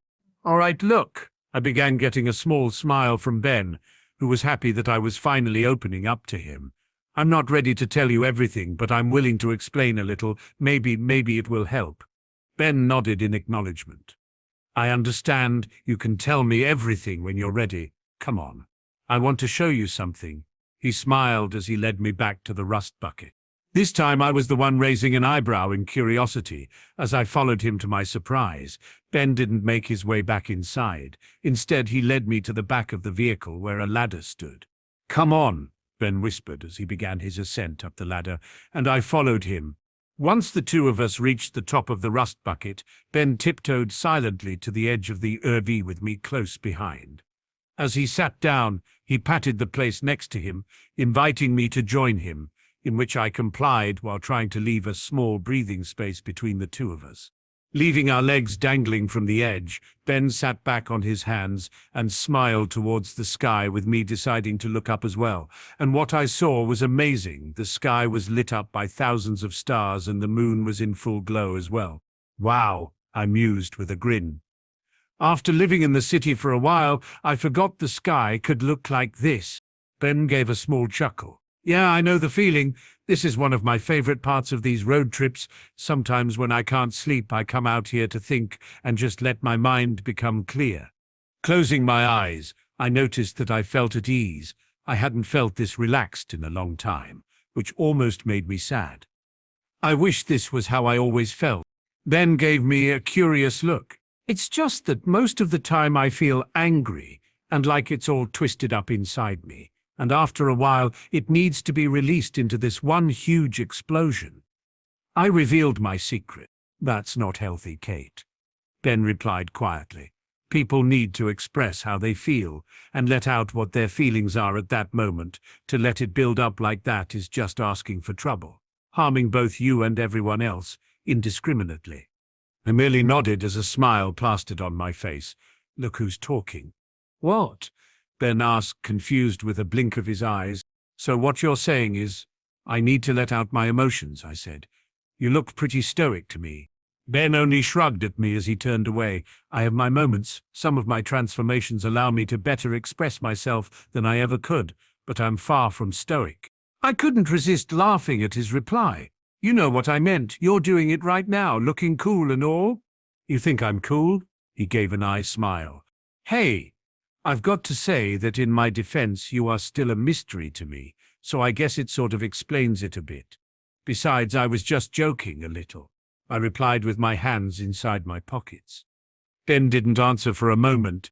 Look, to tell you the truth, I wish I could be like you.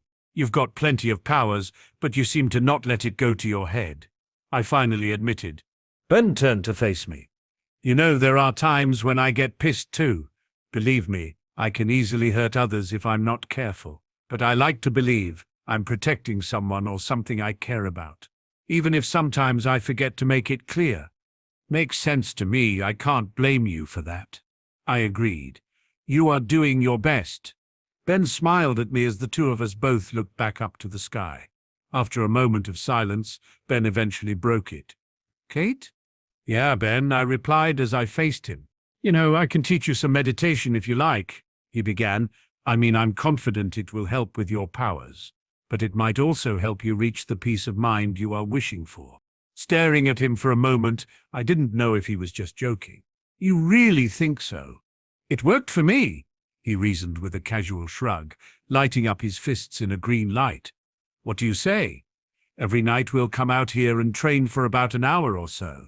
Sounds awesome, I told him. Well, we'll start tomorrow. It's already late, so I think we should head back inside, stated Ben, standing up. I followed him in return.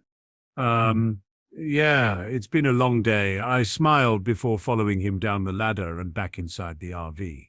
After figuring that the couch was getting more comfortable every time I laid on it, I awoke the next morning feeling relatively well. The nightmares hadn't returned, and I believed it was because of my talk last night with Ben. She grinned at the precious memory, but was brought out of my thoughts by someone shouting my name. Kate, breakfast! I felt my stomach growl before rushing to make my way outside, looking outside to find Lucy and Gwen sitting around the small picnic table, eyeing their food suspiciously. Once I walked over to where Gwen was sitting and sat down next to her, my face was scrunched up in disgust at what was lingering on my plate, looking over to Lucy, who was doing the same thing. Before I knew it, a plate piled high with a white mush topped with what looked like black beetles was placed in front of me. I wrinkled my nose at the sight in front of me. All right, guys, you better eat up. The day will be long, shouted Max as he began to joyously eat his helping of whatever it was made of. Gwen faked gagging into her mouth as she stared down at her plate and picked up her spoon and began to push the white mush around. After Grandpa Max had finished eating his meal, he turned towards the kids, where he noticed they hadn't even touched their breakfast. Everything all right, kids? He asked, genuinely confused. We all turned and looked at him, and then back to each other until Lucy finally had the courage to say what we were all thinking. Well, Grandpa, the thing is, we are waiting for Ben to come back. What do you mean? Max asked with a puzzled expression. Where is he? He went to bring some food. Gwen added, Grandpa, it's not normal to eat food with bugs in them. Max looked down to the ground a little heartbroken. Oh, I see. What they mean, Grandpa? Ben said as he arrived in a blue flash in his Canesselarin XRL8 form, carrying some bags. Is that you make really good food? But we're just not a huge fan of when bugs are thrown on top. He finished as he circled around the table and placed several meals for us. Lucy gave a silent cheer while Gwen and I shared a smile of relief. Max gave a nod in acknowledgement and sighed. All right, I get what you're saying.